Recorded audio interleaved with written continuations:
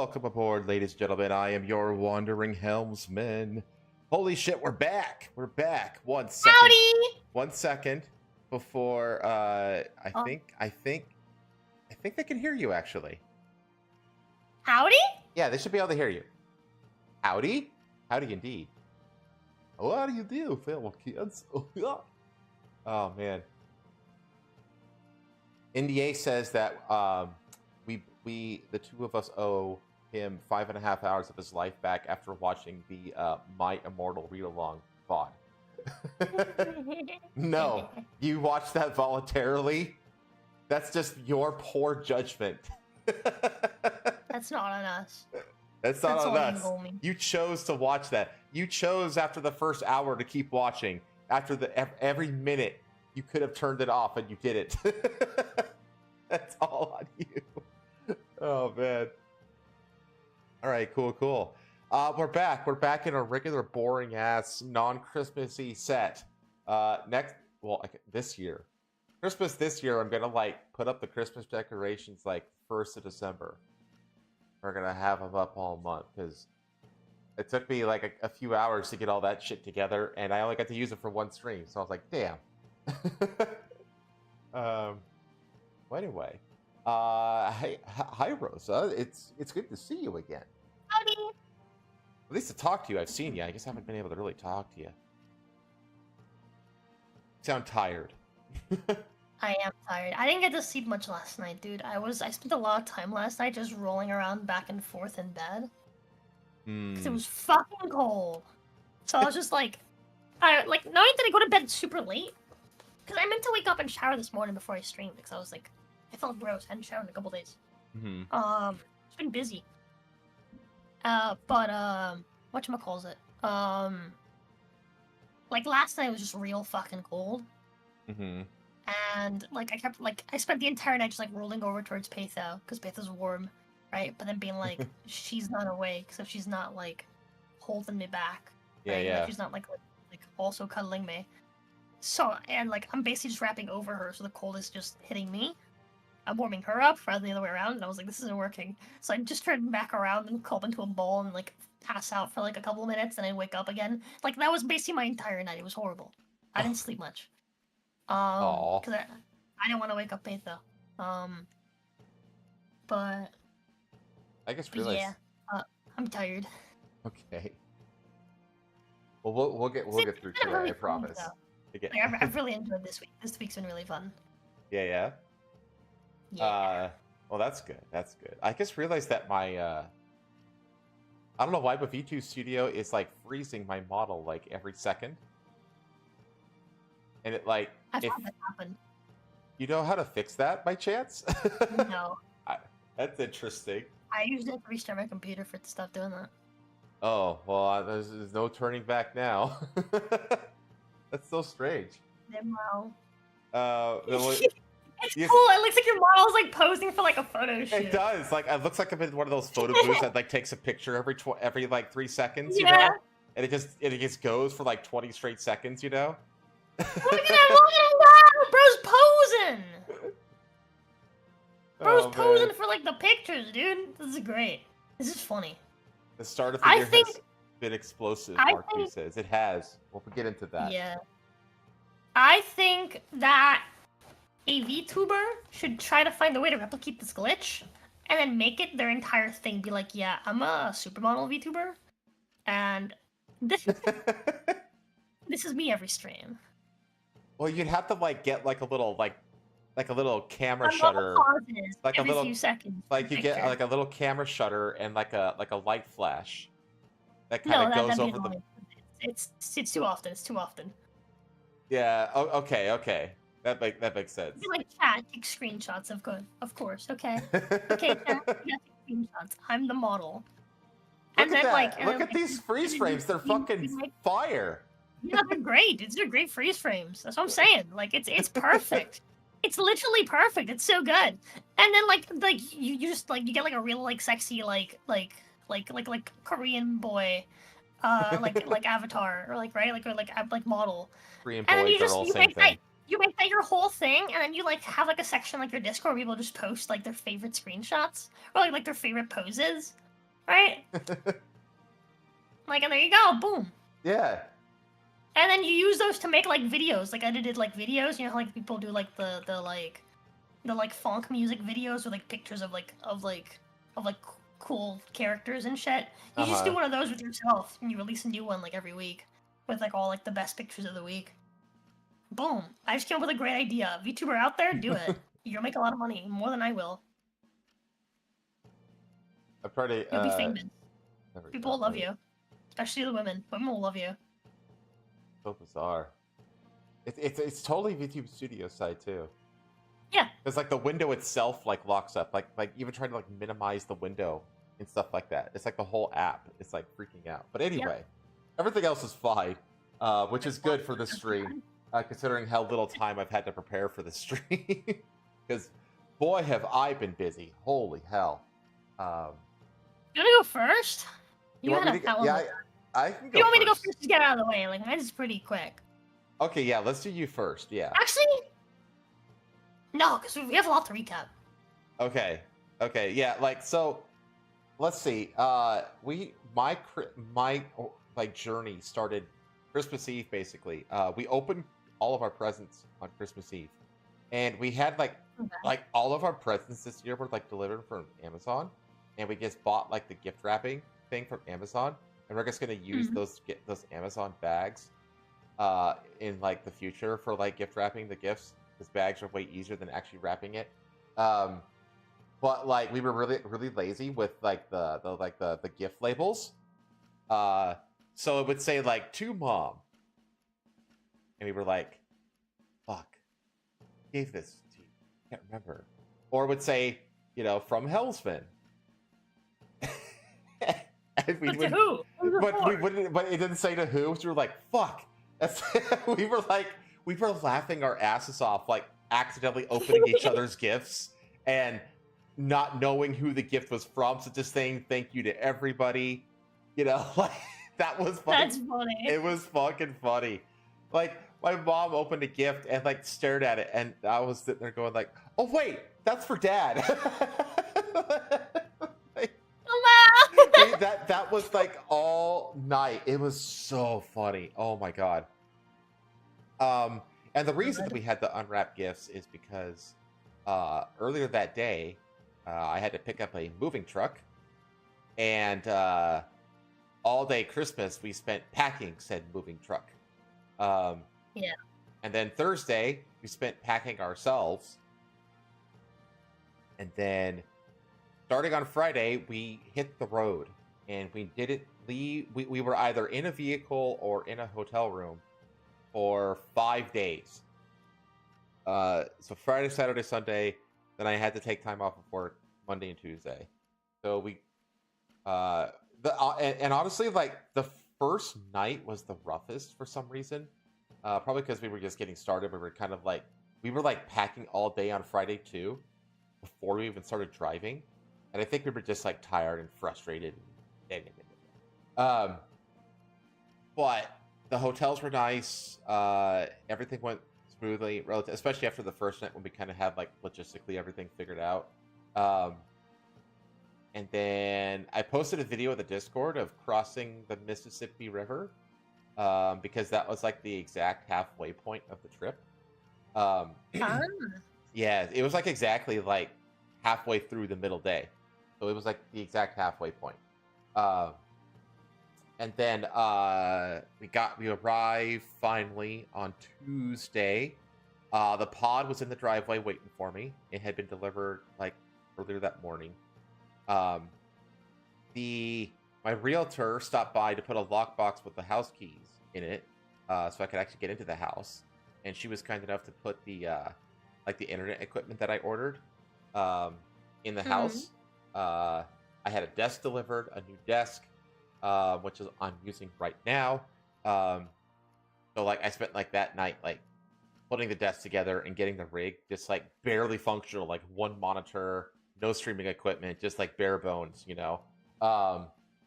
And then I've just been unpacking and putting shit away and finding little things that need to be fixed and this and that. No, it's because I bought the house from a flipper.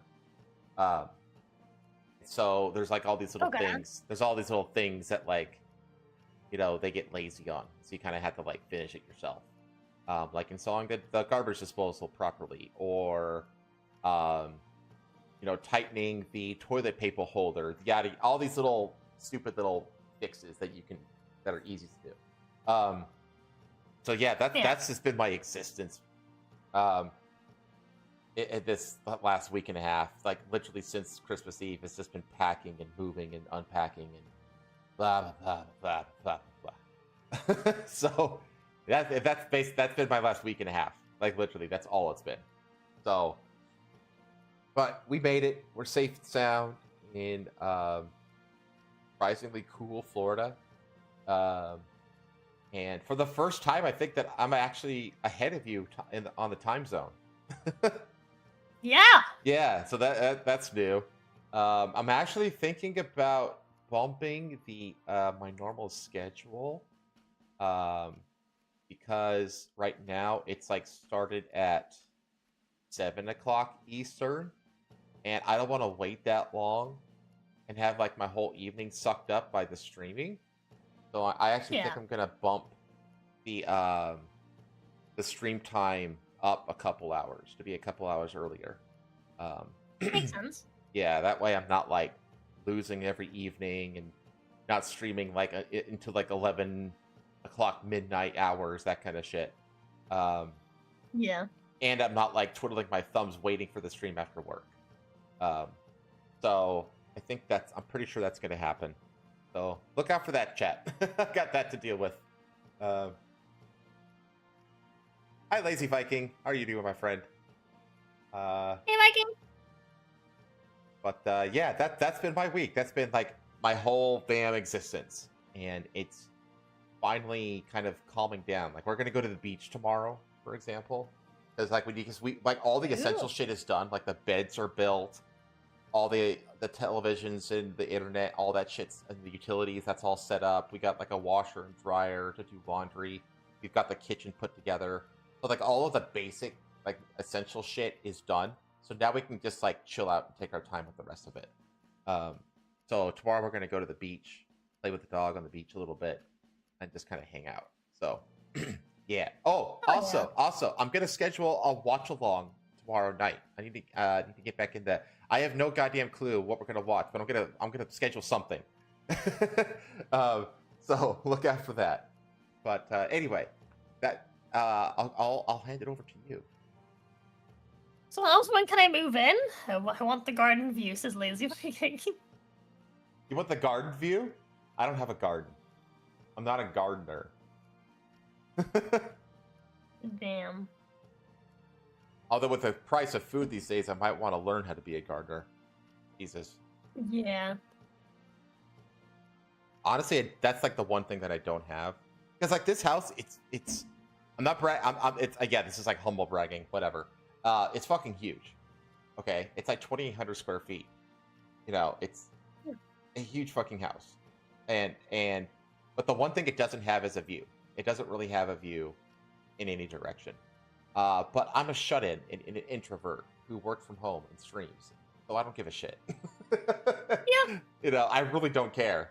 So, yeah. Yeah, never mind, Lazy Viking. Yeah. There is no view. Let alone a garden view. But anyway. Go for it. What else you got? Is that it? You done? It's my turn? I'm done. I'm done, so. Man, okay. I have a like list of things, right? Because last time was what, 2 weeks ago? Yeah, 2 weeks ago. We missed a week. Amazingly, I did all that and only managed to miss a single week. So yeah, it's not bad. It's not bad. But let's see. The night before Christmas. What's the night before Christmas? Christmas Eve. Yeah, before Christmas Eve, I think. I think it was the night before Christmas Eve. Oh, the night before Christmas Eve. Okay. Yeah. I'm trying to remember. I think Christmas Eve was Tuesday, right? Yes. Yeah, Sunday. Hi, Junebug. Sunday, I did my planning stream like usual. Monday I played some Witcher, and then after Witcher, me and Patho cracked nuts for 5 hours. I watched Are a you part of doing that pictures? stream. Huh? I watched a part of that stream. Yeah. We got a lot to catch up on. I need $40. $40? Okay. $40 hairs, Send me. please. As my allowance. I got you. I got you, wife. Hi, Helmsman. I pay Hold on a though. second, chat. I have to be a responsible husband real quick. God forbid. God forbid it. Have to be a provider real quick. No, you're good. Bam. For some reason, PayPal is working now, Funk. Like, great. It's fast now. It's working again. Just out of nowhere. I don't know why. But like, I've been having PayPal on my phone just be super fucking slow for the last like several months, and randomly it's just today. Not For a being a dick reason. again. Done. I did it. Lesbians cracking nuts. The memes are endless. You're so cute. But yeah, we My first solo journey to the store. your first solo journey to the store since we got together. Oh no, together. adulting is What? hard. You got this. I'm gonna die. You better not. You're not gonna hear back from me. I will try. I need my card. You have my Oh, card. yeah. Get my wallet. It's not here. Oh, okay. I was gonna leave without it, dog. Yeah, I keep her card in my wallet because she kept losing it. But anyways, so yeah, we cracked pecans, as I like to call them. Cans. I call them pecans. But yeah, we cracked pecans for 5 hours. It was mostly like me cracking them, her peeling them. Uh-huh. Huh? Do you know how many pounds of pecans we ended up cracking? How many pounds? 5. 5 pounds? That ended up being 5 pounds of pecans. Oh damn! I thought it was like 2. So too. Went over But why double. do you think I was able to make so many? Yeah, you've been done. She was making Okay, bye. pecan tassies, which are like mini pecan pies. They're I'll send fucking pictures on delicious. Ooh. They're fucking delicious. But she was Oh. making those. Don't let Papa Oh, Helmsman hear for- you because my dad is like a pecan nut job. Fucking loves But them. yeah, some pictures he gets jealous. But yeah, and so like that's what we fucking made. Like all she made. I don't have a nutcracker, but I do have regular tools. So I used a pipe wrench today. To be fair, nutcrackers are kind of creepy. Like the Christmassy They're ones, kinda like creepy. the toy soldiers with like teeth that go down to their stomachs and shit. It's like some I fucking like them. eldritch horror. I think they're cool. I'm more so like a nutcracker, like the like pliers ones. You know, you squeeze them with your hands. Yeah, those are the crack. classic, like the actual tool. Yeah. Yeah, but I don't have those. So instead, I used the wrench that I used to fix the fucking shower head when we moved in here, like the wrench that I bought for that, and a hammer, and I just held it to the table, bam, held it to the table, bam. That was that. That'll It was do the fun. job. I mean, It was real fun. I'm glad that my glass table is really strong. man, if you had like I'm really glad I an, bought the table. an actual fucking nutcracker tool, it's such a bougie thing to have in the kitchen. Yeah, dude, I'm so glad that I brought this table. I'm so glad that I was like, no, fuck it, we're taking it. It fits. Where it's going. Mm-hmm. I'm so glad. This thing's I've seen it. I think that a lot of people in chat have seen it too. But like that thing is a beast of a. It's not huge. It's just super sturdy. Yeah. So It's like heavy actually. I learned it's actually not that heavy. It feels heavy because I have a bunch of shit on it. But like when I was like, I brought this thing out of the car myself. Like by myself, I pulled it out. Mhm. And like just pulled it out sideways, lifted it up, whatever, just took it inside. Because Pith was working that day. Okay. It's not that heavy. It's just sturdy as fuck. And, like once you put stuff on it and like all the weight, everything settles and it like compresses against the floor. This shit's like, it is sturdy as hell. Mhm. It doesn't rattle anymore when you cover it and shit. But basically there was that. That was that was fun. New Year's Eve, we went to go to her family's place. I played a bit of Witcher in the morning before we went. And then we went to her family's place, and I had a great time. Honestly, I had like probably the best time I've had a New Year's Eve since I was like a child. It was like so much fun. Like her family, like yeah, they have like their issues and stuff, but unlike my family, where like they let it kind of get the best of them, and they hate each other throughout the holidays. Her family kind of actively tries to get together. Right? Apparently, this year was a good year. They didn't argue as much as usual during this family gathering. Okay. But either way, like it was really nice, right? They have like they planned stuff out. Like they were like, oh yeah, everyone's gonna come wearing pajamas and matching pajamas, and so everyone came wearing matching pajamas, right? We're gonna do Secret Santa. We did Secret Santa, right? Like it was a lot of fun, right? Very and like wholesome. everyone kind of getting together, and like me getting to like meet basically like the rest of her extended family beyond just, my in-laws. Mm-hmm. I got really fucking lucky with Secret Santa. Yeah? Because, well, first off, what I got was pretty cool. All right, I got a fucking cool like dragon. It's like a goblet with a blue dragon on it. And I also got like a notebook with a dragon on it and a really fucking nice fancy pen to write on. And I got some blue jeans. But the person that got me for Secret Santa, because I was worried about it, because I was like, I don't fucking know anybody in her family other than like the in-laws and her brothers, like her siblings, right? I don't know her extended family, and obviously her extended family doesn't know me either. Most of them met me that day.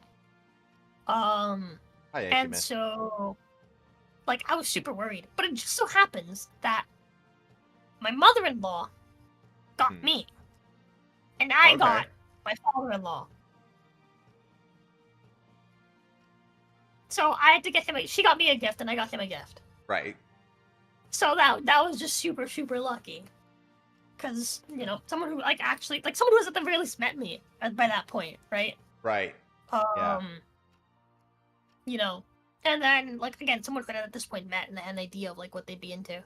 I still asked Patha for help, but yeah. It was really fun. It was really really fun. I had a really really good time. They gave us a TV for Christmas, which is really really sweet of them. Yeah, it was really really sweet. It fits perfectly on the like Amazon fucking what do you call it? The dresser that we bought. So now we have a TV in our bedroom. It's nice. We can watch stuff in bed. I got TV mounts. I'm finally gonna start mounting TV wall instead of having them sitting on picking up TV console top space. Yippee!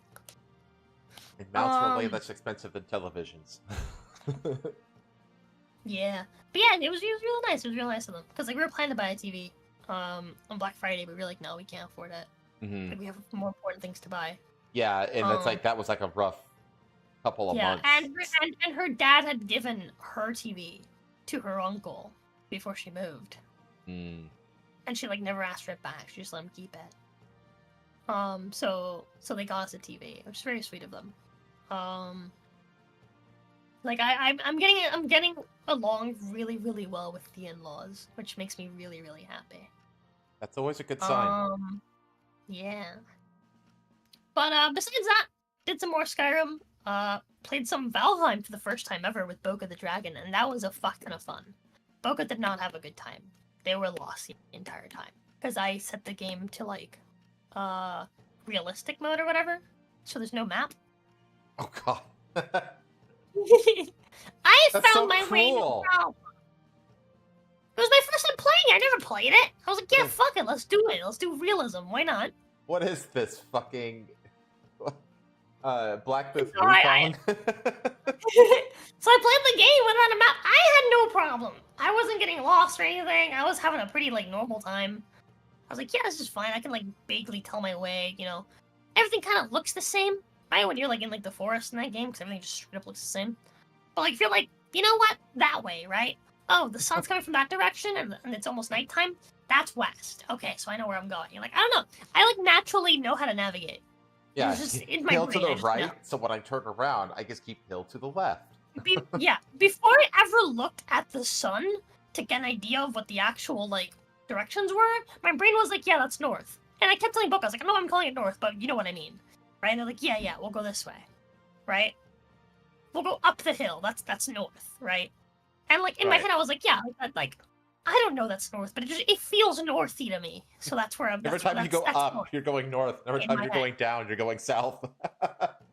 What's the thing? So that the path that goes north wasn't even necessarily just north. It was just forward from where we started. It was just Like up. we started, and then it just happens to be the direction that we went. It wasn't even up. It just happened to be the direction that we went. And we took several turns when we like first started, but it just happened to be the direction that we went. And so we're like, yeah, just further on that way. That's north, right?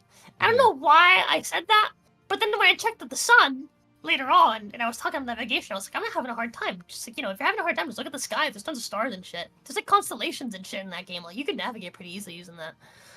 As I looked up and I realized, I was like, wait, the sun's setting that direction. That means the way that I've been calling north is actually north. Oh, you got lucky. Huh. Is there not even a compass? No, there's nothing. There's nothing. Wow. There's nothing. Can you like craft a compass? I have no idea. Not that I've unlocked. Okay. But yeah, I had a great time. I just naturally kind of figured things out, directions. I'm just great at that. I have like a natural compass in my brain, that works in video games. Did you know that if you you actually can develop a good sense of direction if you sleep with your head pointed north every night? Yeah? Yeah. I'm not joking, it's real. I've spent most of my life sleeping with my head pointing east. I thought you were a vampire and you slept like upside down or something. No, except for right now. Actually, right now we're living with our head pointing north. I'm pretty sure. Yeah. That way is north, that way is west. But yeah. I developed a really good sense of direction just because I used to be a geologist. I think they kind of like force you to like develop that instinct, you know? Yeah. I don't know. I've just naturally always had a great sense of like direction. And so I had a great time. I was having fun. I was like advancing myself. I was like killing shit. I hadn't died I think I died a grand total of like 6 times the entire time that we played. And then cause, like, eventually we did add the map and it shows you like all of your death points, like where you've died. Cause like Boca was like, I'm losing my shit here, man. All right, we've been stuck for a while. I like most of that session was just Boca doing salty runs to find their shit. Oh, that sucks. I hate corpse running. I can't stand that shit. Yeah, it was like mostly corpse running for Boca, and I feel really bad. So I was like, okay, fine, we'll just change it. And so we changed it, and I felt bad because like I was trying to like make equipment to make it easier for them, but then they'd go and they'd get lost again. It's like damn, but I had a good time. I hope Boca did as well. I'm excited to play more of it because we're gonna play more in a couple weeks. Nice. But yeah, we added a map, and I was like, so Boca, how many times have you died? And they were like, I don't want to talk about it. Because I see like 6 graves, right? Most of them were like from like when we first started. I hadn't died in a while. And I was like, damn, I feel bad. I hope I had a good time. I had fun. That was fun. Yeah, at first I was getting like lightheaded, and I took some medication, so I felt better. But more Witcher, more D&D with the J. Okay. The J's main NPC ally died. Uh-oh. So he's been struggling. At this point, they've, like, over the last couple sessions, they finished killing all the great beasts. But yeah, it's Is it looking kind of grim for him? It's looking real grim. It was. Things are looking a little better now. He decided to go back down to the labyrinth to acquire some more equipment and to train up one of the like townspeople. Okay. To hopefully like increase his odds of fighting the big bad. Because at this point he's killed all of the great beasts, so he's ready to fight Dog, right? But he just doesn't have the numbers anymore because like that NPC ally was like the really really strong one, right?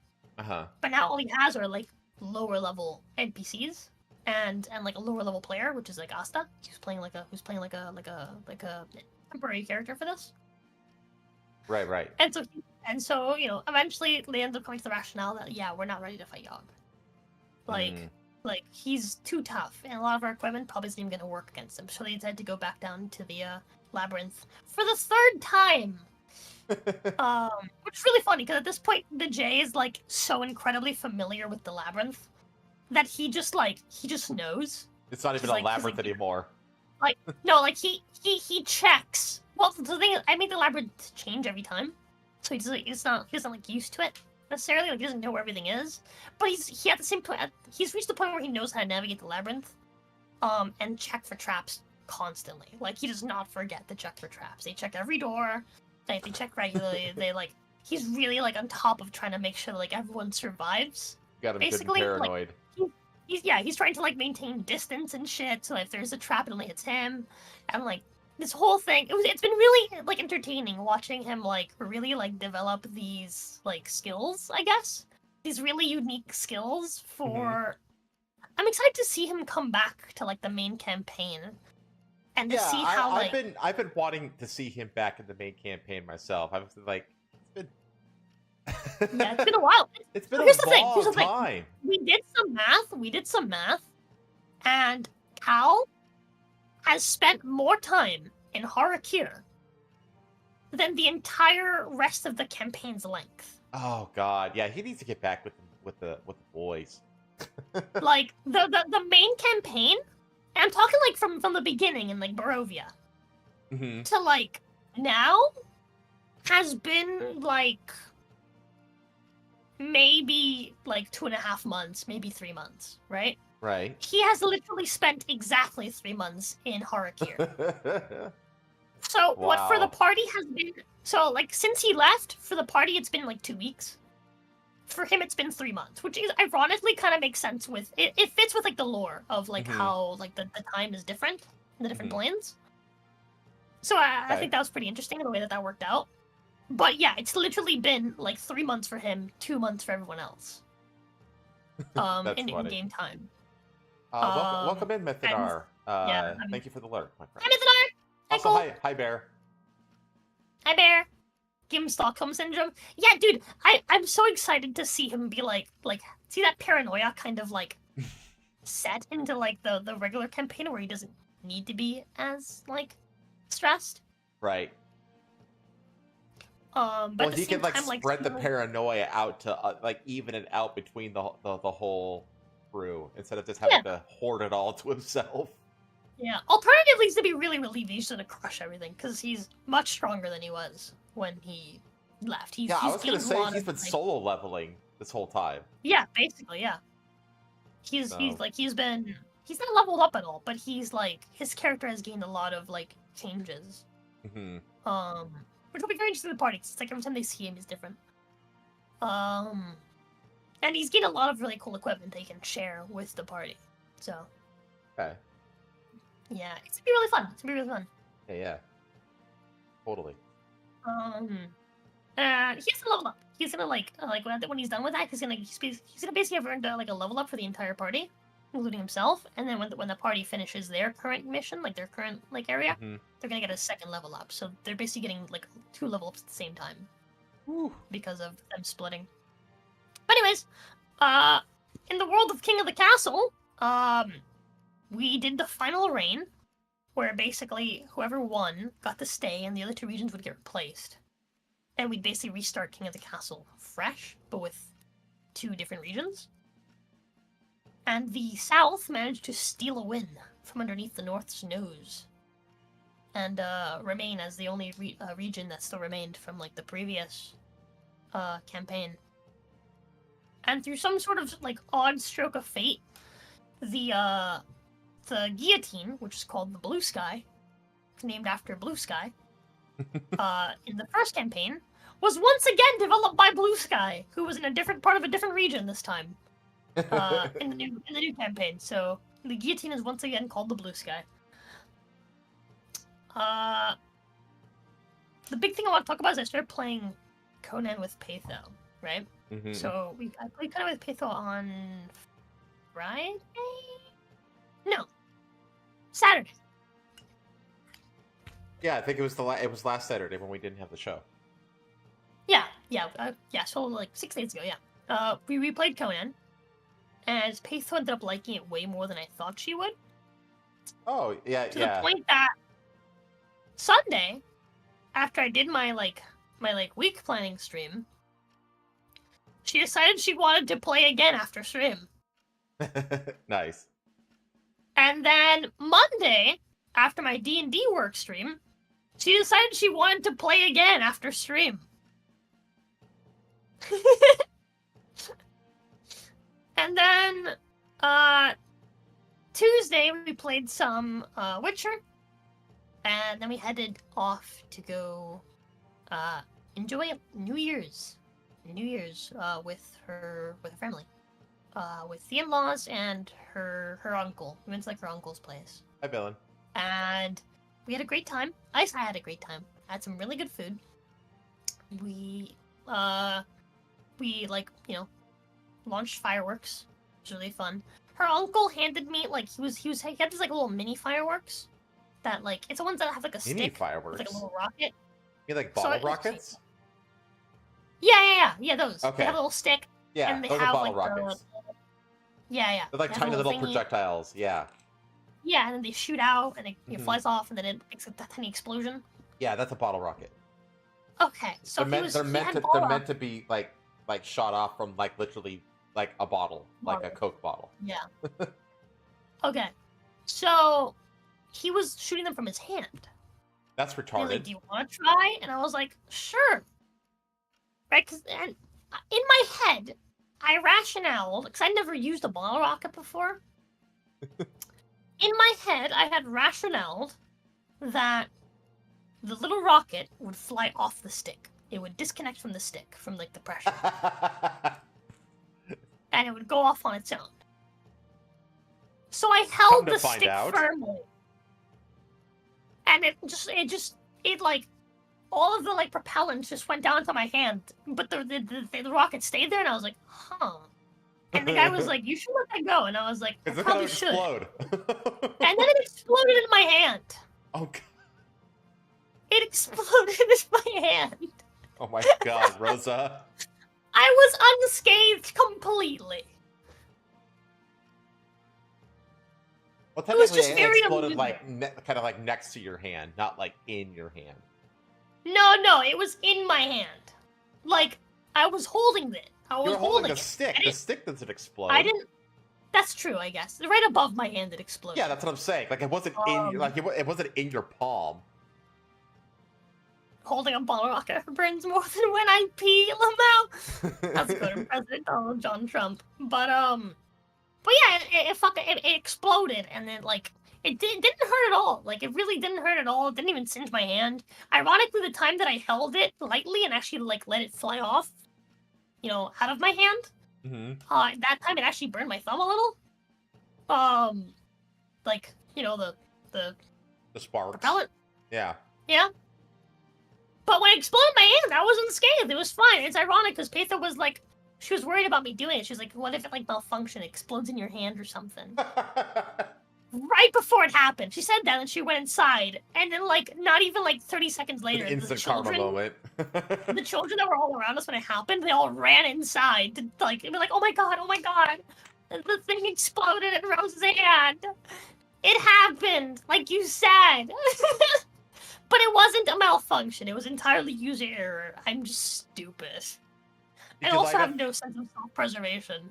Did you light up any like of those? What are they called? Like rose? I think they're called rose bloom flowers. They're just like they just spin really fast on the ground and they kind of bounce and skip around. Oh, those ones, yeah, we lit a few of them, but we lit them in like the little path, like the little trail that's surrounded by like grass, so it's to the road. So they didn't bounce around much. They just kind of spun around the same spot. They're like Beyblades, so it was pretty cute. That's kind of what they're supposed to do, technically. But like, yeah, I lit like a bunch of those for like the kids. Yeah. At some point, everyone like went inside, so I just lighted the rest of whatever was left for the kids. But we did try to launch the ones that go up into the sky, like you know, like the ones that go poof. yeah, the mortars. Yeah, the traditional Mortars. fireworks that everyone thinks about. I don't know what the fuck they're called, but yeah, Mortars. those. And so they bought like a big pack of it, Uh huh. which they swear was like 50 pounds. I was like, I lifted it. I was like, this isn't 50 pounds. It was funny because like I lifted it like with like ease. Cause they're like, yeah, this thing's like it's 50 pounds of gunpowder, 50 pounds of gunpowder. And I came over, I was like, that doesn't like 50 pounds. And I Like, grabbed it and lifted it. I Like, can't lift 50 I'm like pounds. There's no way this is 50 I'm pounds. 90 pounds. Okay, I'm like 95 pounds. All right, I'm tiny. And I just casually just grabbed it, like lifted it, tossed it into the air so I can grab it lower. I was like, yeah, this isn't 50 pounds. I am And, baffled by the fact that you're still sub triple digit weight with the way Patho's been feeding you for the last month and a half. Oh, hold on. I've gone up from like 90 to 97 last I checked. Which is my standard weight. That's what I've always weighed throughout my entire life. Like when I stopped growing when I was like 13, that's how much I weighed. And that's how much I weighed until I like got sick and like lost a bunch of weight like during like the COVID era. You're like a threatened species who's gone from critical to endangered. No. But ironically, somehow Patho has like lost a bunch of weight. She's gone down like 20 pounds. Oh my god. Since we, like, yeah. That sounds like and how long? Like 2 months? Yeah, since she came to visit. Like 10 pounds a month. She's Man, gone, that's like she's lost a little over 20 pounds.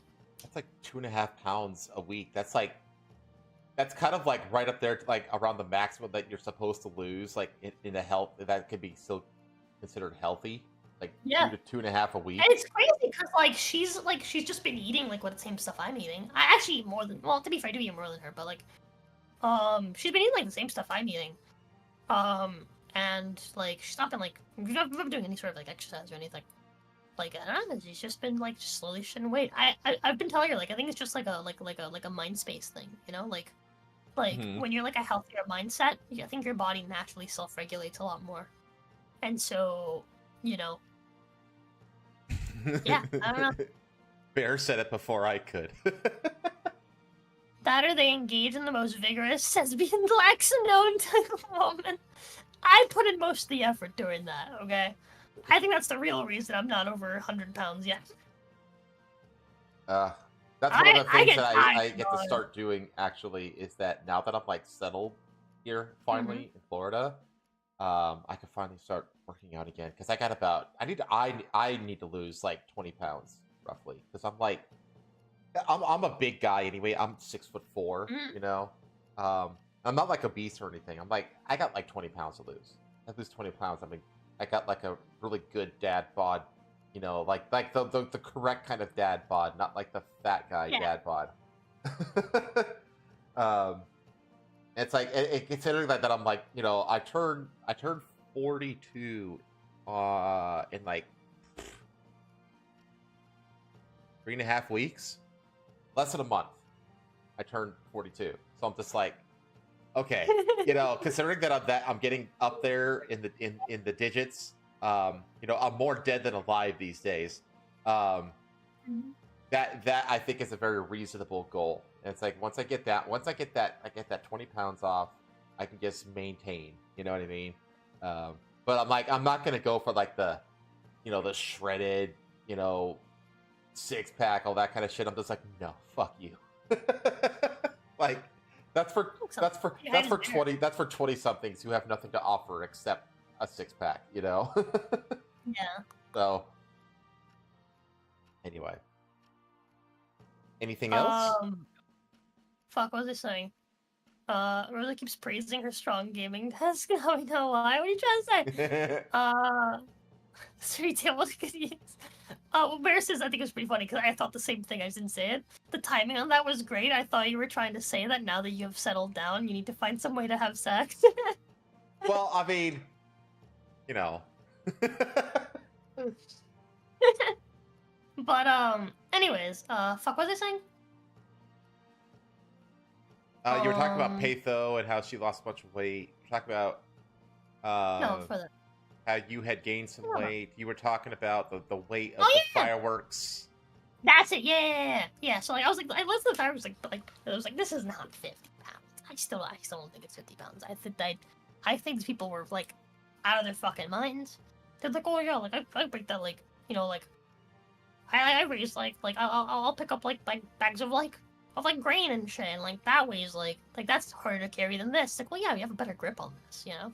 Like, I don't think that was 50 pounds, but her brother's girlfriend was like, damn, she tosses you around, huh? You know what's funny? I do not. That I learned exactly what like 50 pounds feels like because a box of rock core. We got to the point at the mine where we could tell if the rock was had mineral in it or not, like precious mineral in it or not, just by how much the box weighed. We didn't have to look at the rock. We could tell just by the weight. We handled I handled like miles, like tens of miles worth of rock core when I was a geologist. I got really good at being able to tell what 50 pounds feels like. Because a rock core, a box full of rock core that's like got good mineralization in it, weighs between 48 and 51 pounds. So it's like you can tell like a beat. It's like, yep, this is good rock. Keep going. Or if it's shit rock, it's a lot lighter. It doesn't have the density because it doesn't have the precious elements in it. And so you don't have to look at the box. It's like, no, this is only 30 pounds. Get rid of it. But anyway. What was he saying? Sorry, I keep sidetracking. You're good. I think it's fun. I lost what I was saying. But yeah, like, I had fun. We were launching these, like, it was like a full pack of like mortars. Mm-hmm. Right, fireworks. And the first one, it was like a box of like 4 of them. It go, you know, it shoots 4 back to back, right? You light it, shoots 4. Yeah. Yeah, that was fun. That worked fine. No problem, right? They go to like the second one. I'm like, I want to see this baby. So like, I step away from where Patho is, and I go over to where everyone else is to look up, right? Like, cause we were like the like the porch. The porch is like a short ceiling, and it shoots the first one. Then it flips. It falls over. Oh. And it shoots the next one into the porch right behind Patho and her little brother. And we're like, oh no! It's horrifying. Exploded behind them. And then it like self-corrected itself and shot their other 2 like up into the sky. And then we tried it again, and it launched like another one, like, you know, just off where people were, and then the other one off to the road. If you don't go through a session of lighting fireworks without a little bit of danger, then you've done something wrong. Like, we tried it a third time. I told them they should make a hole for the box so that it won't tip over. They weren't doing that. They were gonna put it just on the road, and I was like, well, at least try putting in like a pot or something. I got like a pot that was clearly just being used for like cigarettes and stuff. I was like, this they don't care about that. So I just handed them over, and they're like, yeah, go give it to them. Put it in the pot. I could tell the pot was too wide. It was probably to flip over anyway, but I figured it'd at least be more controlled that way. So we did that. It just if I flipped on its side anyway, it busted 2 holes on either side of the pot. Shot a bunch of fireworks into like the road. that's a fun time. Whatever. We kept doing like the children's fireworks. Eventually, they did end up making a hole for like there was like a mortar that like came separately for like these like separate like little charges that would shoot up into sky. And so we started doing that one, right? They put one in, light it up, go up, put one in, light it up, etc. And I don't remember what happened, but at some point it shot one up and it didn't go all the way up. It just kind of went up into the air right above the mortar, as in like at eye level with everyone, and exploded. We were like, okay, no more of that. We're done. We're done. So I just sat outside and like helped the kids like the rest of their stuff. Man, I have to say, like, what? Because I lived in a Hispanic neighborhood in Denver, and my neighborhood back in Denver turns into a fucking like war zone on 4th of July because of how many fireworks people were shooting off. I actually think that pales in comparison to where I've moved to, because the amount of like advertisements for fireworks and shit that I saw just driving down here was like, what the fuck? Like, everybody, like, fireworks is just like a normal thing that people just kind of have around here. And I'm like, I can't wait. I can't fucking wait until until 4th of July. I think it's gonna be a blast around here. Like there's no group like the Cubans, not just the Cubans, it's all Hispanics. Fucking love their fireworks. Y'all love your fireworks. Yeah. So I'm looking forward to that. That's also just, even like the American Floridians, like they love fireworks. Yeah, so I'm looking forward to 4th of July. Not the ones that moved down. Not the. Yeah. But yeah, it's gonna be fun. But if you live kind of out of the way, you probably won't see a whole lot. No, I don't really live like out in the boonies or anything. I'm within like 5 minutes of like all the major shopping centers and stuff like that. I'm not far. Okay. But we'll see. Yeah, because even where I lived, you didn't see that many. Like you really wouldn't. Back in the day, you would, but I feel like people are just generally they've been less festive the last several years. Yeah, that's been ever since COVID. Many years, it was COVID. Ever since COVID, people have been less festive in general. No, Sucks. even before COVID, honestly. Anyway. What else did I play? What else did I do? I mostly just been doing more of Conan with Patho. I do a stream, she'd be like, "Can we play Conan after the stream?" I'll be like, "Okay." So we would just do Conan. We played Wednesday, New Year's Day. We just played Conan all day. The day after that, I played more Witcher. Then we played Conan after The Witcher. Right? You're gonna get burnt out on Conan. She's having a great time. Actually, no, that was yesterday. Yeah, I played some of. Was that yesterday? No, that wasn't yesterday. That was the day before yesterday. Yesterday, I did a collab with Celeste. The Spanish speaking collab. Yeah, we did the Spanish teaching collab, and that was a lot of fun. That was a lot of fun. And I don't typically hang out with people outside of my usual group anymore at this point. Cause I'm tired of getting burned. Yeah. By people. So I'm just yeah, people want to be my friend, then cool. But if not, then whatever. I don't go out of my way to reach out to people. Boca reached out to me, and I'm glad they did because they're super cool, and I really enjoyed playing with them. But I don't reach out to people anymore. I just don't. I'm tired. I suggested I did the collab with her, and I was like, sure, why not? If Brilla likes her, because Brilla's managing for Celeste. Oh, okay. Then yeah, sure, why not? And yeah, she's just super, super cool. She's super, super cool. Okay. I had a great time hanging out with her. I think the vibes were solid. So yeah, Cool. It's always fun when you get to meet someone new that genuinely is pretty cool. And I think by being more reserved and setting myself back, I'm not setting myself up for failure as often by not trying to make friends with everybody, but by just letting whoever wants to wander over and be friends, do that. I feel wandering's good, but I might be biased. Well, no, I feel like I've been having an easier time, making good friends, right? As opposed to shallow friends. So yeah, it's been nice. But right after that, I was gonna play Skyrim. I was gonna play Skyrim for a few hours, before it was time for the D&D session with the J, where they got bombed inside the labyrinth. But then Patho was like, "Can we play Conan?" So we played Conan instead. And we started D&D an hour and a half late. Those survival crafting games, man, they suck away the time without you realizing it. They're really good at that. Yeah. The best ones. Yeah. You start playing in the morning, you'd be like, "I'll be done by noon." That way I'm not wasting the whole day. And then it's 4 o'clock, and you're like, "Fuck." Yeah.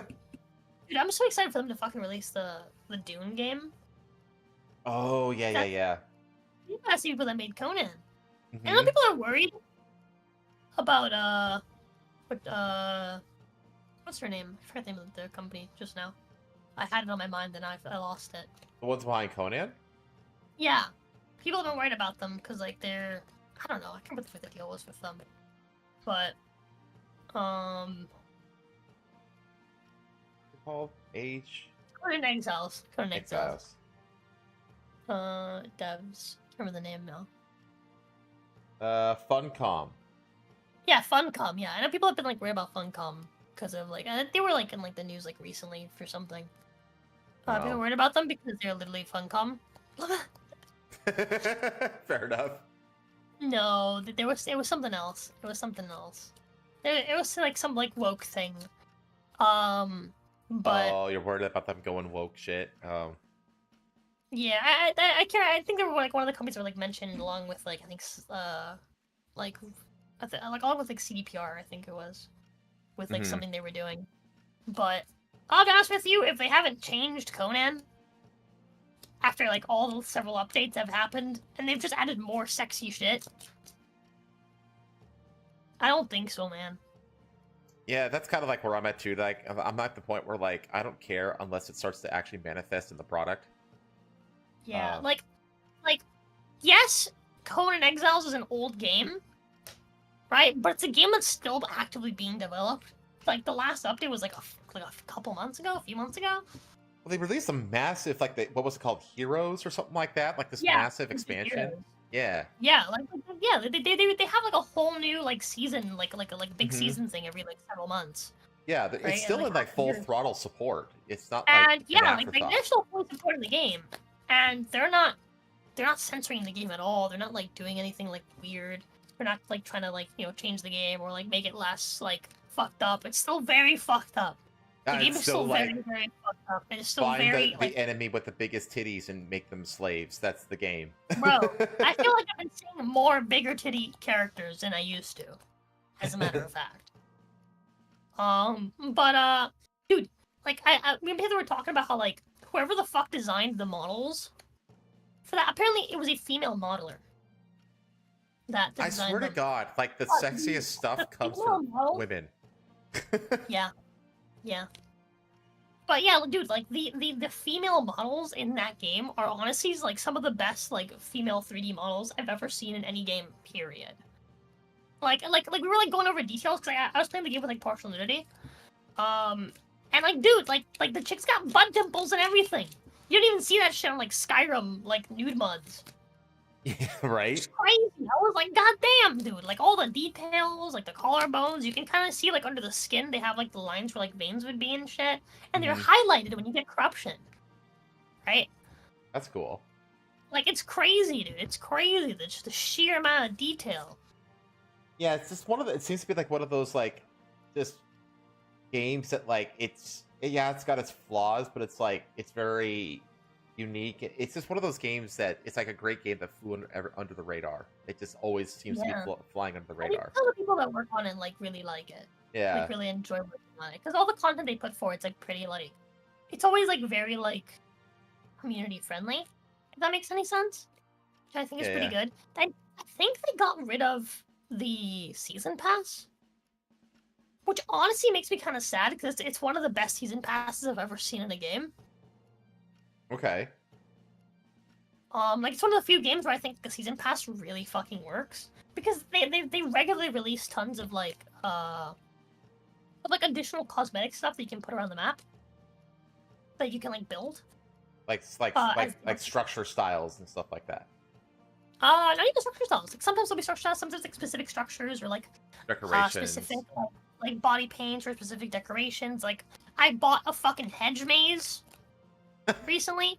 I have some points left over from when they did have the what do you call it? The season pass.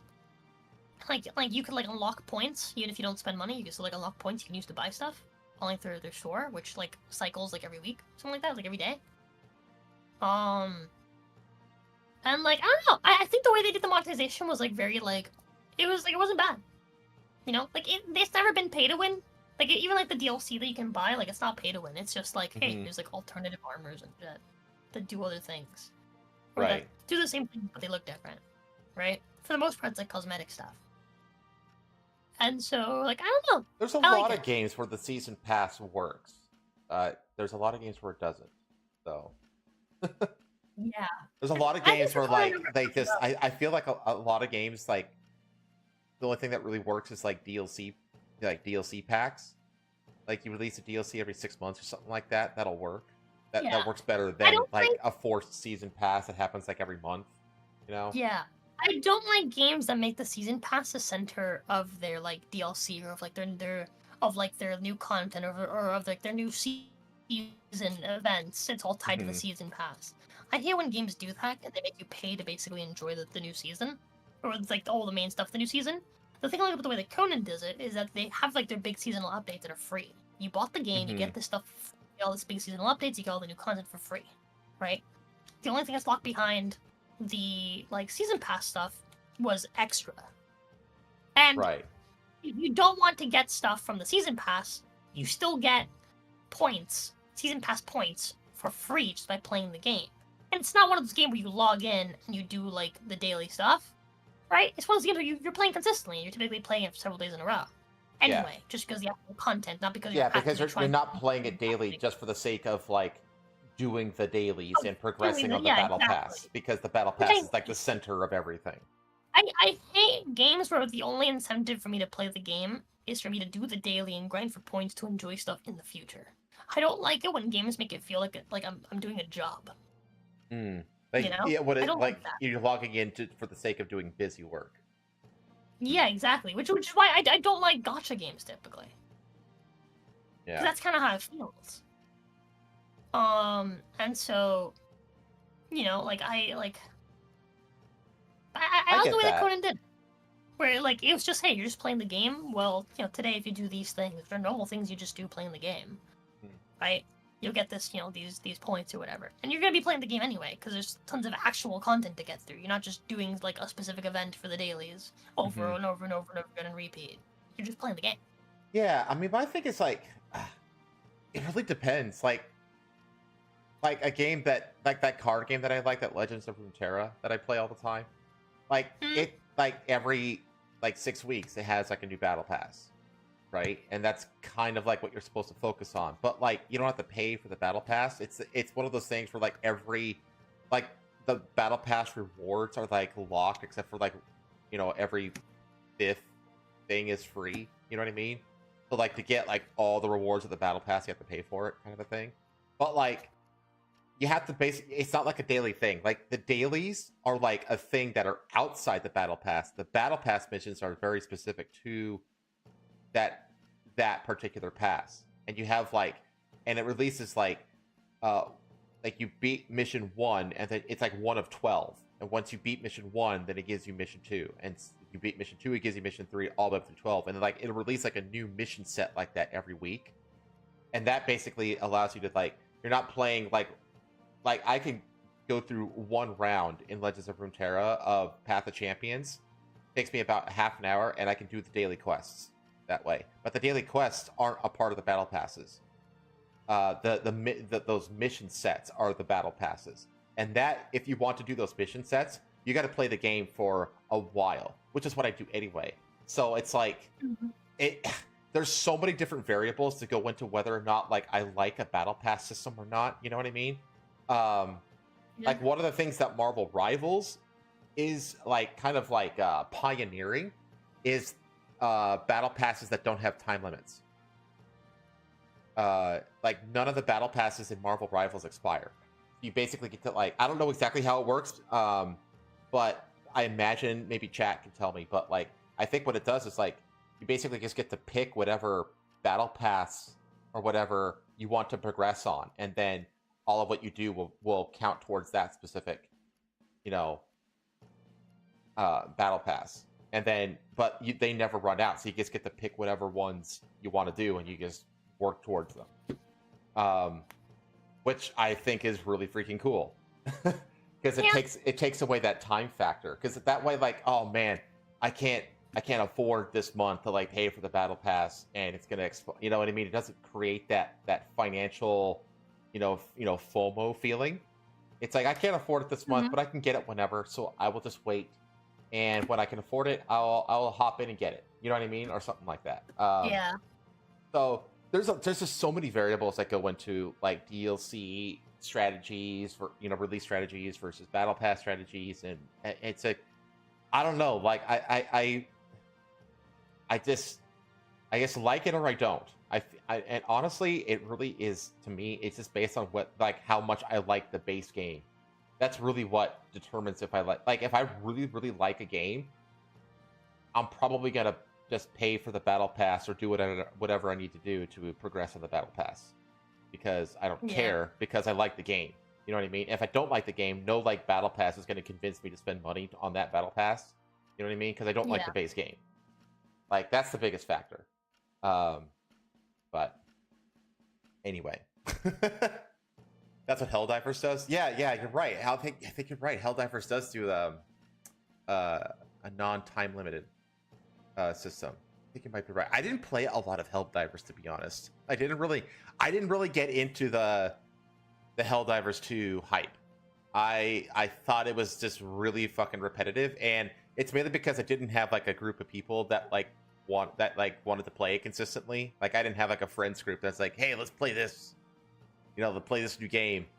And because I didn't have that, I was basically just like a solo queuing, and it's nowhere near as fun solo queuing. It gets really repetitive.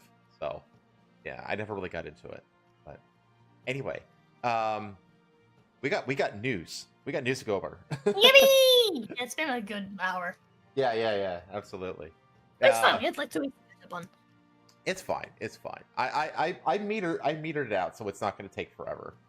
But we are going to start with a couple of Christmas articles that came out that I wasn't able to catch, but I wanted to cover them now, just because I can. Starting with Santa braves the sticky heat of the Amazon jungle to bring gifts to children in a Brazilian village. So this Chad Santa, he's out here like this. I mean, it's hot and humid here, and he still puts on the long sleeves and the beard and the hair and all this kind of stuff. Like, what a Chad. But let me see. Actually, I don't know if chat can hear this. I think they can. Got to do this. Do that. And turn that on. Okay.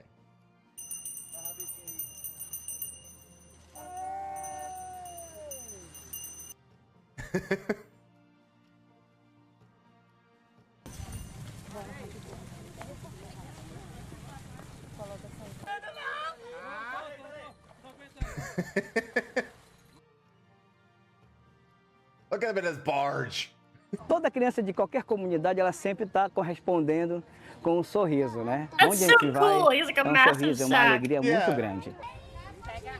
What a fucking legend.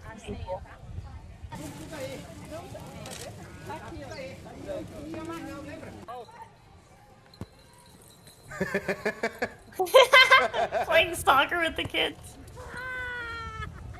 The video is a little cut off for chat. Let me try to fix it. Não acontece muitas novidades. Isso aqui pra gente foi assim, coisa de Deus, presente de Deus. Crianças, mamãe, papai, vovós, todo mundo feliz com essa presença do Papai Noel e seus amigos.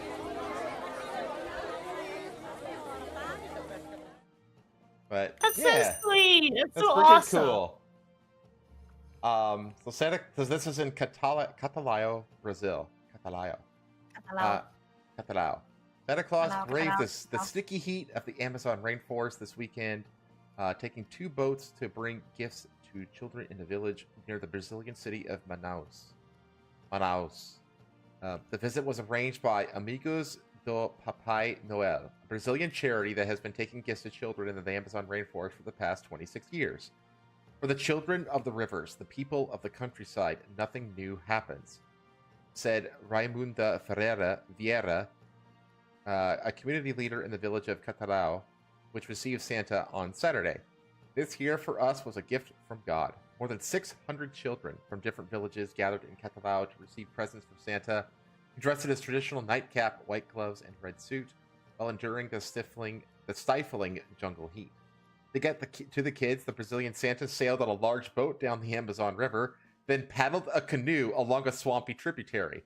Dozens of volunteers formed a line to Santa's boat to help him unload his holiday cargo of stuffed animals, dolls, and soccer balls. And 2 of the helpers even had to carry Santa off his boat to prevent his boots from getting wet due to the lack of a pier. According to Amigos do Papa Noel, changes in the weather have complicated gift deliveries. This year, the water levels of the two largest rivers in the area, the Amazon and the Rio, I'm just gonna say Rio Negro. Rio Negro, are still low. I'll just say the river Black.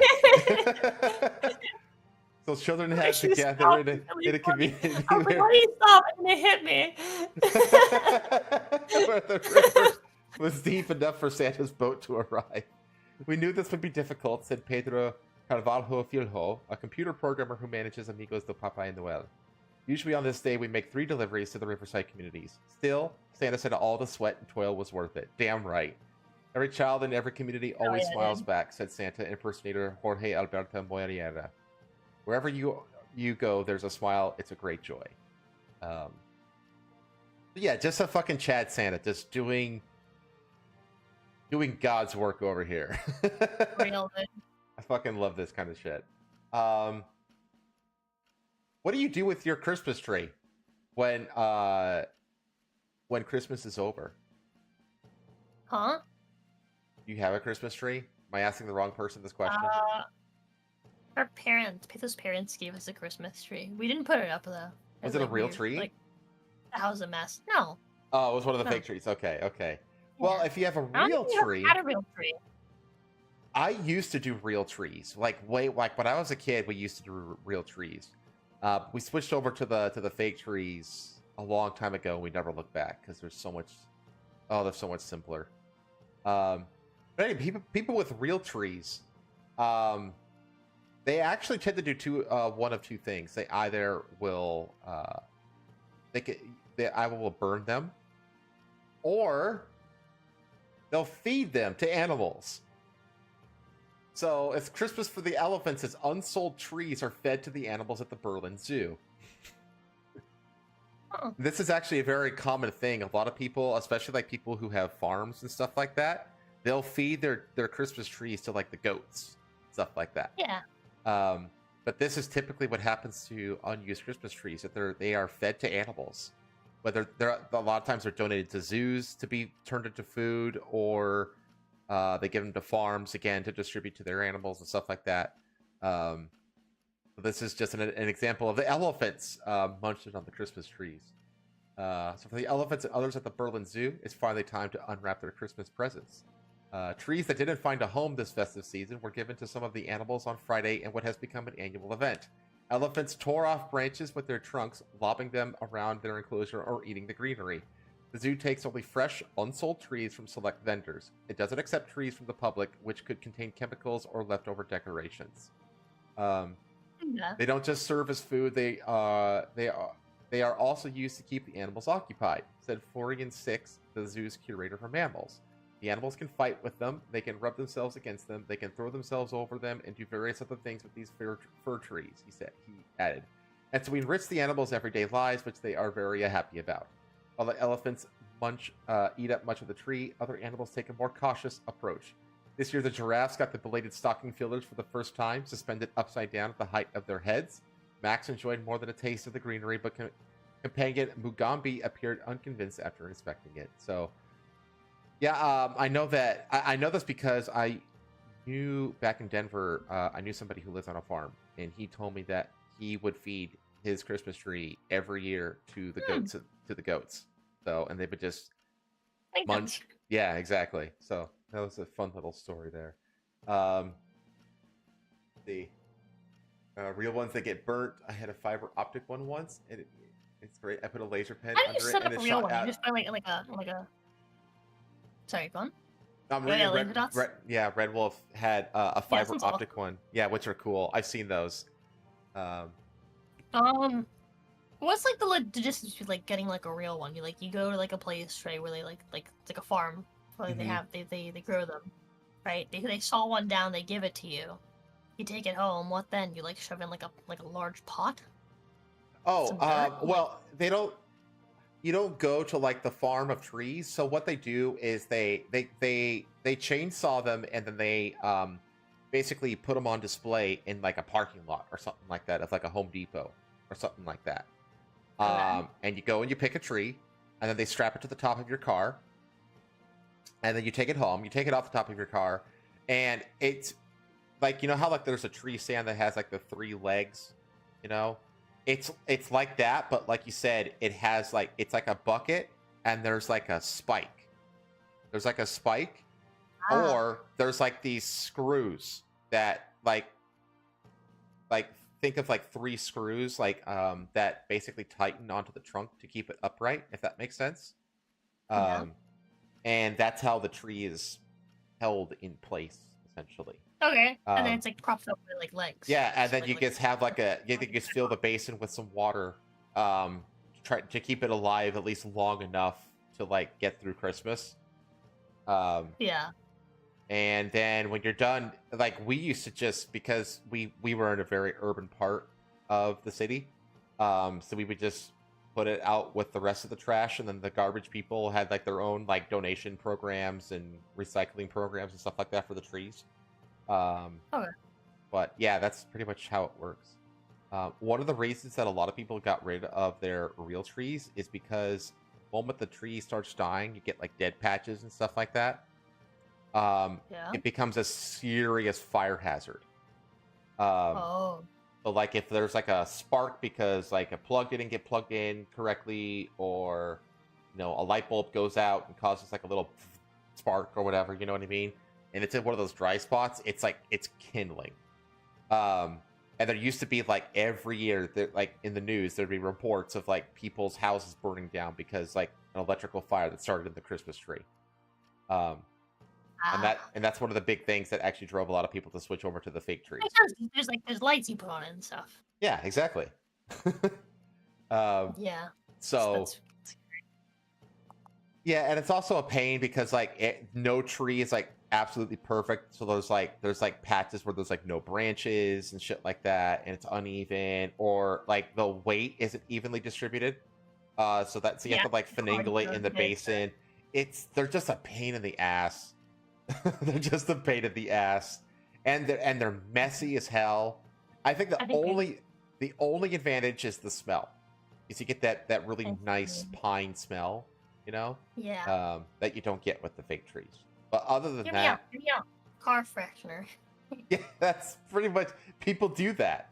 People will stick little car fresheners in their fake trees to make it smell like a real tree. I'll be back. I hear being. Okay. Plastic ones all the way for the win. Yeah, indeed. Yeah, it's like they're so much more convenient. They're so much more convenient. They're convenient. They're you know, you could use them over and over and over and over again. And because you use the tree like only once a year, they last fucking forever. You know what I mean? Boxing Day, we used to do beers by the bonfire and burn the tree, the wrapping, everything. Nice. I remember like I spent a year at a military school, and we used to have like a holiday bonfire at the base, and the bonfire is like fucking like 2 stories tall, just massive thing, and that's what they would do. They would just throw the trees. They would just throw everything in there. You just let it burn, baby, burn. And oh man, it was a lot of fun. There was a Christmas tree farm near here, and they gave you a saw to cut down the tree yourself. That's hardcore.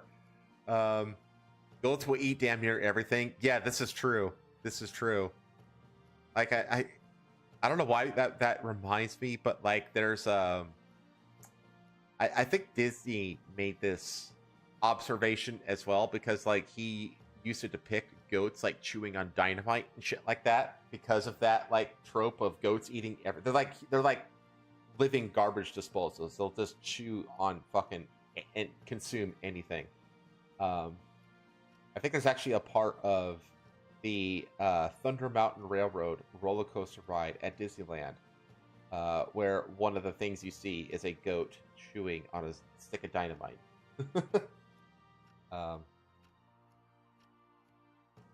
Yeah, those fiber optic ones, like the really fancy ones, you can do like light. You can like program the light pattern and stuff like that across the fiber optic, because they have like a full spectrum thing, like a light thing. Oh, thank you for the dono, Lazy Viking. In the EU, a law went into effect that makes it illegal to throw textiles in the garbage. It has to be recycled, and counties or countries are forced by, it must be countries, are forced by law to collect. But there is zero demand, so 99% gets burned anyway. Yeah, it's one of those things of like laws passed versus laws enforced, like the enforceability of a law, that kind of a thing. Because like technically, like mortars, there's all kinds of like laws, like in pretty much every state in the United States about like fireworks, and like you're not allowed to, like mortars are not legal, but you typically have to go to Indian reservations to buy them. That's why Indian reservations are like big on fireworks sales, because they don't fall under the regulation of fireworks. So they can sell any fireworks they want to. And so you just hop over to an Indian reservation. And this is why like you see like Indian casinos popping up in states where gambling is illegal. You know what I mean? Because the Indian reservations are exempt from a bunch of those kinds of laws. So you hop over to an Indian reservation and you grab like all the fireworks that you want. And everybody does this, and everybody's learned to like do it off season as well. Because like if you're like if you're driving, on and off of a reservation, of an Indian reservation, like within a couple weeks of 4th of July, like cops are setting up firework checkpoints at that point.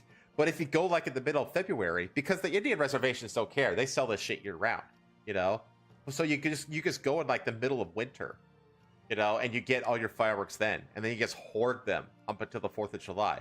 And then like the whole sky lights up like in every city across America on 4th of July, and New Year's for that matter, with all these illegal fireworks.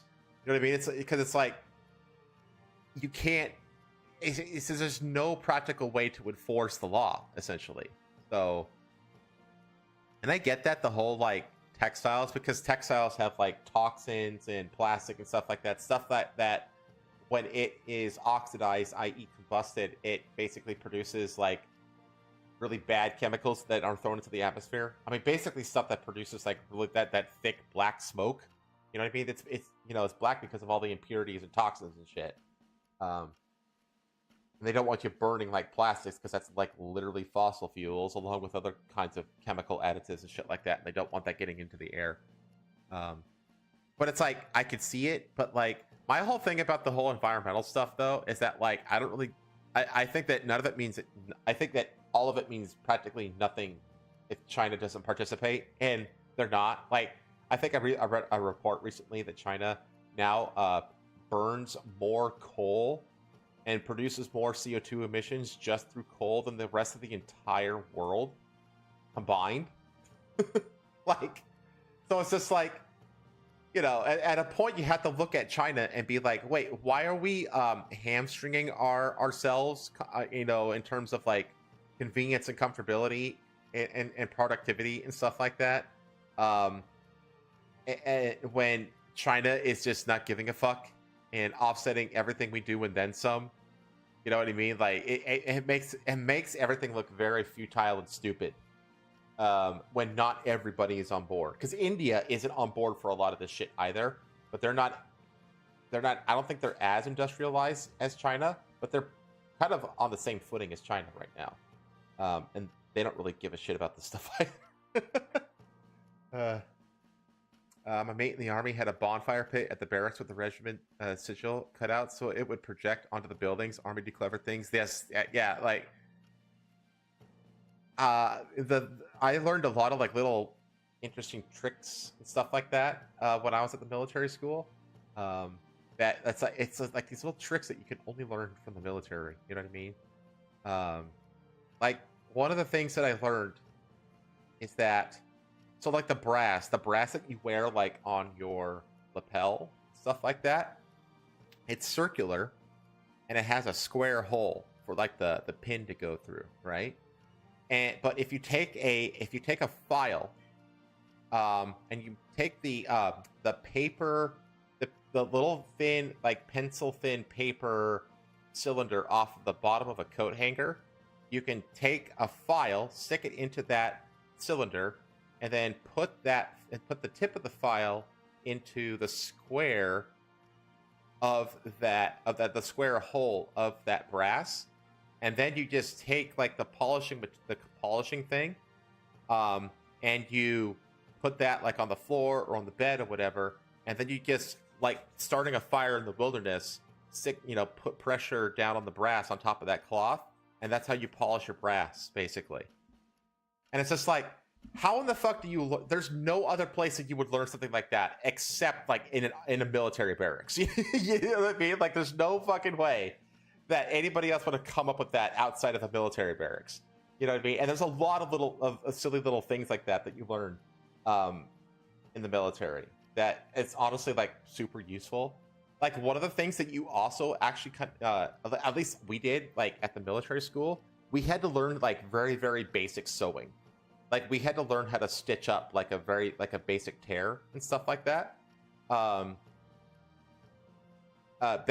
Because that's what you want to be able to do with the field. Like if you actually punch a hole in your sock, and you don't want your heel rubbing against the inside of your leather boot, getting like tore up and infected and wet and gross and sore. You know what I mean? You need to patch up that hole, and it's not like socks are like a super like abundant thing out in the field, and so you learn how to do a basic stitch up so that you could patch that hole in the sock and continue on. Just all these fucking little things like that. Kind of gets more and more jobs, but we who lose more and more jobs are expected to buy what they produce when the exchange of wealth collapses. Then what? Yeah, I think this is like a whole massive discussion, isn't it?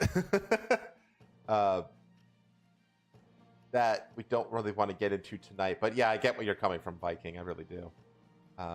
Killer Starmer killing us with net zero. I'm carbon positive. I do zero recycling and do bonfires and have a multi-burner for free heat because screw the government. I was hoping Pizza unload stuff from the car. Oh, okay. Sounds like what we do, what rednecks here in the States do to give like a middle finger up to like the EPA and the environmental agencies is we do what's calling rolling coal, which is where people will retrofit their trucks to, like spew out black smoke for exhaust. Just as like a middle finger to the environmentalist people. Nuclear power is ready to go. Funny. And as Sam Hyde pointed out, we need to stop trying to compete with China and just focus on excellence. Yeah, dude. We're not going to go over it tonight because it's like this channel doesn't like cover like direct over American politics. You know what I mean? That's not what this is. This is just a general news from around the world kind of thing. But yeah, that Sam Hyde video was fucking fire. It was amazing. Hey, Cordell. Hi, Cordell. Good to see you, my friend. Anyway, now that you're back, we can move on from the Christmas elements. We do have a couple more. Santa isn't always a Chad. Sometimes he's a PDF file. Oh no. Florida Mall Santa gets 8 years in jail for CP.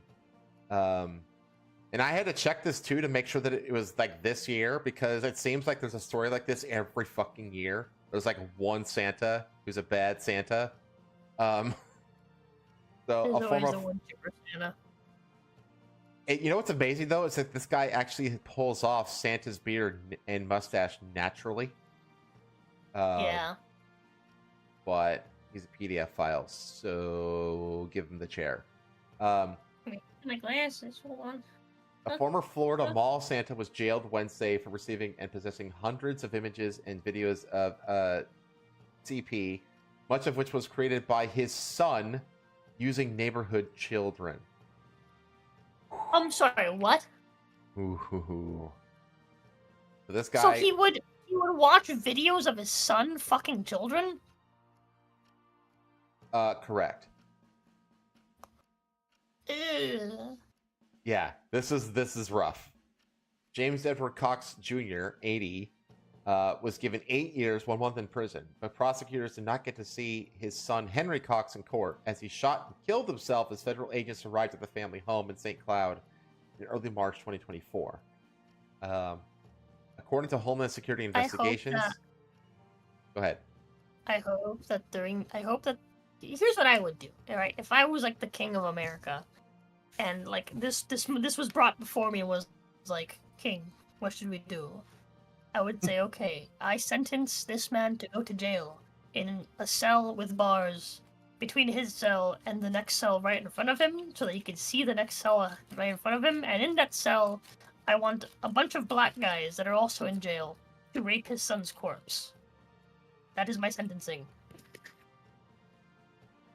I think that would fall under cruel and unusual punishment. Good. I think we need to bring back cruel and unusual punishment. I agree. Or at least I think we should have cruel and unusual punishment for cruel and unusual crimes. These are very subjective cruel terms and unusual anyway. Crime. Yeah, It's an extremely cruel and unusual crime. I feel like the punishment should fit the crime. It should take precedent over not cruel and unusual. If the offense is particularly heinous, then the punishment should be particularly heinous. Yeah, I agree. I don't know. Like the older I get, the more and more I become like eye for an eye kind of like justice beliefs. Yeah, I became that way at a very young age. You did everything at a very young age. Yeah. According to HSI, officers had found hundreds of images and multiple videos showing abuse of infants and young girls on devices belonging to Cox Jr. at his home in January. Investigators were alerted to the pair when Cox Jr. uploaded images of abuse to a search engine looking for more. Silly grandpa. But just be aware, like, whenever you upload an image to like an image search, like a reverse image search, like, they're watching that. They're watching that shit. They're watching you, chat. Be careful. Damn it, the FBI knows that I've been trying to find more of like a specific artist's porn. Darn it. Don't you think you find something like, damn, this is really good art, but it was posted just randomly on this on this website on your Discord. Yeah, there's no and it's like there's no artist credit, and the signature is There was an image that I found on my phone, and I was like, this is amazing. I didn't figure out where I found this. Because I don't recognize this anywhere else. I don't recognize this art style. And I tried to reverse this thing to find it, and ended up just scouring through the website I most likely thought it was. It was Miku art. And I had to scour pages on pages of art. On R34, I found it. And the reason why I couldn't like reverse image search it, find where it was because it was AI. And there was no artists.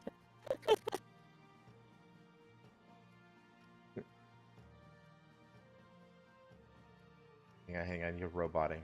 Okay, fixed. For what? Robot. Oh. Huh? You were roboting. I was roboted? Yeah, you should be fixed though. Okay, you gave me the bad audio virus, and I did, and now I don't have it.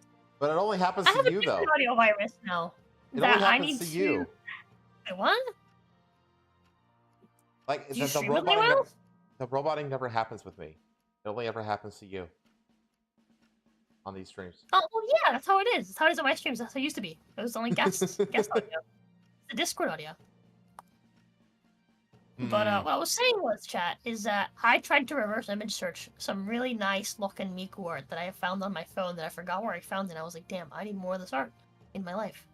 And I tried to reverse image search it, and nothing would come up. And then I ended up scrolling through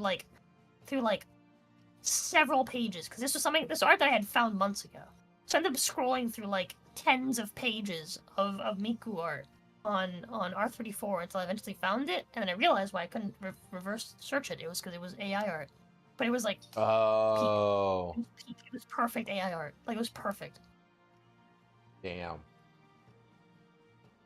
was perfect. Let's see. Actively scouring the dark web to find and collect sexual abuse content of children perpetuates the suffering of innocent victims around the world. Thanks, HSI Orlando.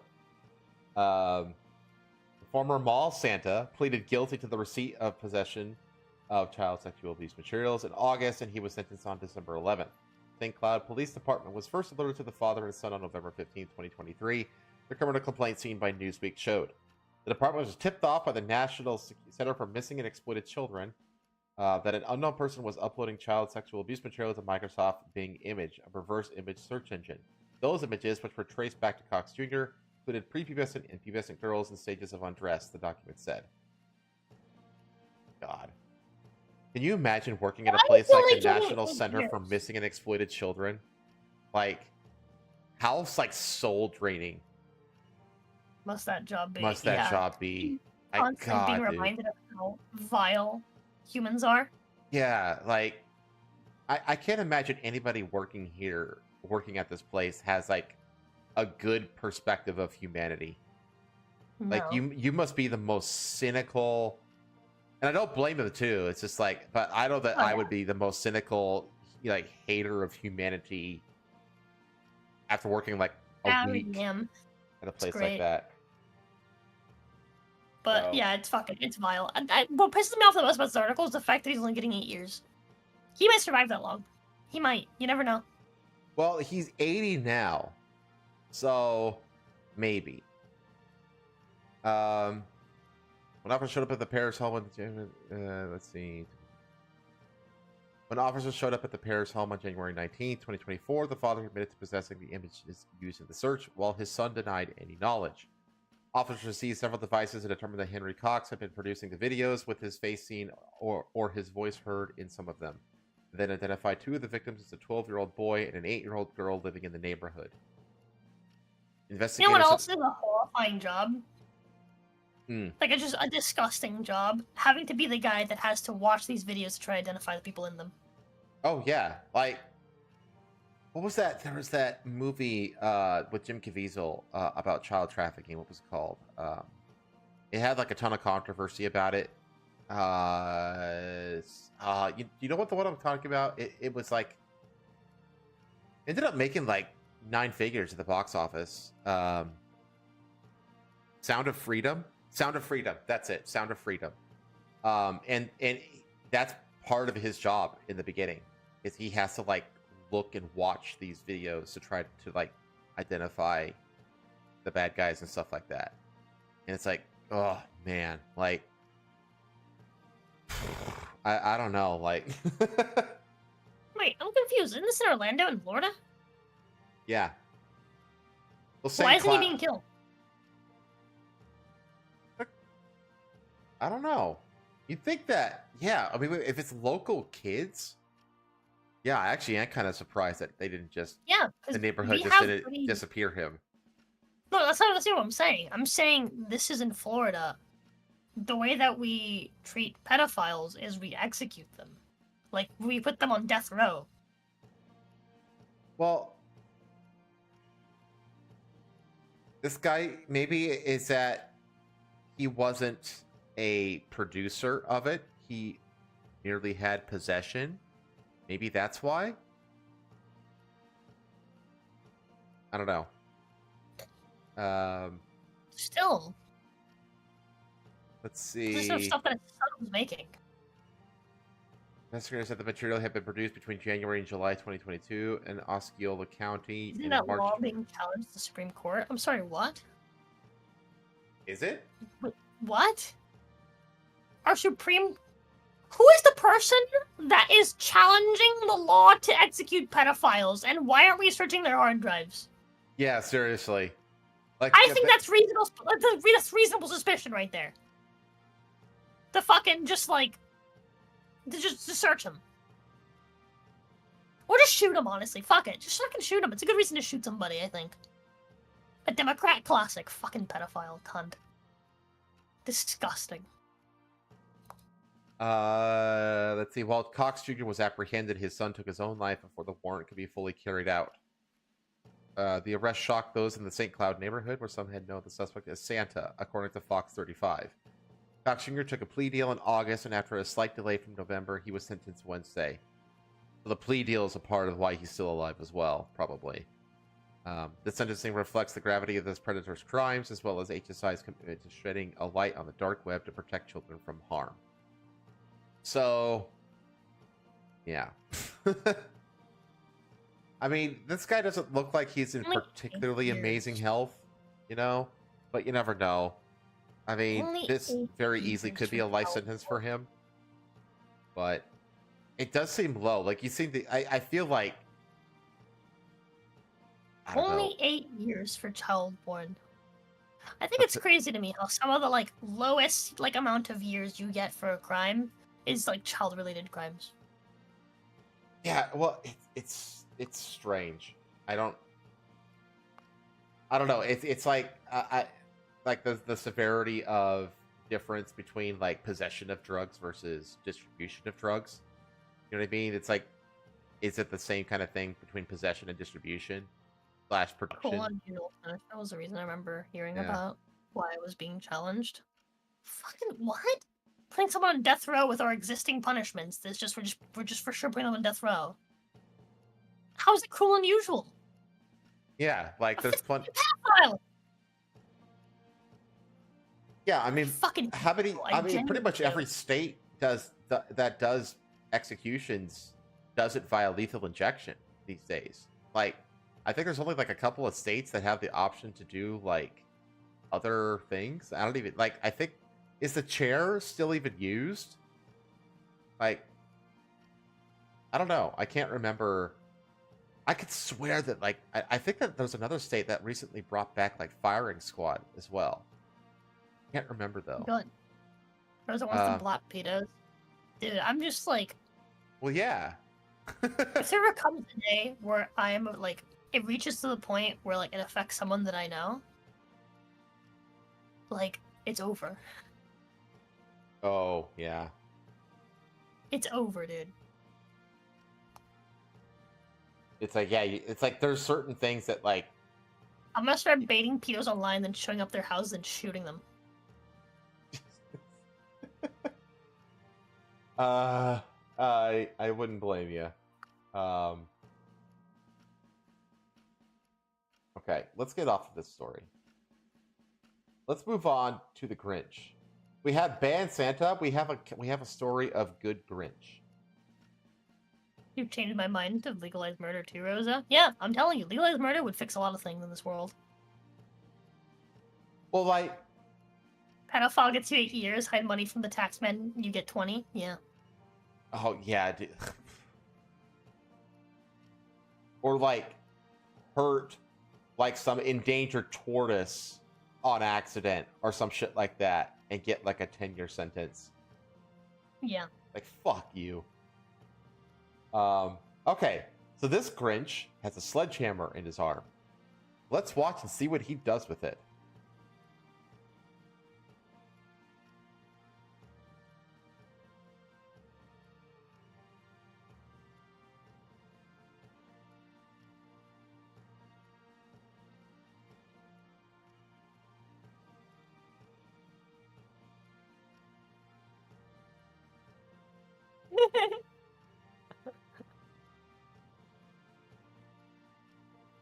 Cocaína!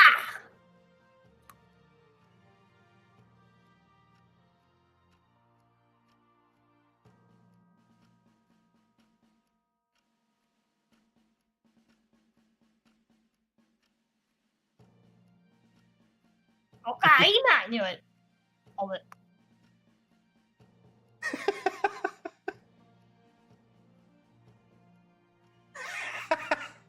He looks like a Fortnite character.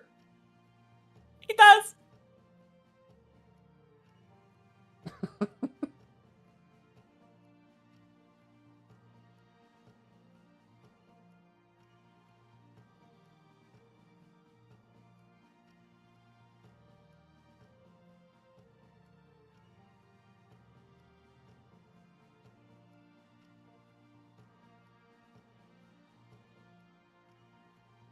That's right, fuckers. We employed the Grinch. Don't fuck with us.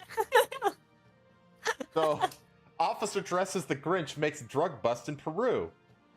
Peru's National Police Green Squadron Unit. How appropriate of a name.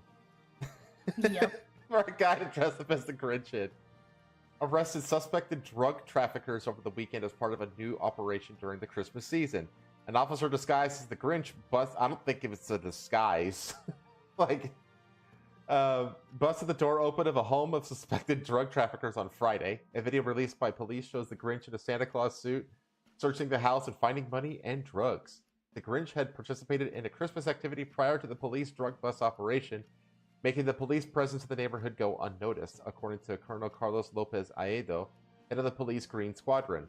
Using the ingenuity and cleverness of the Turner Group, we used the Grinch after an activity for Christmas, said Lopez Aedo. Authorities said that they seized packages of cocaine hydrochloride and cocaine paste, as well as precision instruments such as scales and strainers. They didn't just have it. These people were, like, producing it. I hate Christmas and criminal. Yeah. I hate Christmas and criminals, the dancing Grinch said. Lamau. So they had this guy dress up as the Grinch so he could basically just walk around town unnoticed, being a cop. Exactly. And he found them out. Mm-hmm. Yeah, he used, like, again, like, he was a part of, like, a Christmas, like, event before, which basically allowed him to, like, not people paying him no mind as the Grinch, dressed as the Grinch. And he was able to get, and he got, basically was, hunting for tips, you know, and then that's what led to the drug bust, which is... The Grinch certainly ruined someone's Christmas. Indeed, Viking. Yeah, it's not gonna be a white Christmas anymore. Oh my god. A white Christmas. I just got that. Yeah. No more white Christmas for you. It took me a minute. Oh man. Well, that's all of the Christmas related news that I had. Well, let's move on to New Year's news. Freak fireworks accident kills 2 and injures 22 during Hawaii New Year's Eve display. Oh no. We have video. Full screen. Yeah, I'm learning to full screen. Yeah. No audio. Oh wait, you know what that looks like?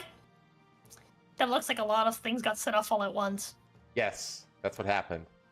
It was like a spark. Mm-hmm. Yeah, and it's blowing up really low or just on the ground.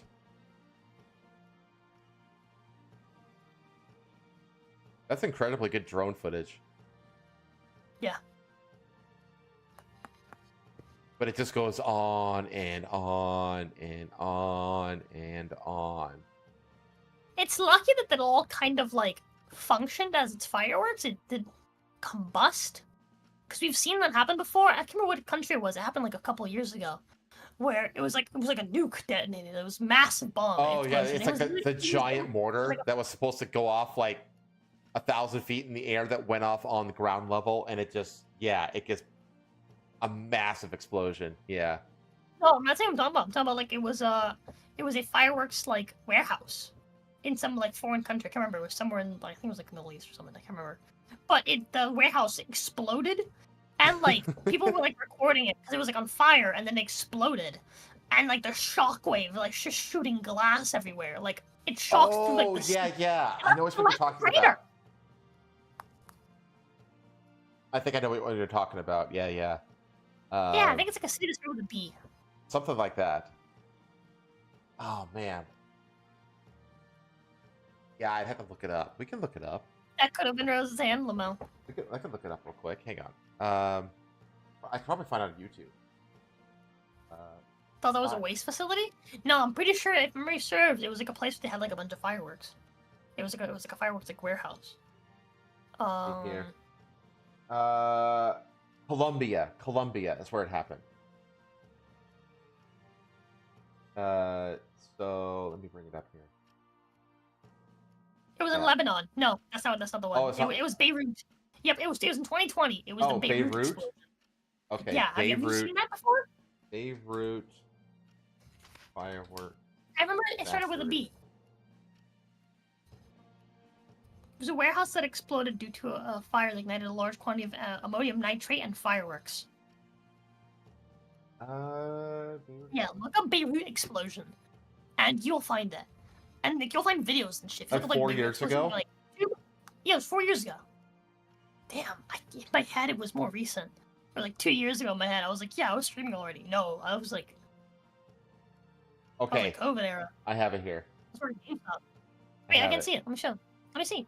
I'm showing it. Hang on. Gotta get it up here. Okay. Yeah, this is crazy. This is fireworks. Oh my.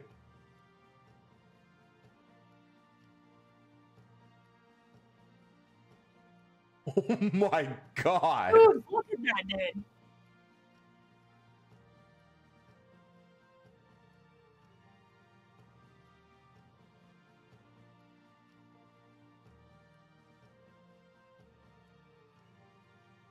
You see fireworks?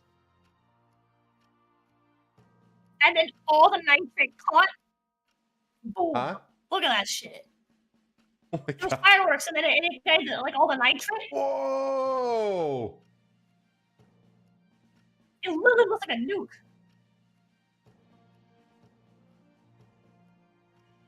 Holy sh.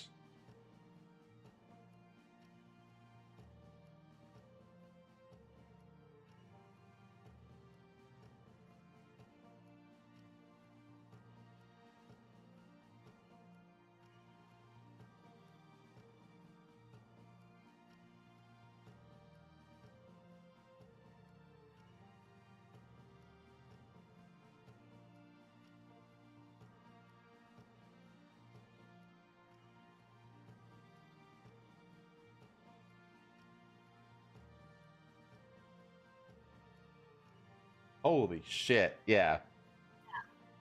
This reminds me of Except a bunch of water because the vacuum. Yeah, dude, it's crazy. do you know about the rocket fuel production plant explosion outside of Las Vegas that happened like 20 years ago? Huh? You never heard of that one? Wait, which one? There was a rocket fuel factory that blew up outside of Henderson, which is basically like Las Vegas. Okay. It's like famous. Let me see, like rocket fuel explosion in Nevada. Remember, because you covered it on this podcast? Well, we did just now. We never did before. Oh, it's 33 years ago. Yeah, this was a long time ago. The Pepcon plant.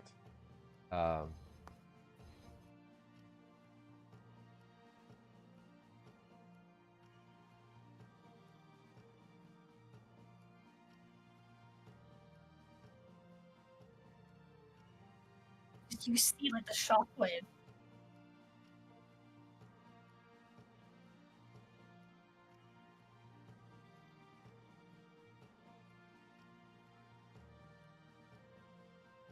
Yeah, so what happened is that the fire started and it was spreading into like the central fuel storage area.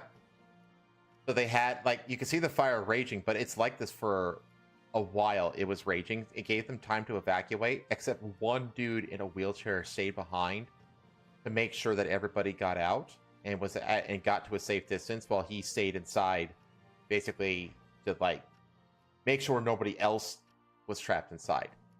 So this one guy, like this handicapped dude, basically sacrificed himself to make sure everybody was safe. And like this thing blew out windows and knocked over cars and shit in Henderson, which was like 30 miles away. Holy shit. Yeah, it's fucking insane. Yeah, dude, the shockwave is crazy. Yeah.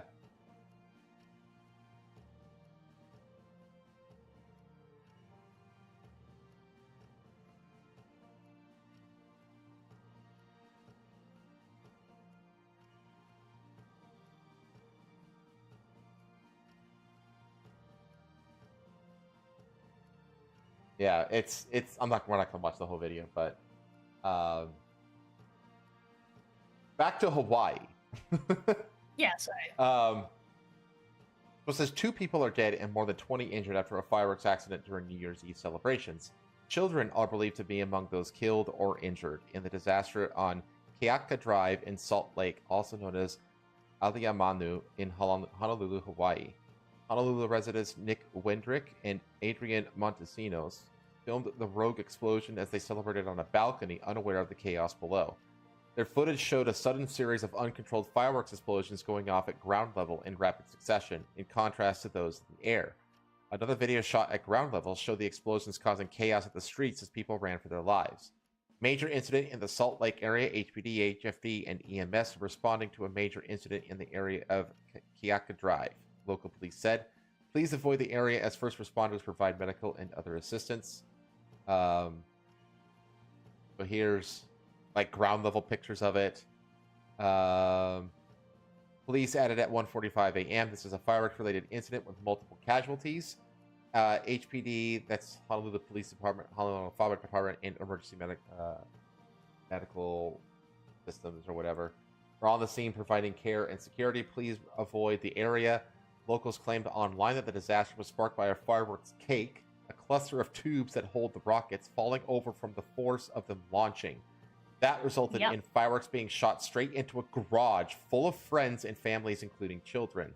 This set off a whole chain reaction with other nearby fireworks that was caught in the crossfire.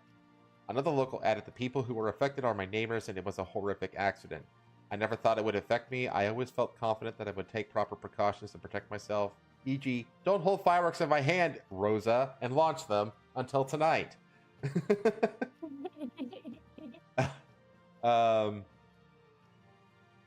Police are investigating the cause of the disaster. A 14-year-old boy was injured in a separate accident when a fireworks exploded in his hand in the Kalihi neighborhood. He was treated at the scene, then rushed to a trauma center for advanced treatment, Honolulu Emergency Medical Services said. A third incident caught on film showed a police car hit by fireworks that exploded underneath it, but the officers were able to drive through it without injury. This has since been updated. A third victim blown up in the Hawaii fireworks has been identified. So this thing claimed 3 people, not 2. Third victim of the fatal New Year's Eve fireworks explosion in Hawaii has been identified by the Honolulu Medical Examiner as Jennifer Van. The 23-year-old was killed alongside 2 sisters, identified by their heartbroken family as Nelly Turalba Ibarra and Lita. All 3 died at the illegal fireworks display on Tuesday night during the New Year's Eve celebration that also left several other family members critically injured. Some of the injuries were so gruesome that brain matter was left on the street. Van was described by her sister Tammy as having an infectious and outgoing personality that touched many people, especially with her loud mouth and kindness. She was a devoted sister, daughter, and friend who selflessly supported our family financially and emotionally, especially through our most difficult times, Tammy wrote. On the night of the explosion, Van had been welcoming the new year, her friends and family, when an accidental spark led to a faulty cache of fireworks to explode. A little bundle of mortar-style aerials tipped over and shot into crates of unlit fireworks, causing a rapid-fire series of blasts. So that's the third victim there. This is the aftermath. Jesus. Killed 3, injured more than 24 others in Honolulu. Van was with her sister and younger half-brother at the time of the disaster, which occurred just after midnight, but in all of the chaos, the pair were unable to find her. After a desperate search and several hours of distress, my parents finally located her in a hospital, only to learn that she had sustained life-threatening injuries. She was pronounced dead early that morning, where my parents witnessed their beautiful firstborn motionless, leaving us shattered in disbelief. We are grateful for everyone who was present that day and helped out when they could. More than 24 others were severely injured at a home in Keaka Drive in the neighborhood of Aliamanu. Aside from Van, Nelly Ibarra, 58, lost her life. She was described as having an infectious laughter and boundless generosity that touched everyone she met. And a GoFundMe set up by her stepdaughter, Rachel Peterson. The separate GoFundMe for Lita's family, they revealed that her son, Junior, also sustained extensive fire-related injuries, and that her 3-year-old grandson had suffered the most extensive injuries, with most of his body burned. Jeez. Yeah. In addition, Lita's daughter, Chairman Char Beningo, a mother of 2, suffered burns beyond recognition. Wait, is her... That's a very unfortunate nickname. Shouldn't be joking, but it's like... Her nickname is Char. She suffered burns beyond recognition. That's just... Damn. That's some fucked up cosmic, coincidences there. Nellie and Lita's niece, Sheena Turalva, wrote on a GoFundMe that the death of her 2 aunts is an unimaginable tragedy and heartbreaking loss. So this is Nellie on the right. Well, these are the two sisters here died. So they died, and then that third younger girl died.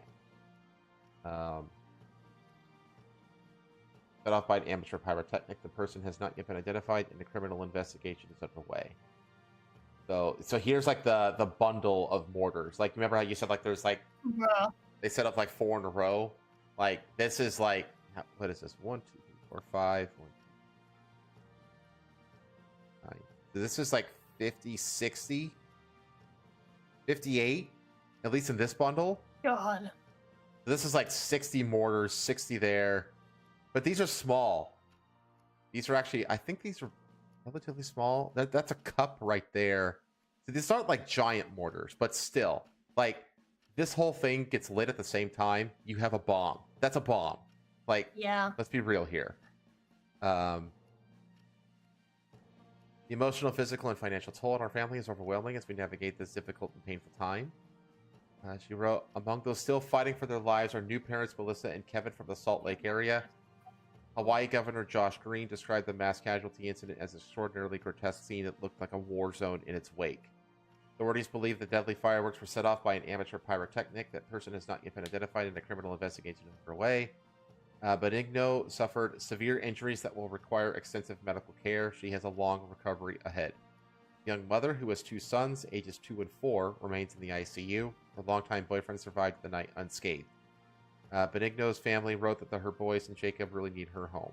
2 other victims critically wounded in the explosion are new parents. They've only been identified by their first names, Melissa and Kevin.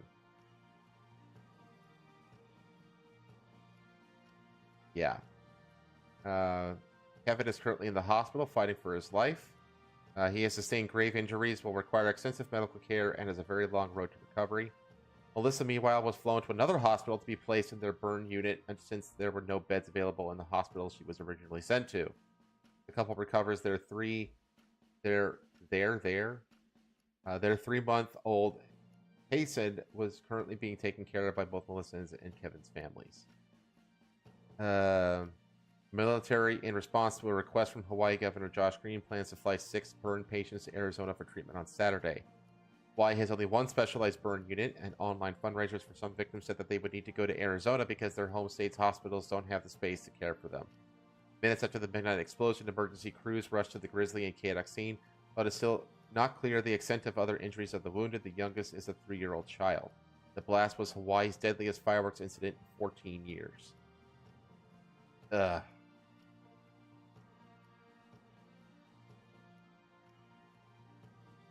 There's the aftermath again. It's like you look at this and it's like, this doesn't look like something that, I mean, because it's hard to tell what was manipulated here. Like, this looks like it was piled, right? I don't know. It's hard to tell like how much has been left as is, but this looks piled to me. But yeah, it's like this whole garage is where all those fireworks are coming from. Like, they were out here, the one tipped over, shot into the garage, and then lit off a bunch that were in here. That's why you saw it like on the ground as well as in the sky, because there was still several fireworks set up that were firing like they were supposed to.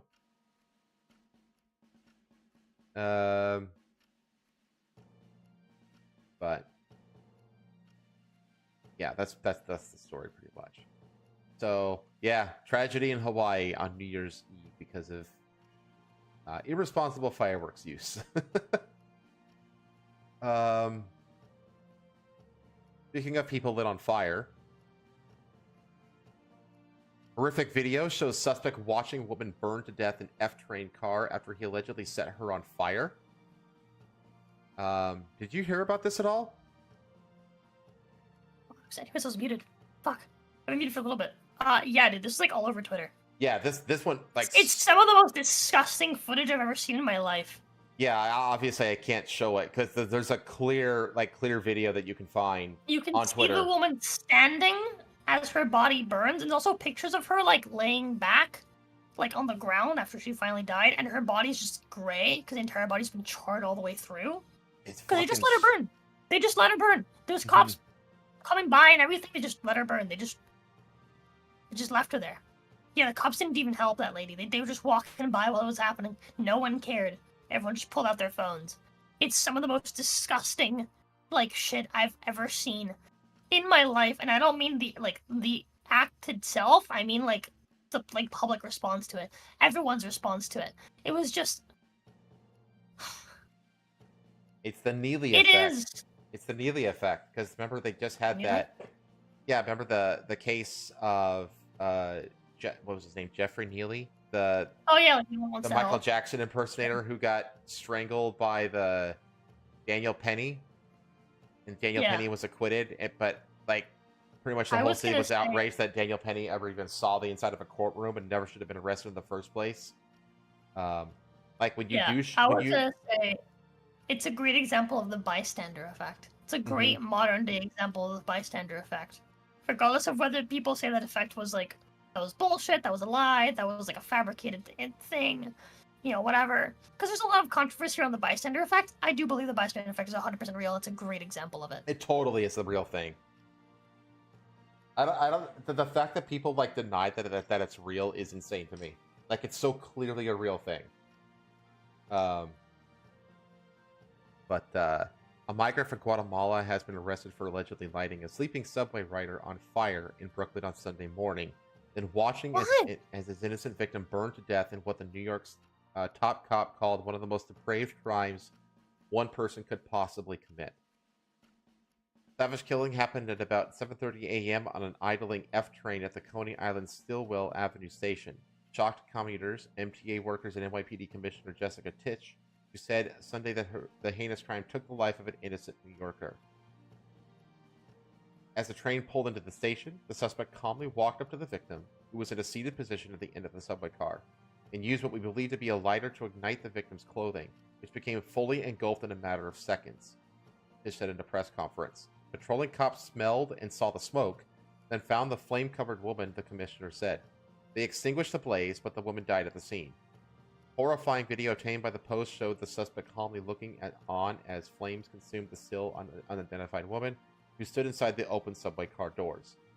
Yeah, it's really, it's so fucking sick and twisted to watch, but it's also got this really eerie kind of, it's really eerie because she's standing, Have you seen the video? she's standing still while she's Yeah, burning. she's standing up still while burning, clutching the fucking pole. And then the reason why is because all her fucking nerves are cooked. They're all firing at once, and she's locked. She Yeah. can't do anything. She's still alive while that's happening. She's still feeling that. The thing people don't tell you about like fire is a very slow way to go. And the thing about Look, fire the is that people just you have so walking much by. adrenaline. That was a cop that Yep. just walked by. Yep. This You is have the so this is much the guy who lit her on adrenaline. fire right here.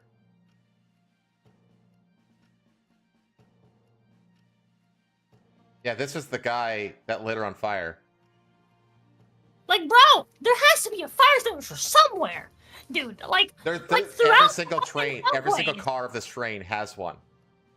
Dude, like, I hate it, dude. I fucking hate it. Can we just fucking just bomb New York off the fucking side of the fucking Dude. United States? I don't need it. I don't want it anymore. New York is a God, I hate cesspit. it. It is an I absolute fucking cesspit hate of it. the It's city. disgusting. Patrolling. I miss the days where you just got mugged. Yeah. The transit cop walked by and seemed to Fuck. pull out a radio and say something as they continued down the platform. It just, I have no words for just how, like, everyone in New York, his brain is just fucking cooked beyond repair. Like the whole city, it's like modern day Great guy. Sodom and Gomorrah. You know what I mean?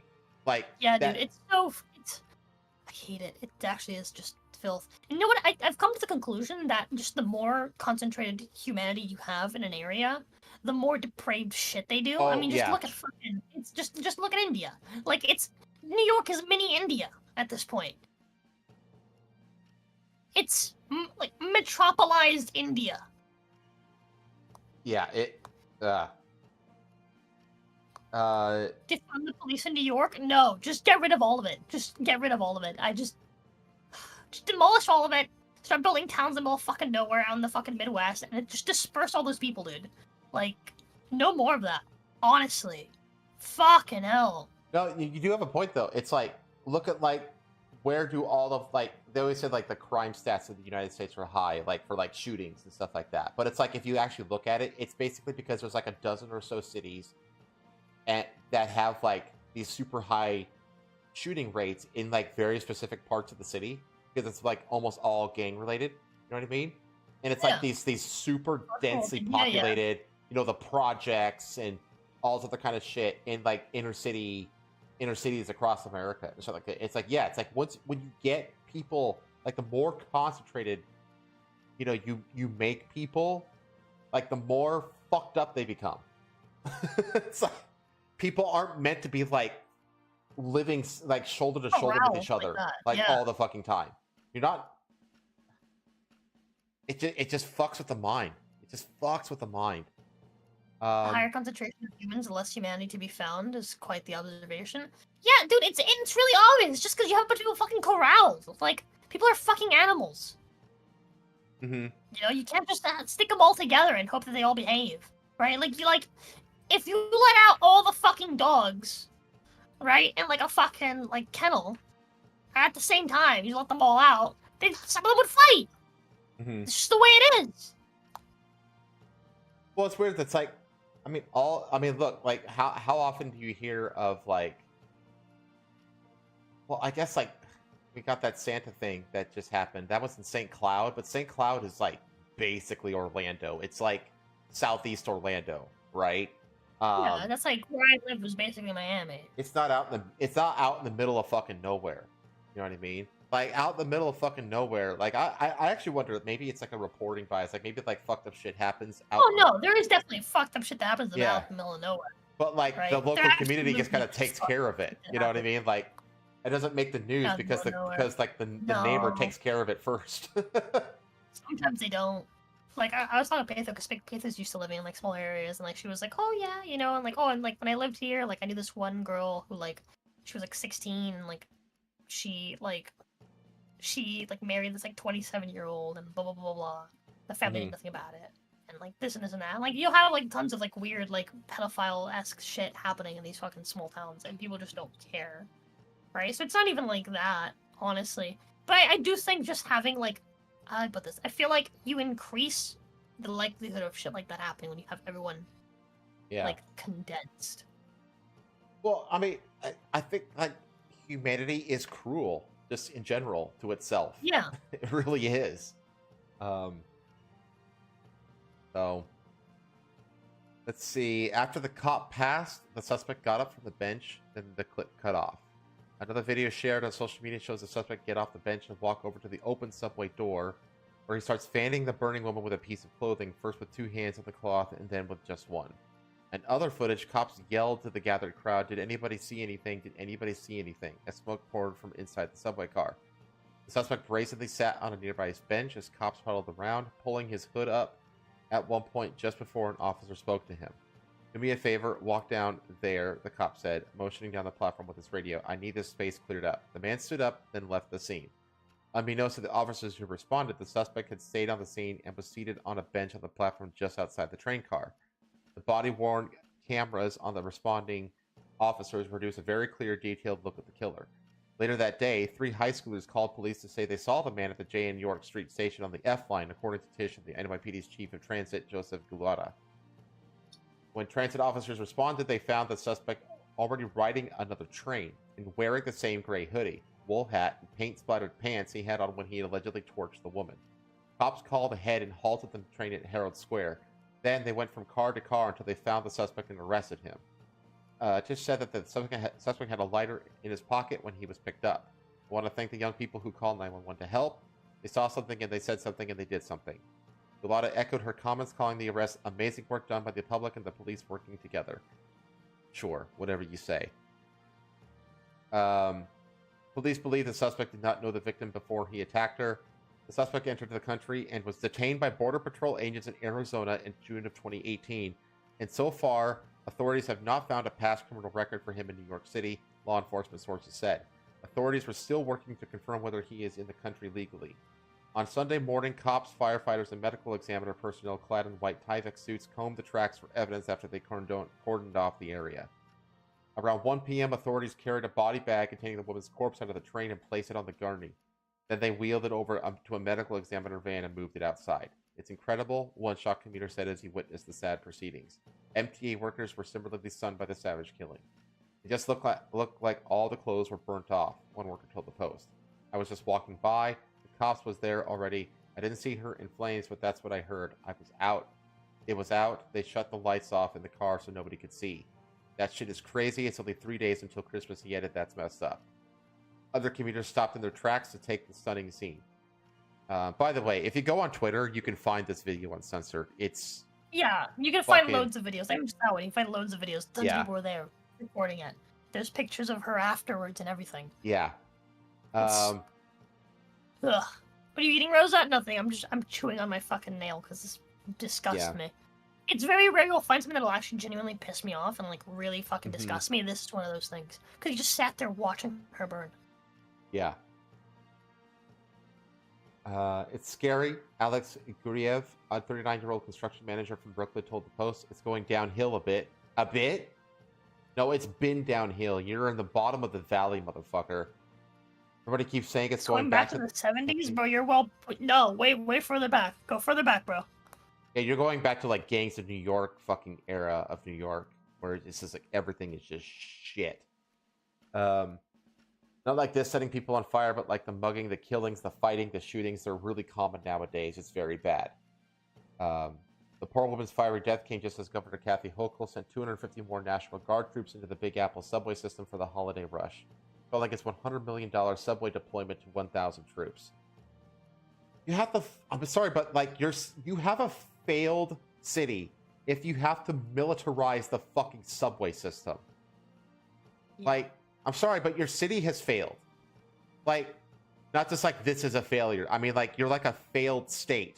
You know what I mean? If you have to militarize your fucking subway system, like, you just have a broken system. Hochul has insisted that her controversial March deployment of National Guard troops into the subways led to a dramatic drop in transit crime. But despite the governor's efforts, subway murders rose by at least 60% this year, according to data collected in September. 8 people were killed on subway cars or in stations as of September 8th, up from just 5 during the same period last year. And the F-train terror was just one of several assaults during a bloody 24-hour period for the city underground. Just after midnight Sunday, an argument between 5 men on a southbound 7 train at Woodside Avenue and 61st Street in Queens turned deadly when a 69-year-old man stabbed one person in the chest and another in the face. The man who was stabbed in the chest died at the hospital. The suspect was in custody awaiting charges. Several hours later, at about 4:30 a.m., a northbound D train was put out of service after an angry passenger threw a can at the 38-year-old conductor. Authorities took the conductor into Columbia Presbyterian Hospital, where he was in stable condition. The suspect was not arrested in the attack. So, that's the thing, like, I think, like, tourists, I know for a fact that, like, tourists, when they come to, like, cities like Chicago or New York and shit like that, they are massively shocked at how, like, dangerous and dilapidated our, like, subway systems are. Because, like, you go to, like, Tokyo, you go to the subways in Tokyo, it's, like, pristine and clean and beautiful and super safe, you know? It's, like, everything just works as it's supposed to. But when you go to anything underground in New York, it's just, like, this, like, it's like a coin toss if you're gonna get freaking assaulted. It's insane. It's absolutely insane. Man. The beef at the security a couple months before the election and scaled it back immediately afterwards. Of course they did. Of fucking course they did. So they did confirm that the suspect was an illegal Guatemalan immigrant who sneaked into the U.S. after he was deported. The illegal Guatemalan migrant accused of setting a strap hanger on fire and gawking as she burned to death was once deported but sneaked back into the U.S. as the Big Apple shelter system, sources told the Post. The accused Firebug, who has not yet been charged, first entered... Firebug? Don't give him a cute fucking name, you idiots. First entered the U.S. illegally at the Arizona border in 2018, but was nabbed just days later and shipped back home. He later crossed the border again dodging federal agents and finding his way north of the 5 boroughs, although it is unclear how long he was at the city before the horrific F-train attack on Sunday. What is clear is that by April 2023, he was staying at a Days Inn hotel on 36th Street, which had been converted into a migrant shelter, the first of 4 tax-funded facilities in the city. When he was issued a transit ticket in 2023, he gave an address of a shelter on Randall's Island, the sources say. On Sunday, police said he was at the Coney Island Stillwell Avenue subway station, calmly watching the sleeping passenger he allegedly set fire on as she apparently burned to death. Apparently? Yeah, I was going to say, apparently? like, what is all these weird-ass He wishy-washy allegedly? words? Apparently? The fuck are you talking about? Yeah, what are you fucking talking about? Oh, man. Brooklyn prosecutors are now awaiting word on whether the flames caused the woman's death. What? What? What? What?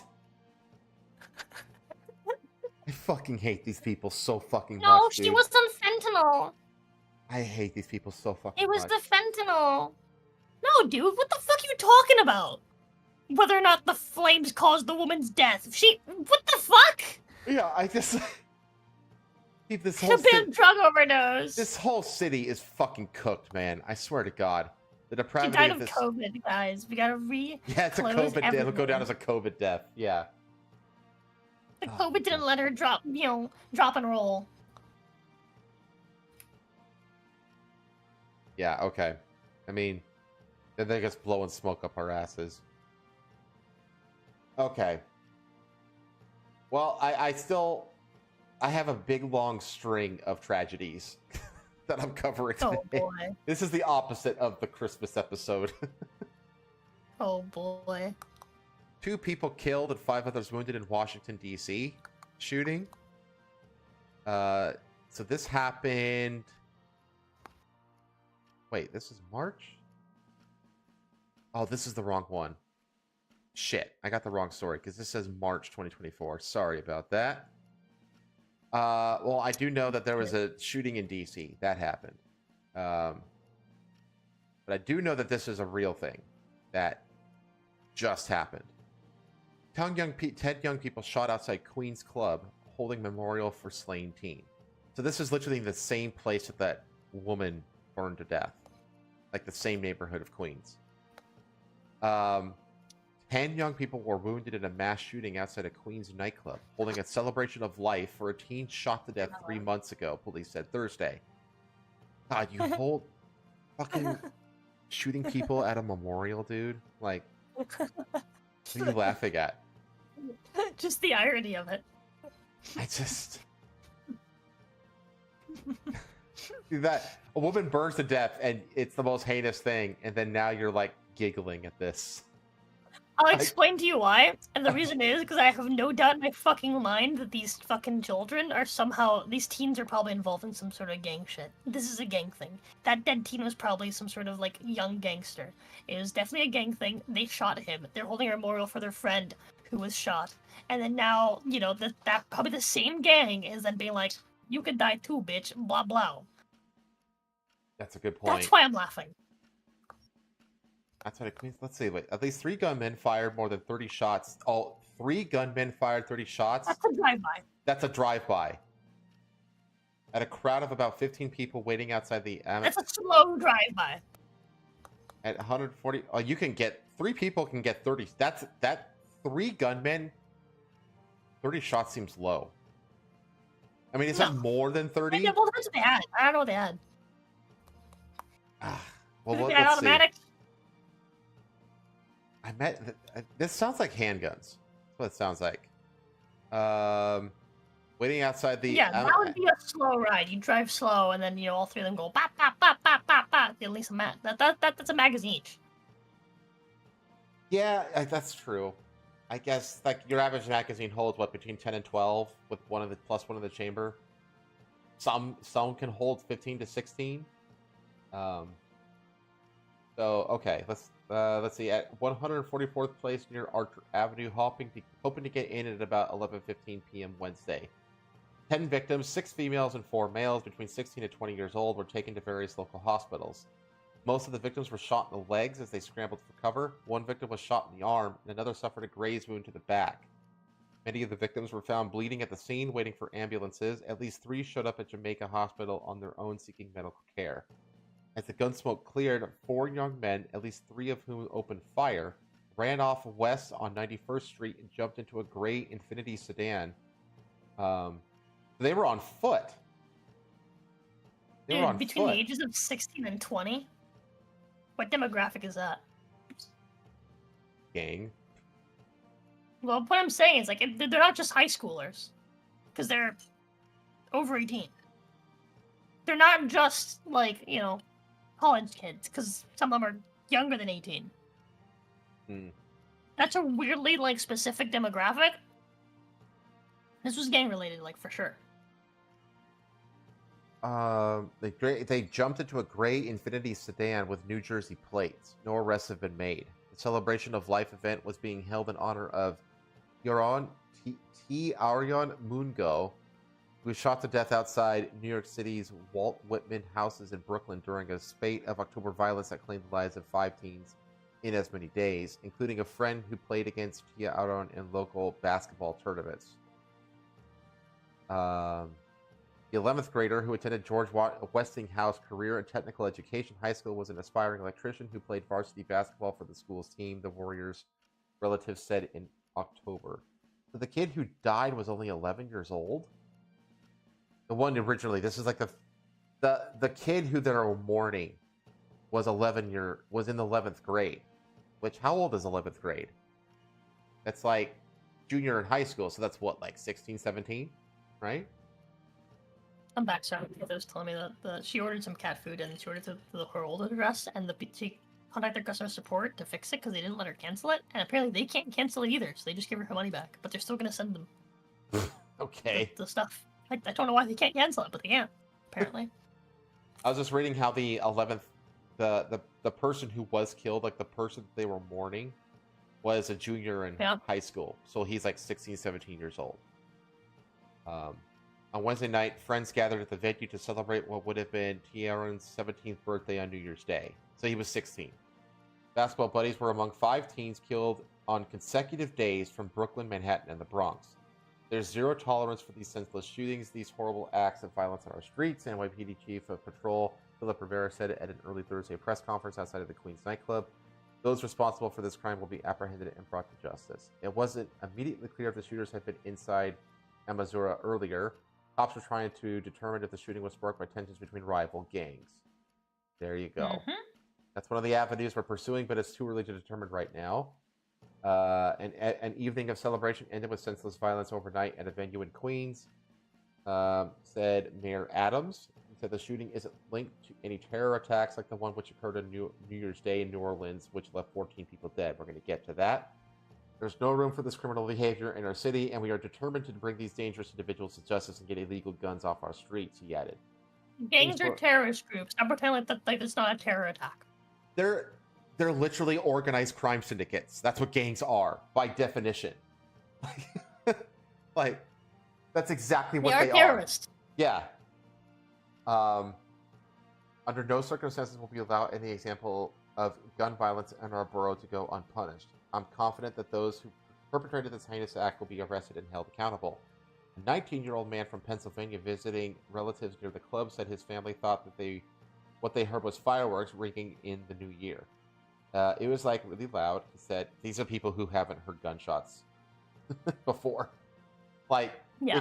if you've heard gunshots, you know the difference between gunshots and fucking fireworks." It was like really loud, he said, and then me and my cousin are thinking, wait, you think you could be what we're thinking? Then maybe 5 minutes later, we get a message on the Citizen app shooting. We heard the ambulances and the cops came really quickly. We all got really scared. The visitor said his relatives have heard gunfire before, but he wasn't used to it as an out-of-towner. Okay, so yeah, he's not used to gunfire. Yeah, that's why he confused it with fireworks. Yeah. They know this nightclub right here is always a lot of people there, like police presence every now and then. This is pretty much normal for them. It was pretty surprising for me. Another neighborhood visitor, Aspen Palmquist, 29, said he accidentally stepped in a pool of blood outside the club. We're just enjoying our day when I just accidentally stepped in blood, said Palmquist, who was visiting from Hawaii. Evidently, there was a shootout here last night, kind of concerning. Yeah, a little bit. We're actually on vacation here for New Year's and just kind of checking out the city today. Not what I expected to see, though. I guess this stuff's real, and it's best that we find the people that did this, but also work on, loving each other and not focus so much on the negativity. Fuck off with your hippie bullshit. Fuck up, Hawaiian. Yeah, you fucking Hawaiian surfer bro. The nightclub can hold up to 4,000 people and usually holds DJ dance parties and raves. DJs who have performed there in the past, who gives a fuck? We're deeply saddened by the recent and unfortunate isolated incident that occurred. MSRO's management wrote on Instagram. Our hearts go out to all those affected by the senseless act, yada, yada, yada, corpo bullshit. Anyone with information about the shooting is asked to call Crime Stoppers at 800. I thought you said unfortunately isolated. I was like, huh? Unfortunate isolated. So, yeah, Queens. Speaking like a cop. Yeah, Queens is a shithole. Don't go to Queens, chat. Okay. Enough with the shootings and all this kind of shit. We are gonna continue with some crazy news, though, and we're gonna focus entirely on the aviation industry because there have been a swath of really high-profile shit happen in the aviation world over the last couple weeks. Like, honestly, like, I have not seen this level of aviation, like, holy shit moments, like, literally since 9/11. Like, obviously 9/11 is worse, but this is crazy. Yeah, Boeing had another thing, wasn't it? Among many other things. Korea. We're gonna start with the smaller stuff and work our way up to the really, like, serious holy shit kind of moments. So maybe. So first, we're gonna start with some stowaways. Body found in United Airlines plane's wheel well. So in Maui, Hawaii, an investigation was underway trying to find out why a body was found in the wheel well of a United Airlines plane that landed in Hawaii. You know why? This happens every couple of years. Some moron that doesn't understand how the fuck planes work will be like, I'll stow away here, and then they'll freeze to death.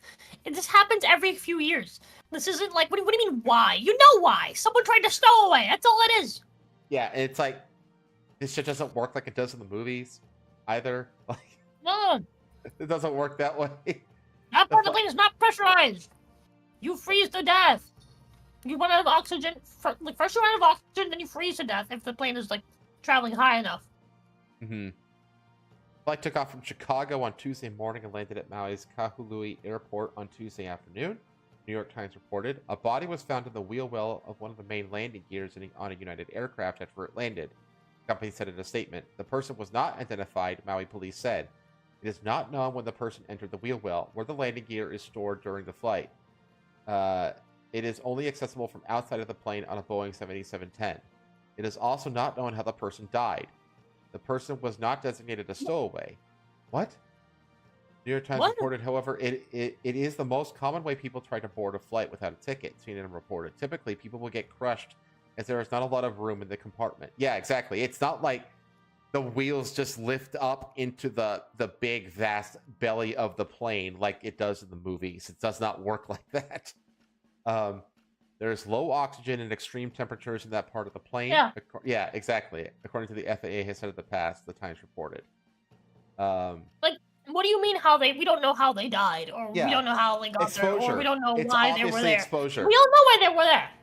Yeah, it's exposure. Like, this is stupid. What are we doing here? God. We have another stowaway that was caught. Maybe if it loads. Stowaway caught on Delta plane after boarding Christmas Eve flight without a ticket. So this guy made it all the way onto the plane. Had to be drug off. And also, it's also weird how this is all like connected to Hawaii. A Hawaii-bound Delta Airlines flight from Seattle Tacoma International Airport, to say SeaTac, that's what everybody calls it, SeaTac, was delayed over 2 hours on Christmas Eve when a stowaway was discovered by flight attendants just before takeoff, prompting the pilot to make a U-turn on the runway and return to the gate. So this thing was like on the way to the takeoff runway. The passenger, whose name has not been released, has made it through the TSA screening and onto the plane without presenting a boarding pass at the gate. were found while the flight was taxiing.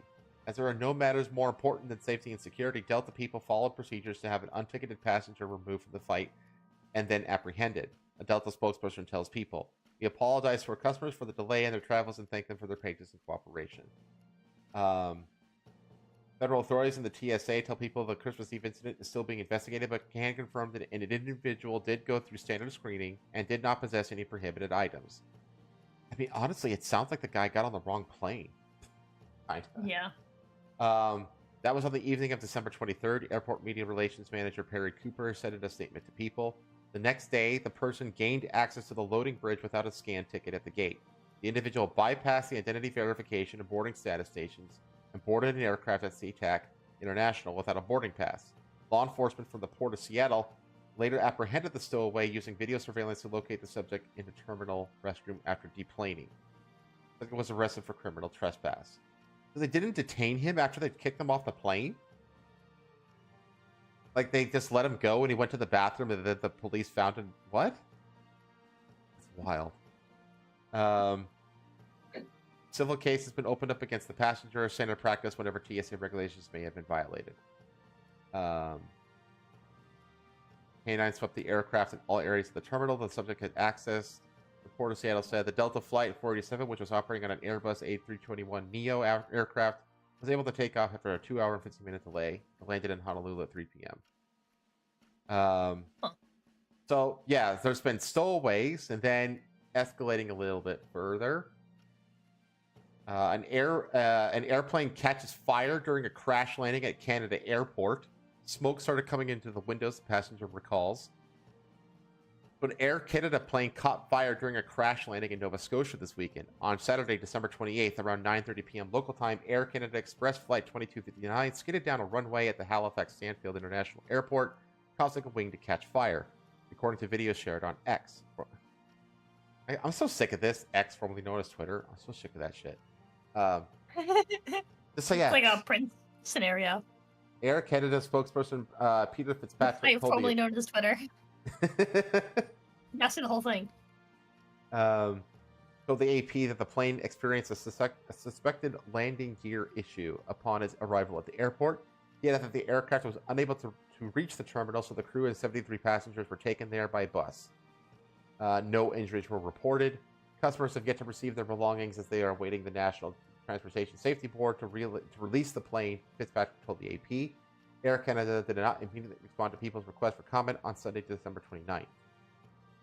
Halifax Stanfield International Airport said in a post on Instagram that its airfield was closed briefly following an incident.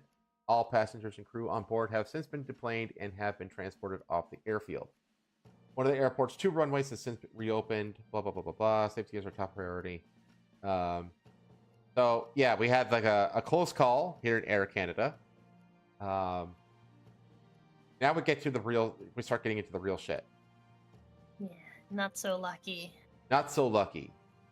2 dead, 19 hurt. Hang on, let this video load. We got video of this one. Maybe it'll load. No. Wow. There. Oh. We had it. Come on, you can do it. You can do it. You can do it! We need to do this. Believe in yourself! You can do it! You can load. I promise you can puede. load. Is that another one? I can control it. I just won't load the damn video. There it goes. Okay, so My wife's feeding me fucking tuna sandwiches. This is great. 2 dead, 19 hurt after small plane crashes into furniture warehouse in Southern California. So let's see here, right here. You can see the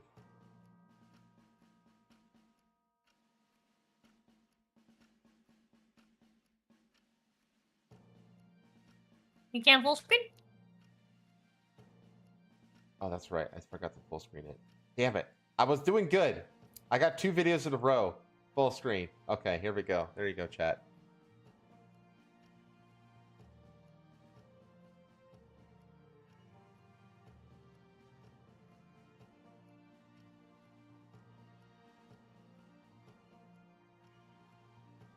I explosion looked like CGI.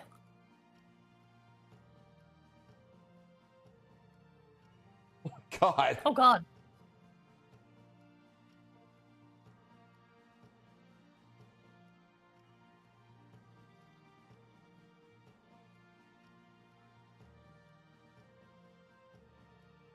The illegal Mexican working at the store.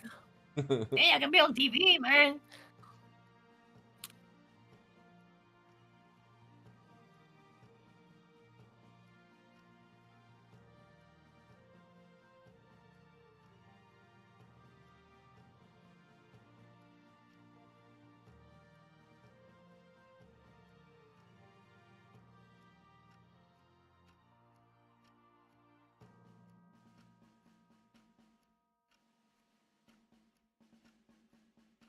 So, yeah, plane crashes into a furniture warehouse. So luckily, it looked like it landed into like the storage area, so it wasn't like there wasn't like a trafficked part of the warehouse. Thankfully, authorities in Southern California say 2 people are dead and 19 others were hurt after a small plane crashed into a furniture warehouse just minutes after taking off at a nearby airport Thursday afternoon.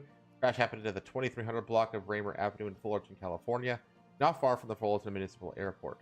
Fullerton police said that the 2 people who died are believed to have been inside the plane at the time of the crash. That makes sense. I expected that the 2 people who died were the 2 people in the plane. The people who were injured were working inside the building. Yeah, this all makes sense to me. Their injuries range from minor to very severe. Of the injured, 11 were taken to the hospital. I'm sure the one guy that was like running around on fire was one of them. The single-engine 4-seat airplane took from the airport shortly after 2 p.m. local time and climbed to 900 feet before radioing the control tower to request an immediate return to the airport, according to Elliot Simpson, investigator with the National Transportation Safety Board.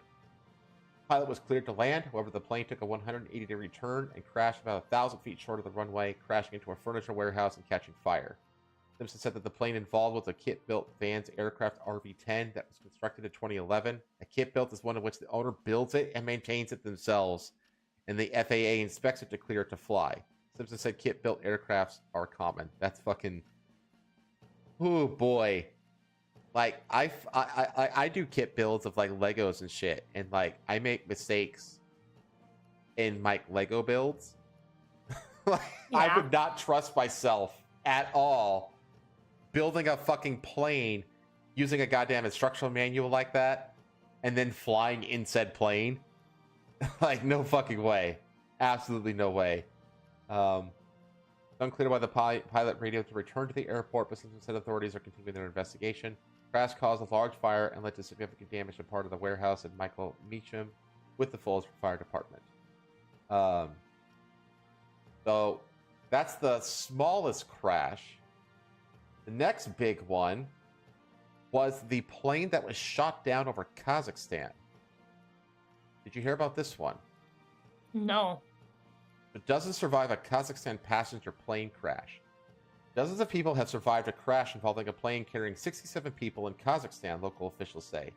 Kazakh authorities said 38 people were killed in the crash. The plane was en route to Grozny in Russia, but it was diverted due to fog, the airline told the BBC.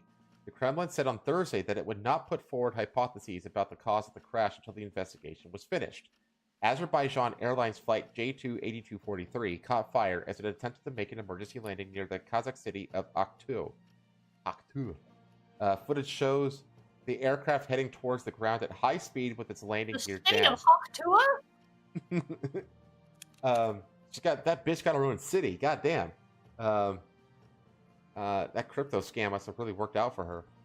Before bursting into flames as it lands, the airline said that the plane made an emergency landing about 3 kilometers from Aktau.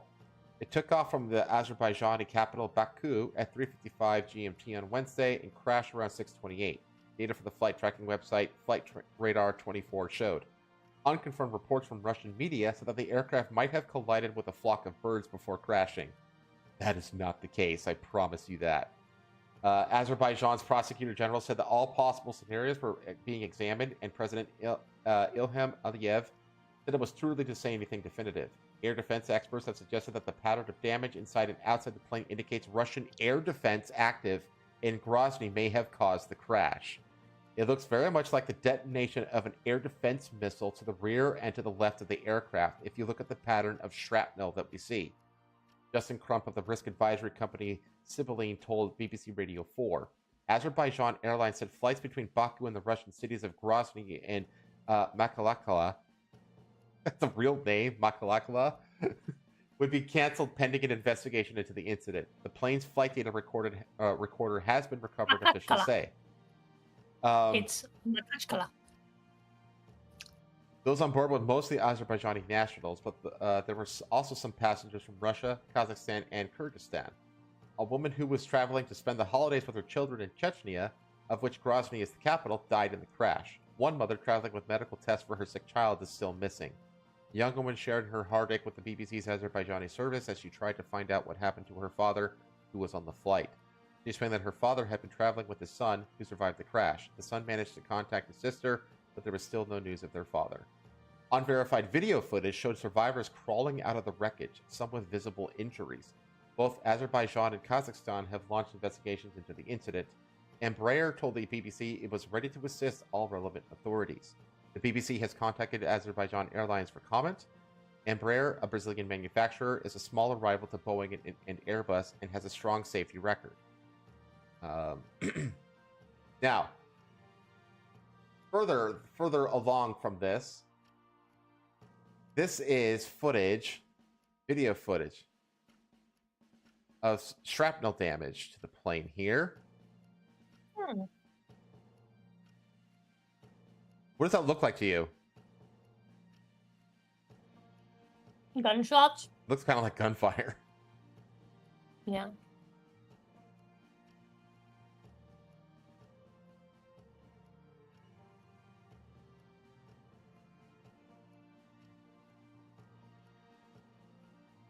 Oh, stay on it, stay on it. Down it goes. Boom. For it. Boom. Boom.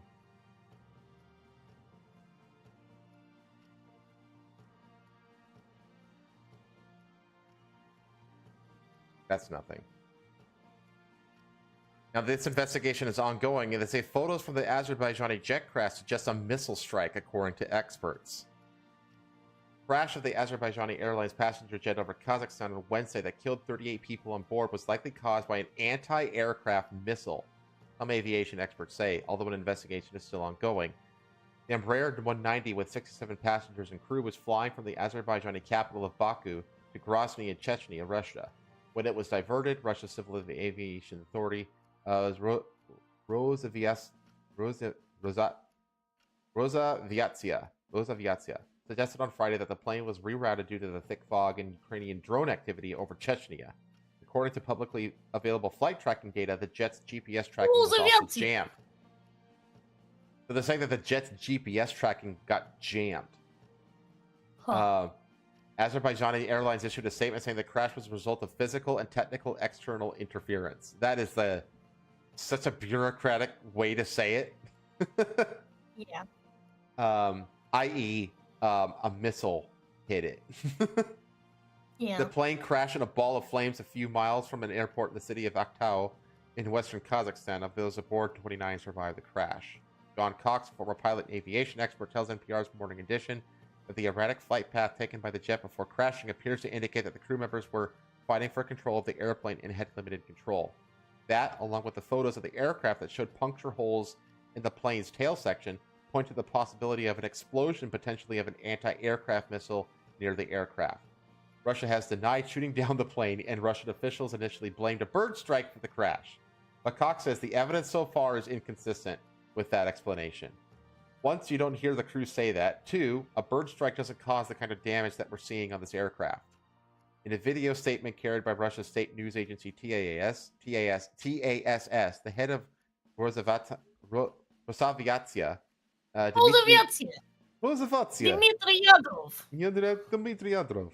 The situation around Grozny airport at the time was very difficult, with Ukrainian combat drones attacking civilian infrastructure. In Grozny and Vladikavkaz. I can't fucking say that. Vladikavkaz. Vladikavkaz. Azerbaijan Airlines has since suspended flights to Russia. Meanwhile, Azerbaijan's Minister of Digital Development and Transportation, Rashad Nebiev, said that preliminary conclusions by experts point at external impact. I love all the bureaucratic ways that keep saying missile strike. The type of weapon used in the impact will be determined during the probe. Cox says that the crash is reminiscent of the 2014 shootdown of a Malaysian Air Boeing 777 that killed all 298 passengers and crew aboard. The flight MH17 was en route from Amsterdam to Kuala Lumpur when it crashed over the Donetsk region of eastern Ukraine. Kremlin blamed Ukraine for shooting down the plane, but an independent international investigation named a Buk surface-to-air missile supplied by Russia to Moscow-backed rebels in the region as the likely cause. Majority of those killed aboard MH17 were from the Netherlands, and in 2022, a Dutch court found guilty of murder 3 men who it said had operated the missile battery. In 2023, the joint investigation team said that there were strong indications that Russian President Vladimir Putin personally approved the transfer of the missiles to Ukrainian separatists who shot down MH17. But now this was a pilot error. This was a technical failure. This was a fucking missile strike that hit this thing. And I'm amazed that more than 24 people survived this. Yeah. Now, a little bit more tragic than this is one where only 2 people survived. And this is probably one of the most spectacular plane crash videos I have ever seen in my life. This is the one that I was talking about. It's crazy because, like, they landed. What you see is, like, scraping on the ground. They're like, fuck, dude, we can't hit the brakes. Boom. Boom. Yeah, so this is a 737-800 plane carrying 181 people on board, crashes at Muan International Airport in South Korea. And in that, says more than 170. Final tally is 179 of the 181 people died in this wreck that you see here. God damn. Yeah, and this is them. They got a crane in here because they're trying to like lift this thing up, essentially. So they tied like this giant hoist to the fuselage to lift it up. Scores of people were killed on Sunday when a passenger jet crash landed at an airport in southwestern South Korea, with the aircraft careening down the runway on its belly before bursting into flames. Just 2 of the 181 people on board the plane survived, after the deaths of 179 people were confirmed, according to the local fire department. 2 crew members were pulled alive from the crash site. It is the deadliest aviation disaster to hit South Korea since 1997, when a Korean Airlines Boeing 747 crashed in the Guam jungle, with the loss of 228 lives. Families of the victims have gathered to mourn their loved ones as new details are emerging of the moments before the crash. What happened? Jeju Air Flight 7C-2216 from Bangkok was carrying 175 passengers and 6 crew when disaster struck at the airport in Muan County on the country's southwestern tip just after 9 a.m. local time Sunday. Footage of Sunday's crash, broadcast by multiple South Korean news outlets, showed the plane sliding onto its belly at high speed, hitting an earthen embankment and erupting in a fireball. Yeah, like that video, like a plane like this needs to be going at when it touches ground with landing gear down, because that plane did not have landing gear down. I don't know, because I know that like the pilots have access to gravity deployment for landing gear. Like all the landing gear, if the hydraulics fail, they have a gravity-based system, and that is within arm's reach of the pilots at all times. So the fact that the landing gear just failed to deploy, it seems like pilot error, but it's hard to say. But that plane was probably going like about 100 miles per hour faster than it should have when it hit the ground. It should be going at about 150. Plane of that size, when it's hit the ground, that thing was easily going like 230, 240, way too fast, which is why it hit that wall. Families of the victims have gathered to mourn their loved ones. Oh, I already read that. Footage of Sunday's crash, broadcast by multiple South Korean news outlets, showed the plane sliding on its belly at high speed, hitting an earthen embankment. and that the back nor front landing gear was visible in the footage. Broadcast by networks including YTN, JTBC, and NBC as smoke poured from the back of the sliding aircraft. Firefighters were later seen using water cannons to extinguish the blazing wreckage of the aircraft, a Boeing 737-800. Several parts of the aircraft were also seen strewn across the runway.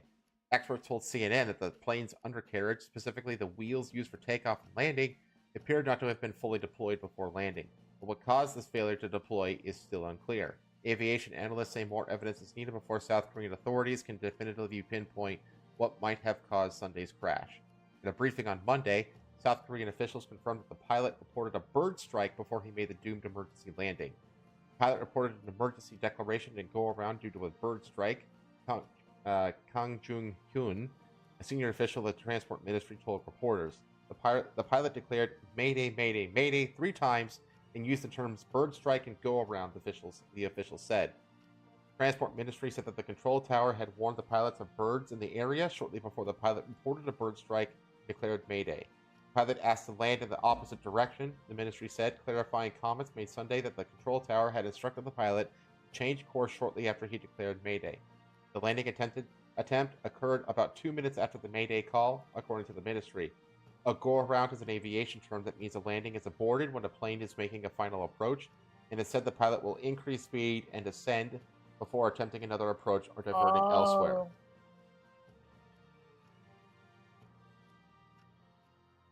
Uncertainty remains as to what exactly went wrong, as some aviation experts question how much impact a bird strike could have had in bringing down the Jeju airplane.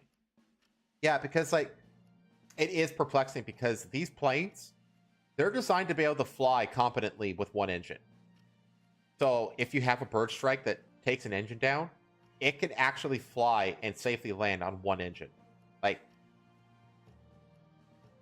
then the fact that the gravity deployment wasn't used for the landing gear. I mean, why did the hydraulics fail? Because the birds aren't going to affect the hydraulics of the landing gear in any way, So there's a lot of questions as to why this plane crashed that don't make sense. It sounds like he wasn't planning to land. I think he was planning to speed up and then take air again. Well, for the go around, right? Well, that would only be because after the go around. The only thing I could think of he was doing that is because the landing gear failed to deploy. But then, why? It's I don't know. He had plenty of time to deploy the landing gear, and if the hydraulics failed, he still had plenty of time to do the gravity deployment. So he should have hand landing gear, and that's the only reason I can think of that he, would have needed to do a go around was because the landing gear failed. But it's there's no reason for the landing gear to fail. I don't know. Sunday's crash is very perplexing, given that both the aircraft and carrier have a strong safety record and flying conditions were excellent, an aviation journalist said. The Boeing 737-800 is one of the most widely used aircraft in the world, and each one is used for about 4 or 5 flights per day. Let's see. He added that the maintenance done in South Korea is as good as it gets around the world. This is true. East Asia, Singapore, Korea, Japan, they always get rated them in Dubai and a handful of airports in the Middle East. They always get rated as number 1 airports in the world. So it's a little bit unclear whether or not the undercarriage collapsed on landing or whether the undercarriage was not deployed at all. This is a really serious issue that obviously investigators will be very much focused on. Jeju Air's chief executive said Sunday that the aircraft had shown no signs of issues prior to Sunday's accident. At this time, it is difficult to determine the cause of the accident, and we have to wait for the official announcement of the investigation by the relevant government agency. Officers from the National Incident Investigation Committee had arrived to look into what caused the accident. The National Transportation Safety Board is leading a team of U.S. investigators, including from Boeing and the FAA, to assist South Korean authorities with their investigation of the crash. The NTSB said any information about the investigation would be released by South Korea's Aviation and Railway Accident Investigation Board. 2 so-called black boxes, the flight data and voice recorders, have been recovered from the crash site, according to a briefing by the Transport Ministry. The flight recorder suffered external damage that required it to be sent to an analysis center in Seoul to see how much information could be extracted and whether it needed to be sent to the United States, the ministry said. Black boxes offer aviation safety investigators critical facts when piecing together an incident. Transport Ministry said that the head pilot on the flight had held the role since 2019 and had about 6,800 hours of flight experience. More than 700 personnel from the police, military, and Coast Guard have been mobilized for on-site response efforts. South Korea's acting president, Choi Sang-mok, has declared 7 days of national mourning and ordered an investigation into the country's entire airline system. We will transparently disclose the progress of the investigation into the accident, even before the final results are released, and keep the bereaved families informed, he said Monday at a disaster control meeting in Seoul. Transport Ministry will also inspect all Boeing 737-800 planes, same model as the one that crashed, operating in the country, according to Deputy Transport Minister Ju Jung-won. A total of 101 planes of the same model used by 6 airlines are subject to the latest inspection, with authorities looking at each plane's maintenance record on major airports, including the engine and landing gear. South Korea's acting president declared that the site of Sunday's plane crash a special disaster zone, as he expressed heartbreak over the tragedy.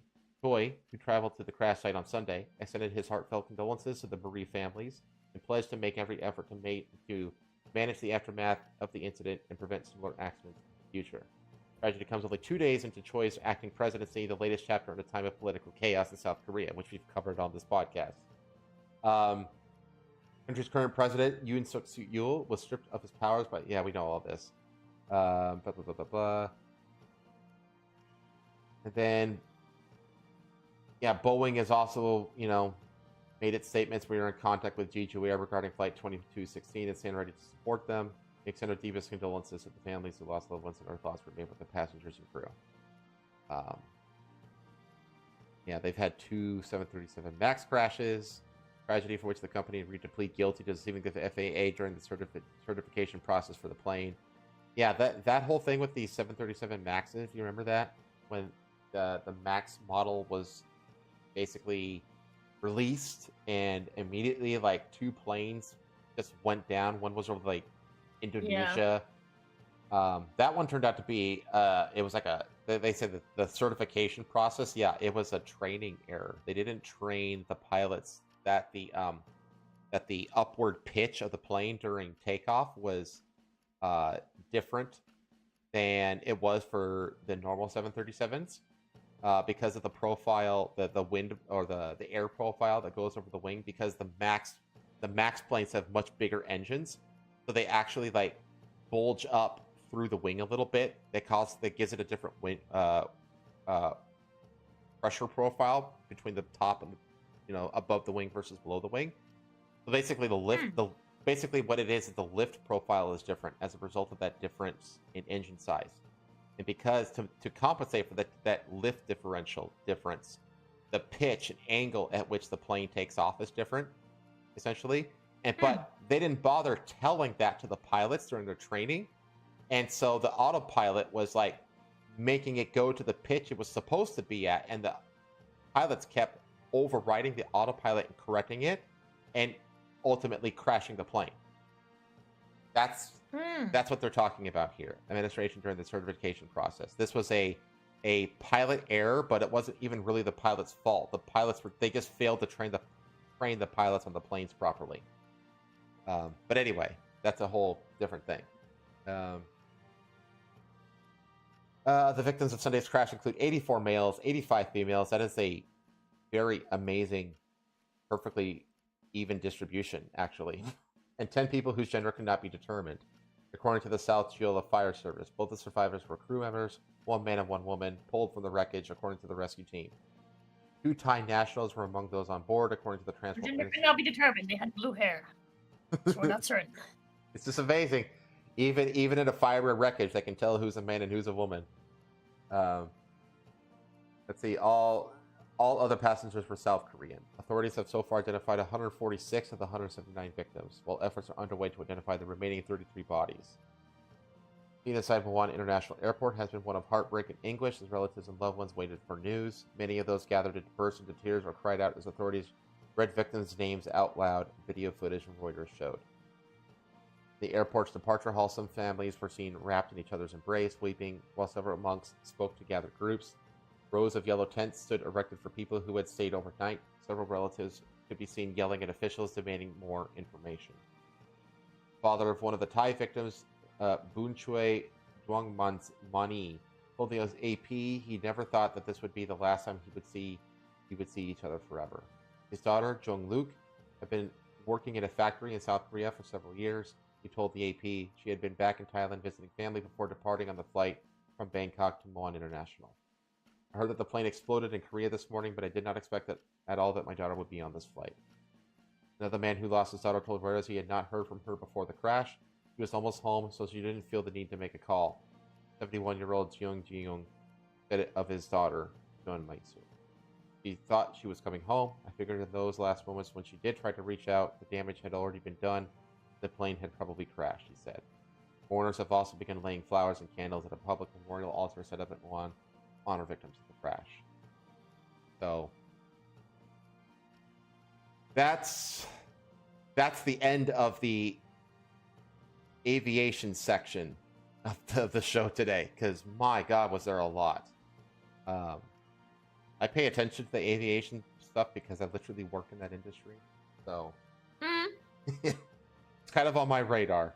But yeah, I can't remember a string of more high-profile plane crashes, civilian plane crashes, literally since 9/11. I can't think of any. I can think of individual ones. Maybe, honestly, those MAX crashes probably is the last one that's more comparable to this. Yeah. And those planes were never recovered. They just disappeared. They crashed into the ocean and they were just gone. So, all right. We have New Year's Eve news, the bad kind.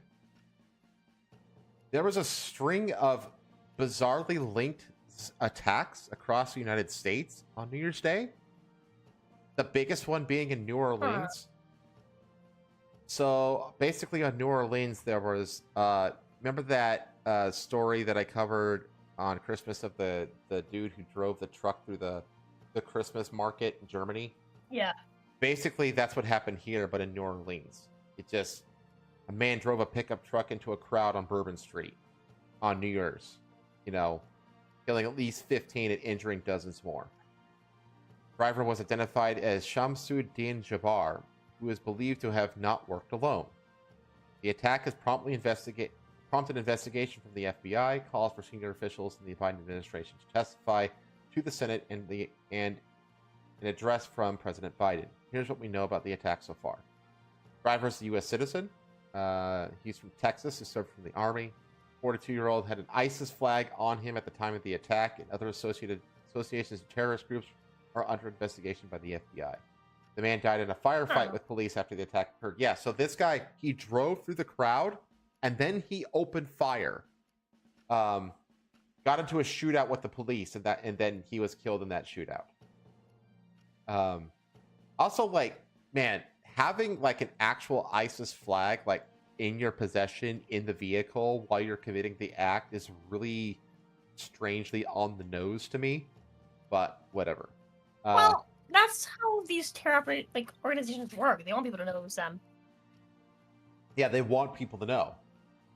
That's true. I remember that. What was that? There was that incident about was it a school shooter? They kept claiming I think so. Yeah, with it yes, it was us, it was ISIS. They try to claim shit and be like, we did that. Yeah, they'll train stuff that they didn't even do. If it works for their cause, they will take credit for it if they can. Yeah. Authorities don't think he acted alone. Authorities think Jabbar did not act alone in the attack and are investigating other involved subjects. FBI Houston and the Harris County Sheriff's Office are currently conducting law enforcement activity in North Houston on a block they believe is connected to the attack in New Orleans. Due to the ongoing nature of the investigation, no further information can be provided, the statement reads. State police bulletin, according to the AP, showed officials have found surveillance footage during the attack that showed 3 men and 1 woman setting up improvised explosive devices. I got a story on that after this. During a news conference, Louisiana Governor Jeff Landry was asked how authorities were confident there were multiple people involved, which he responded, "Why would we tell you?" That's kind of brazen, but I kind of get it at the same time. Yeah. Incident being investigated as a terror attack. Yeah, he had an ISIS flag. I think that kind of obvious. The FBI is leading an investigation determining if the event was an act of terrorism. My heart is broken for those who began their year by learning people they love were killed in this horrific attack. USAG Merrick Garland said. Ah, fuck you, Merrick Garland. I hate that guy. Prayers are with the dozen who were injured, including the New Orleans Police Department officers who risked their lives to save others. Garland said every available resource will be used in the investigation. Sugar Bowl postponed. The Sugar Bowl football game, which is like the game that's always played on January 1st, was postponed as the stadium was only a mile away from where the attack occurred. Caesars Superdome was locked down on Wednesday for security sweep before the 24-hour postponement of the game was announced. We were scheduling this event to have a CFP quarterfinal played at the Superdome at 7:45. We have been in consultation with ESPN and the College Football Playoff, the Southeast Conference, the University of Georgia, Notre Dame. All parties agree it's in the best interest of everyone in public safety that we postpone the game for 24 hours. There will be more details on that coming hours, but for now, that's the plan. We were going to move forward and play the game. We reiterate our thanks to everyone up here, the important work they do up here. Now, on that IED planting connection, see here, I have, is it this one?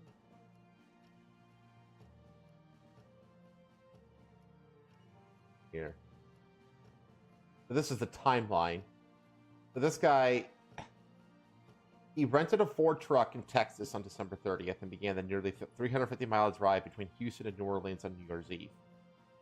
So this guy, like, went out of his way. He traveled 350 miles to commit this attack, which is kind of strange. It's like, you know that, like, Houston is going to have revelers, you know, like, why not do this in Houston? Like, why go all the way to New Orleans to do this? I don't know.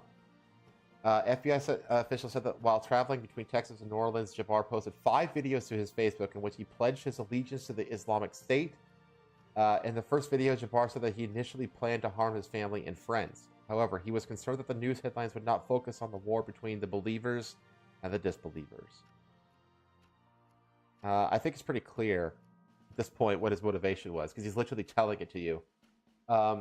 The FBI said video footage showed Jabbar placing 2 coolers, each of which contained an improvised explosive device, along Bourbon Street sometime between 1 and 2 a.m.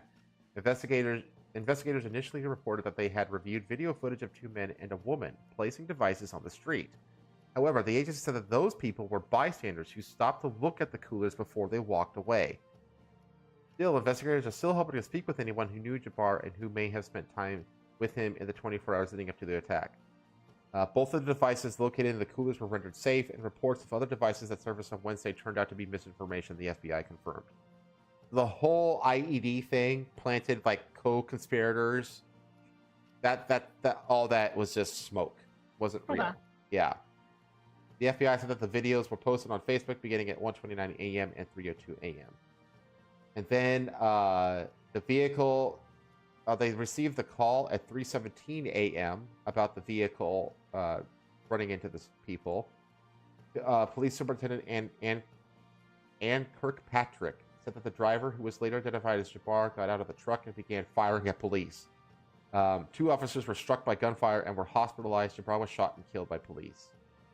New Orleans police said at a news conference Wednesday that Jabbar drove the rented truck up onto a sidewalk at Bourbon and Canal Streets, which were being blocked off by a police vehicle and officers. A bollard system, which had been installed in 2017 as part of a $40 million safety project, was being replaced at the time of the New Year's Day attack. Oh. Wow, what a fucking perfect... Maybe You think that's that why. was why? I think he knew. Yeah, that's why. How would he know He's that? like, aha, an opening. But how would he know that? Like, the guy lives in Texas. How would he know that there was like, oh yeah, they're like the bollards aren't there right now, like this month in freaking New Orleans? You know what I mean? On this street, like, it's just strange to me. It's still Researched. I guess. We had a car there. We had barriers there. We had officers there, Kirkpatrick said, and Jabbar got around it. She added, we did indeed have a plan, but the terrorists defeated it.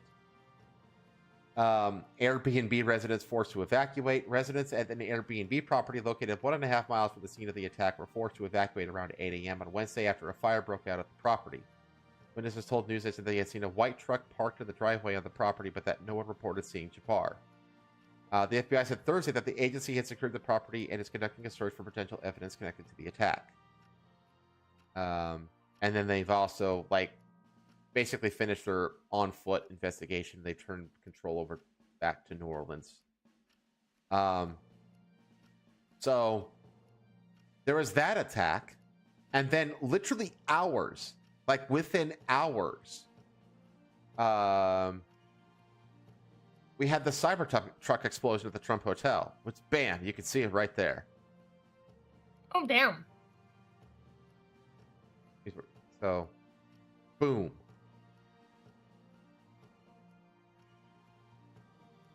And you could tell that this wasn't just like a bomb. There was also like a lot of IEDs. A lot of stuff is acting like fireworks in here too. Yeah. Because I think that a part of the IED was actually fireworks, I think. Yeah.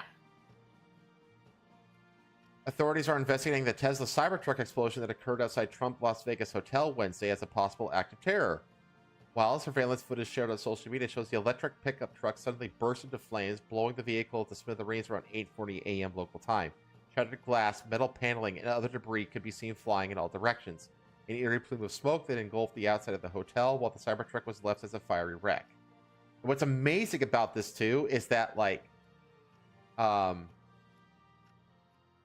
the truck is actually really well built. It's built like a tank. And it actually, because of that, contained the vast majority of the explosion. So officials said at least 7 bystanders suffered minor injuries. And the driver who pulled the truck into the valley area of the hotel was killed. So the only person who died was the driver. A 2024 Cybertruck pulled up into the front of the hotel, and in fact, I can tell you, it pulled right up to the glass entrance doors of the hotel. We saw that smoke start showing from the vehicle, and then a large explosion from the truck. The body of the victim was so badly burned that the authorities were not able to determine their race or gender. The blast occurred just hours after a U.S. military event flying an ISIS flag rammed a pickup truck into a crowd of revelers ringing in the new year on the famed Bourbon Street in New Orleans. The FBI is investigating the attack as an act of terrorism. President Biden later revealed that the law enforcement is looking into whether there are any possible connection between the bloody rampage on Bourbon Street and the Cybertruck detonation. The two connections that I know of is that both of these people, what is it? I think, hang on, I have it here. Yeah, they did eventually identify the Cybertruck bomber, and he and the other guy who did the truck ramming in New Orleans served in the military at the same military base, which means that they could have known each other. And the other connection is that they rented these vehicles from the same company. Those are the two that I know of. So McMahon stressed that authorities are not ruling anything out yet, and also noted that there aren't any indications of a connection between the electric truck blast and ISIS. This was like the very initial reports. I don't know, but what I can tell you is that we're absolutely investigating any connectivity to what happened in New Orleans, as well as other attacks that have been occurring around the world. Officials have not yet confirmed the identity of the gender or the gender of the driver in the Cybertruck because they do not yet have 100% certainty of who the individual is. Investigators did, however, determine that the Tesla truck was rented through the Turo app, the same one used to rent the pickup truck used in the New Orleans attack. They have also identified the person who rented the vehicle. That's another coincidence that absolutely we have to continue to look into. McMahon said of Turo being used to rent the vehicles in both incidents. A Turo spokesperson told the Post that the company is heartbroken by the violence perpetrated in New Orleans and Las Vegas. We are actively partnering, and because that's the other thing, like New Orleans and Las Vegas, what are those two towns known for?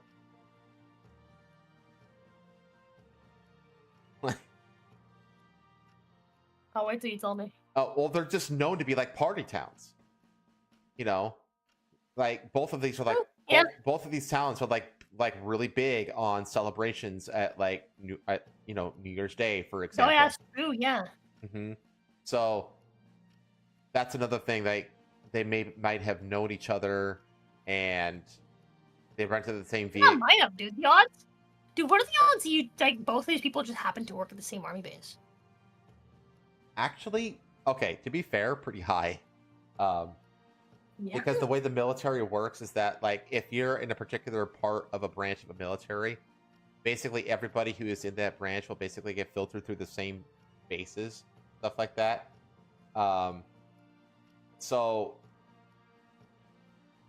there's actually pretty good chances that if you like just pick two random people in the military, there's actually a pretty decent chance that they at some point worked at the same time at the same base. If they but still it's still, Yeah, but like, what are the odds out of like all the random civilians, right? In like Yeah. a city, you pick two that happen to be in the same military, and also, well, they have to be in the military, and also happen to be in the same, like, they were both army, and they were both again. Well, I think that the base that they served at was Fort Bragg, which is the one that is had that radicalization scandal that happened in the past. I can't remember when. It was like an Islamic radicalization scandal or something like that. I can't remember exactly what it. I can't remember the details of it. Maybe Chad can clue me in on this. June. I think it was Fort Bragg, but maybe I might be wrong about that. I have other articles about this one that I'm gonna get to. Yeah. Tesla boss Elon Musk revealed that the Cybertruck explosion was unrelated to the vehicle itself, and that air vehicle telemetry was positive at the time of the explosion. Cybertruck is the worst possible choice for a car bomb, as its stainless steel armor will contain the blast better than any other commercial vehicle. He wrote, which is kind of true. The Tesla truck is kind of like the modern day DeLorean,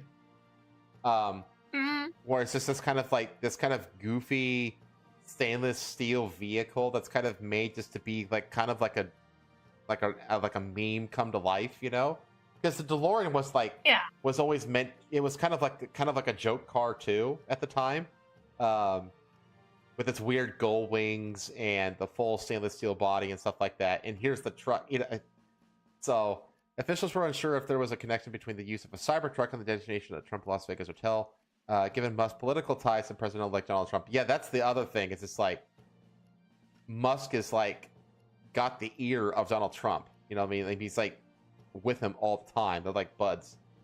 It was interesting that they use probably the most high-profile vehicle of the Tesla fleet, and they detonated it out in front of Trump Tower in Vegas. Yeah. This seems like a very, very political message. A law enforcement probe is underway. Police are encouraging the public to steer clear of the area despite the fire being extinguished. There was no Secret Service protectees at Trump Las Vegas at the time of the explosion. The glass doors at the front of the hotel were seen shaking in the surveillance footage, though it was not entirely clear how damaged they were from the explosion. Yeah, like, it was right next to that glass, and the glass didn't even blow out. That's how well contained the Cybertruck did for the explosion. Let's see. Safety and well-being of our guests and staff remain our top priority. We extend our heartfelt gratitude to the Las Vegas Fire Department and local law enforcement for their swift response and professionalism. Eric Trump said the Post has reached out to the Las Vegas Metropolitan Police Department and Trump transition team for additional information or comment. The deceased subject in the New Orleans attack. Oh yeah, we already covered this. Now they have identified the Cybertruck guy as this guy. Cybertruck bomber identified as 37-year-old Matthew Livelsberger. Served at the same military base as New Orleans Shamsun Din Jabbar. Okay. Things are getting interesting.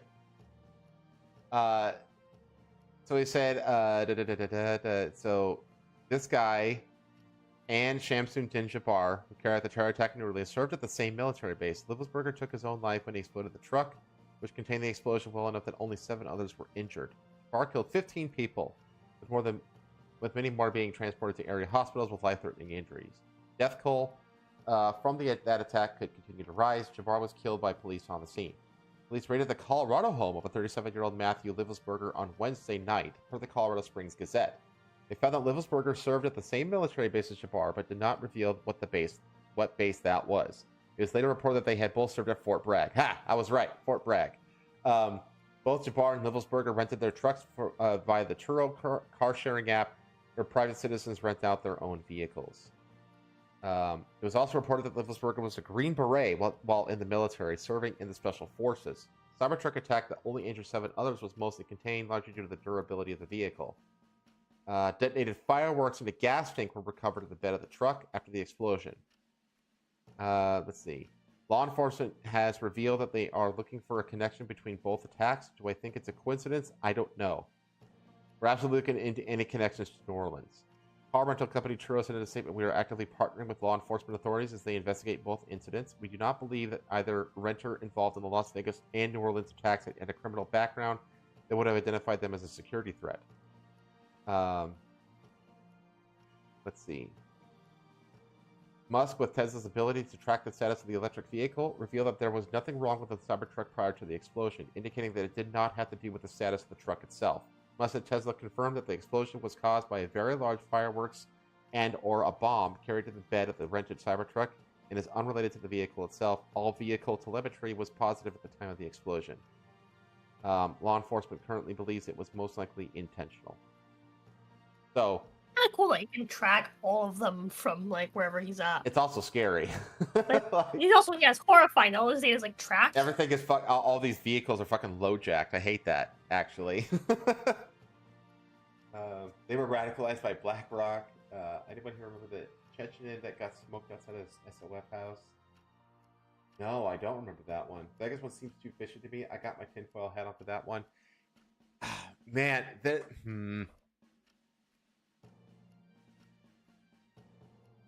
killed him because he was a whistleblower, but who knows all the 40 chess psyops, Green Beret, and trained.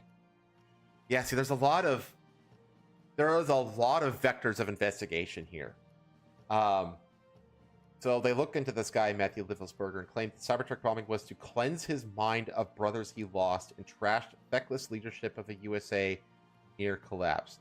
Basically, he just sounds like a doomer black pill guy. Las Vegas Cybertruck bomber Matthew Liffelsberger claimed his shocking suicide wasn't a terror attack, but a way for the U.S. soldiers to cleanse his mind while blasting the feckless leadership of the United States near collapse, authorities revealed Friday. Liffelsberger, an active member of the Army's elite special forces, left behind 2 notes in the charred cell phone recovered inside the singed Tesla he rented that suggests his motive for detonating explosives as he simultaneously shot himself in front of the Trump International Hotel Wednesday. So, he parked the car and he basically like ignited the bomb and then shot himself to make sure, I guess. That's fucking wild. This was not a terrorist attack, it was a wake-up call. Americans only pay attention to spectacles and violence. Well, you're making this show at least. What better way to get my point across than a stunt with fireworks and explosives? What a fucking... Why did I personally do it now? I needed to cleanse my mind of the brothers I've lost and relieve myself of the burden of the lives I took. It sounds like just like extreme, like a black pill, PTSD sufferer. Just... In another letter recovered by police, Liffelsberger implored his fellow service members, veterans, and all Americans to wake up. We are being led by weak and feckless leadership who only serve to enrich themselves. I mean, not wrong.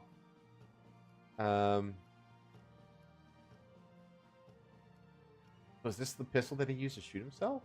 Yes? Yeah, probably. They're the United States of America, the best country people to ever exist, but right now we are terminally ill and headed towards collapse.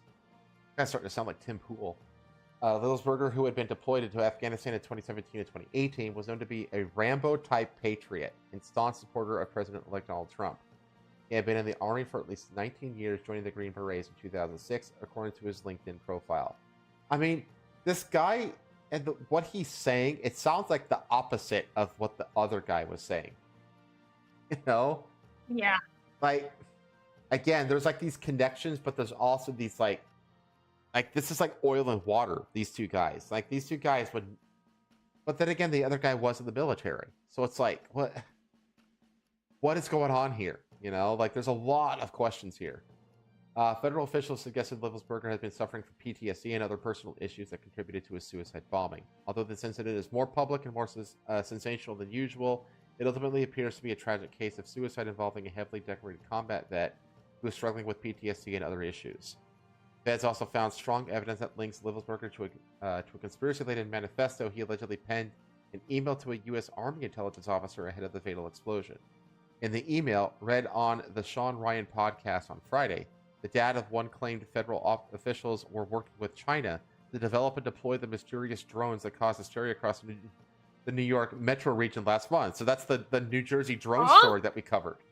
Livelsberger referred to the drones as the most dangerous threat to national security, alleging that the flying objects used gravity manipulation technology and had the ability to evade detection, the retired U.S. Navy SEAL revealed on his show.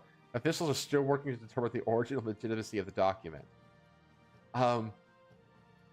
Again, what a weird connection, you know? Police said Livelsberger logged his personal and political grievances into his phone about 10 days leading up to the bombing. He also kept a log outlining multiple locations along his route from Colorado to Las Vegas. The father of a baby daughter left his Colorado Springs home that day, the day after Christmas, following an argument with his wife over apparent infidelity. After leaving Colorado, Livelsberger rented a Cybertruck through the Turo app and made his way to Vegas, where he parked in front of the Trump Hotel and detonated explosives stashed in the trunk as he shot himself in the head. Oh man.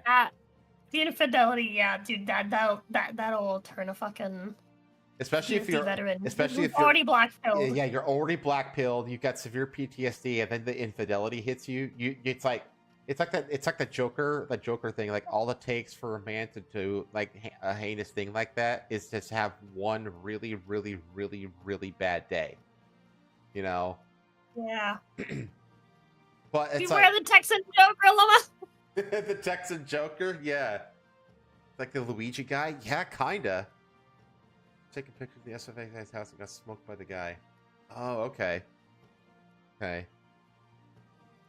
Authorities suggested he may have stopped in New Mexico to legally purchase fireworks used in the explosion, which makes sense because there are very large Indian reservations. I talked about this earlier, how Indian reservations, like the fireworks laws, gambling laws, none of that shit applies to Indian reservations, which is why they have Indian casinos and massive fireworks businesses on Indian reservations. And they're open 24/7, 365. So I could totally believe him. What's this map say? Where did he stop? He stopped in Las Vegas. He went through Albuquerque, which is where I was living up until like a week ago. And there is a massive Indian reservation where you can get fireworks like 10 minutes from where I used to live in Albuquerque. So that's probably where he must have stopped in New Mexico to get the fireworks. And the fact that this guy was a Green Beret, he knew how to make this shit, like IEDs and all that kind of shit. He knew what he was doing. Which I guess I'm kind of surprised he used the Cybertruck though. You'd think he'd have known not to use that. Or maybe it was on purpose. Unless he actually meant it to not actually kill anybody. And he meant it purely as a statement, which is why he wrote all this shit down before he did it. Yeah. Because now he's sounding like the dude, the Killdozer guy. Yeah. They said that they were still reviewing the immense data found on Livelsberger's cell phone, adding that investigators are working to gain access to his second phone and a laptop. You are barely scratching the surface, the sheriff said, and almost hourly receiving additional information requiring substantial investigative efforts on part of the joint investigation between ourselves, the FBI, and the ATF. So, yeah, like, I mean, I know that there's this whole thing, but the thing is, like, Turo is a really normal mainstream app. You know what I mean? So it's like the fact that they both rented it off of Turo, like, that doesn't have to be coordinated to happen. You know what I mean? And then the only thing that's kind of interesting is the Fort Bragg one. That, I think, is the only one that's like the fact that they both served at that military base. That's kind of interesting because that means they actually could have talked to each other. But they seem to have almost opposite motives for each other. Opposite views, yeah. So I don't think that this was coordinated, even though it kind of initially comes across that way. So let's see. The Trump cyber bomber of the night, Livingsburg was trying to recruit fighters for Ukraine. Comes after a photo of him resurfaced wearing a glory to Ukraine. It's also worth noting that Ryan Ruth, who tried to take out Trump at his golf course in Florida last year, also worked to recruit soldiers for Ukraine. But Ryan Ruth was the guy that was caught in the bushes. Remember that guy? Caught in the bushes at the golf course? Yeah. Additionally, Ruth visited Fort Bragg, which Livingsburger and New Orleans attacker Jabbar served at over 100 times. So, again, the Fort Bragg thing is the weird connection here. So, that's Ruth. Yeah, I don't know. It's even Elon Musk. This is like weird. It's weird. Like glory to Ukraine is a weird thing for him to like. Especially doesn't line up with what he was saying. And especially since he's like an avid Trump supporter. You know? Yeah. Like MAGA is very much anti-funding Ukraine. So there's just so many. It's so strange. There's so many like conflicting things going on here. You know what I mean? It's really hard to pinpoint. It's going to be really difficult, I feel like, to actually build a narrative of collusion and collaboration between these two. Pull up a picture of him with the shirt. Pull up a picture again of him with the shirt. The one with like, the red markings on it. This one? Yeah, that's the shirt, all right. Yeah. That's what it says. Glory to Ukraine. So, I don't know. There's just a lot of weird things going on here. And a lot of seemingly conflicting, there's no easy narrative to paint here.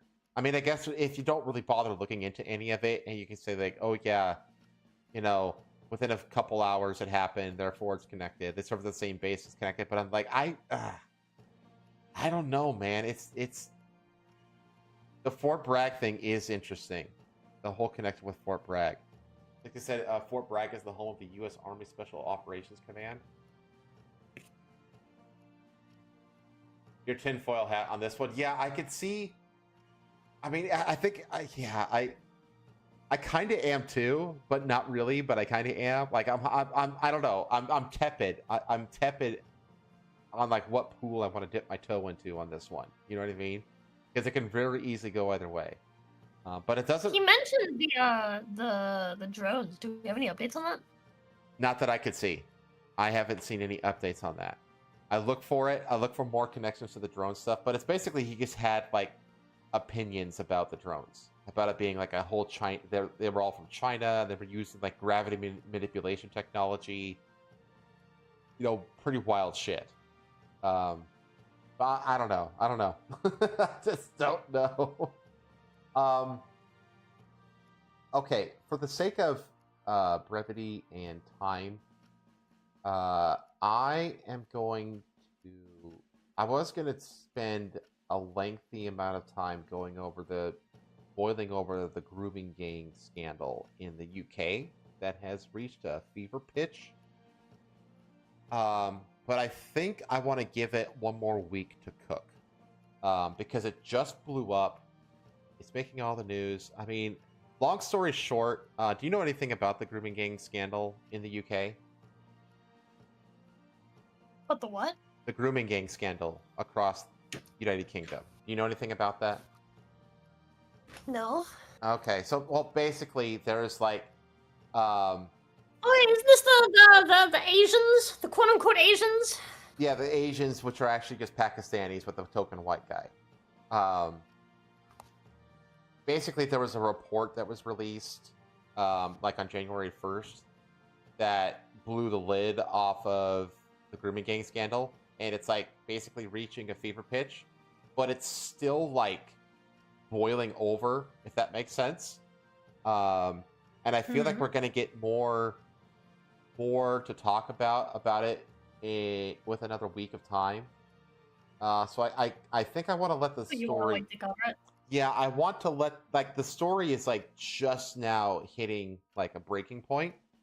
I mean, I guess I can get into a little bit. Yeah, I'm still curious. So, Keir Starmer is as guilty as anyone over failure to tackle grooming gangs. Former detective claims as pressure mounts on government to order public inquiry into Oldham scandal.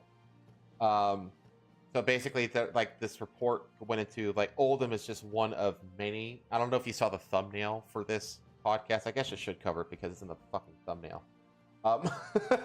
Yeah. You know what? Fuck it. Let's just get into it. I did a I had a very lengthy conversation with Grok about this, as you can see. I just went down in asking Grok about give me sources, give me tweets, give me articles, because I wanted to learn everything about it. And this is basic. No. Did I? What?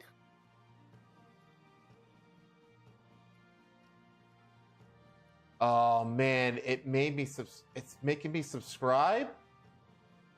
Hang on, I'm gonna try something. Maybe I can get the article. Aha! I hacked it. Okay. Lamau.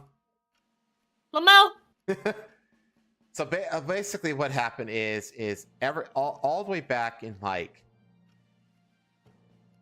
2003, 2002, 2003, there was a trio of these really high-profile, horrific crimes that were committed against 3 girls across the UK. And I actually think one of the things I have pulled up here, this one? No, it's not this. No, it's not that one. I wasn't actually planning on getting super deep into this, but this is it. Down here. There were 3 cases: Lucy Lowe, Charlene Downs, and Victoria Agaglia. Had these really gruesome sexual assault and murder cases that happened way back in like the early 2000s. Lucy Lowe, her incident happened in Telford, England. On August 5th, year 2000, she was 16 and pregnant with her second child, was killed along with her mother, Eileen, her sister, Sarah, in a house fire deliberately set by Azhar Ali Mahmood, her 26-year-old boyfriend. Mahmood had been in an illegal relationship with Lucy since she was 14. Mahmood escaped the fire with their daughter, Tasmin. The case is later linked to the Telford child sexual exploitation scandal, with Mahmood's actions allegedly used to intimidate other victims of grooming. He was convicted of 3 counts of murder, sentenced to life imprisonment in 2001 with a minimum term of 18 years. He had multiple appeals rejected, so he's in prison. Charlene Downs in Blackpool. She was 14, disappeared in November 2003. There were allegations that she was groomed, sexually exploited, murdered, and her body possibly dismembered and used in kebab meat by men associated with local takeaway shops. Investigation was marred by errors, including the loss of crucial evidence. So basically, the prosecutors botched the process and nothing happened to the perpetrators, who literally fucked up. served this child as kebab meat. And then Victoria Agaglia happened in Manchester. Age 15, died in 2003 after being injected with a fatal dose of heroin by a grooming gang. She was known to social services and had been placed with a foster family. Her case was one of the earliest to expose the systemic failures in protecting children from grooming gangs. Yeah, the foster system is just the fucking. It's just like it's only just like illegal grooming system. And it was this Manchester one that it was part of the catalyst for later inquiring into child sexual exploitation in Manchester, with significant criticism aimed at Greater Manchester Police and social services for failing to protect vulnerable children. So these 3 cases were like these really heinous, high-profile killings that happened to these girls in 3 different places in the UK that are linked to these Pakistani. And that's what they are. They're Pakistani grooming gangs. Is what they are. They're not Asian. You know, they're fucking Pakistani. And I have here, let's see. Sorry, I'm not super. Where is the one by Julie Bindle?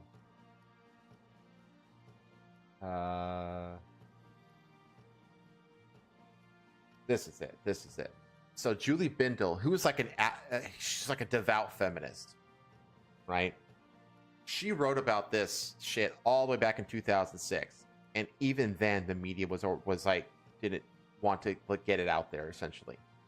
So as Three Girls airs on television, so Three Girls was like this really high-profile documentary about these grooming gangs. And Julie Bindel basically went on a crusade. She wrote this article, on this investigative work that she did over a decade ago into the prolific child sexual exploitation that took place. And you can see here, this is 6 of the 10. You could tell. Listen to the names: Rohan Ali, Kutab Mia, and Chowdhury Ikhalak Hussein. That's the top row. And the bottom row is Mohammed Daoud, David Law, the token white guy, and Mohammed Zahid. So that's like a common thing that you see. Is like it's a bunch of Pakistanis and like one methed up white dude. Yeah. It's almost like the white guy is like a diversity hire. Yeah. So reading Yeah, the now publicity. laws about discrimination. We cannot discriminate. We have to include white people in our grooming gangs. I know. And this is a problem for me too, but it is okay. They will help us supply white children. So there's the 3-part TV drama, Three Girls, based on the true story of the teenage victims of organized child abusers in Rochdale. I'm reminded not just that this is written by Julie Bindel. I'm reminded not just of the bravery and tenacity of those involved in exposing the levels of organized child abuse in the UK, but also of the cowards and the deniers who for so long refused to accept the harm being done to children by violent exploiters.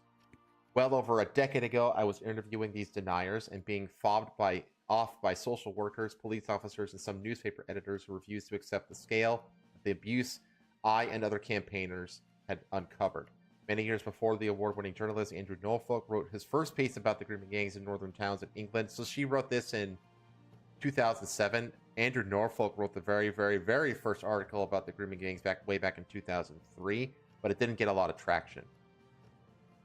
So in the early 1990s, I became involved with a charity, the Coalition for the Removing of Pimping, founded in 1996 by Irene Ivison. Ivison's daughter Fiona was found murdered by a punter in a Doncaster car park in 1993, only weeks after being pimped into street prostitution by local men in Sheffield.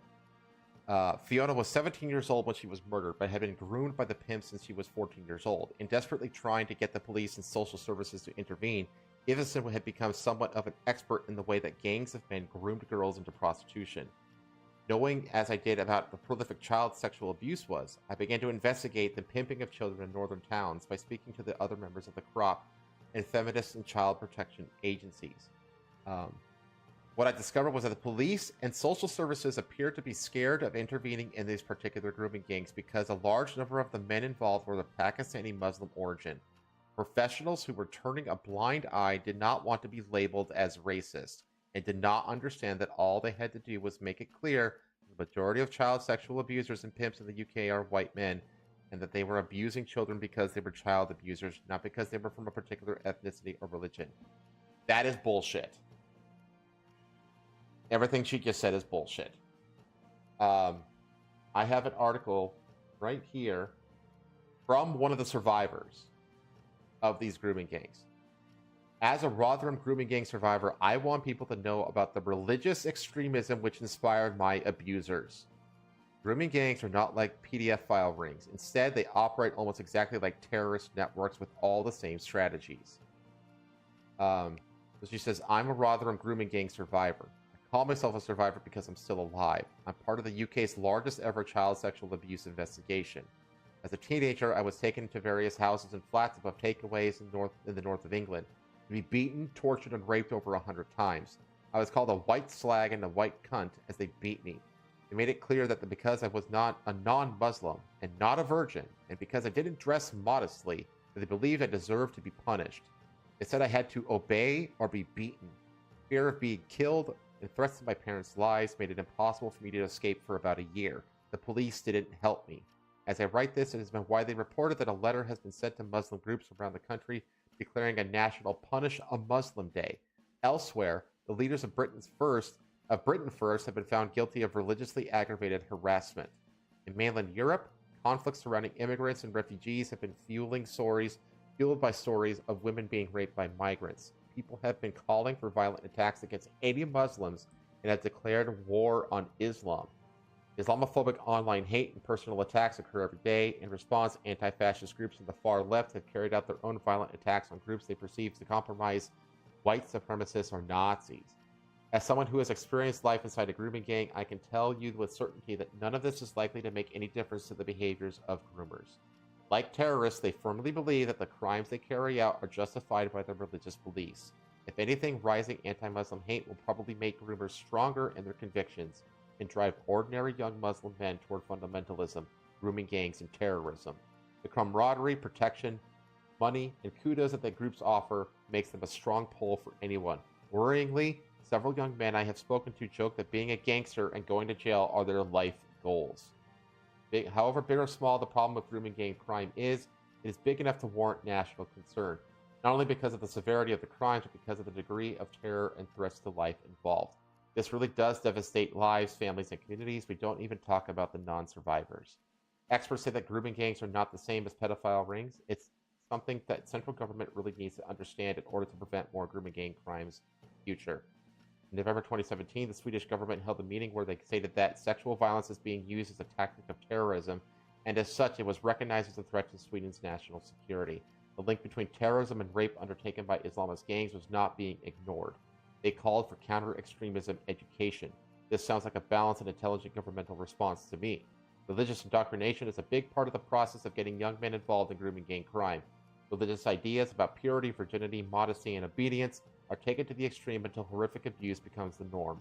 It was taught to me as a concept of othering.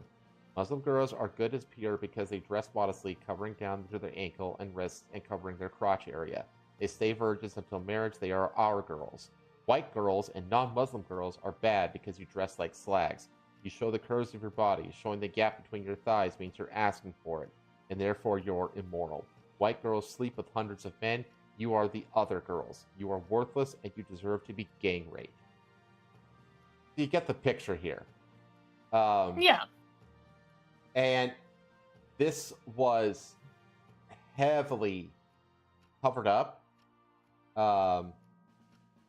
Like by the police, because they literally just feared being called racist.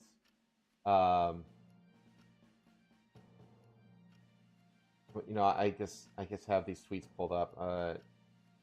As more details emerge of the horrific report of the Rochdale grooming gangs, it transpires senior police officers and council officials who knew for years that young white girls were being sexually abused by Pakistani gangs, yet they decided to do nothing about it and kept it hidden. You get the idea here. The J report back in 2014 explicitly noted that the one reason for the inaction by Rotherham Metropolitan Borough Council and South Yorkshire Police was the fear of being perceived as racist. Concerns about community cohesion and potential accusations of racial bias were cited as reasons for not pursuing some leads or cases more aggressively. But Muslim isn't a race. In Rochdale, similar issues were reported in Rochdale, where a police officer was quoted saying that the town would erupt if it became known that Asian men were regularly abusing underage white girls. This was part of a report by the Independent Officer for Police Conduct. In Telford, the inquiry into the Telford scandal also highlighted that there was a perceived message from council leaders to downplay ethnicity, which may have influenced the police's approach to investigations. And in Manchester, it was reported that the authorities knew about the abuse, but they did very little to disrupt the grooming gangs or safeguard victims, partly due to fears about inciting racial hatred by targeting specific groups. To the point where, when there was a couple instances where a father actually tried to rescue their daughters, and the police stopped him and arrested him.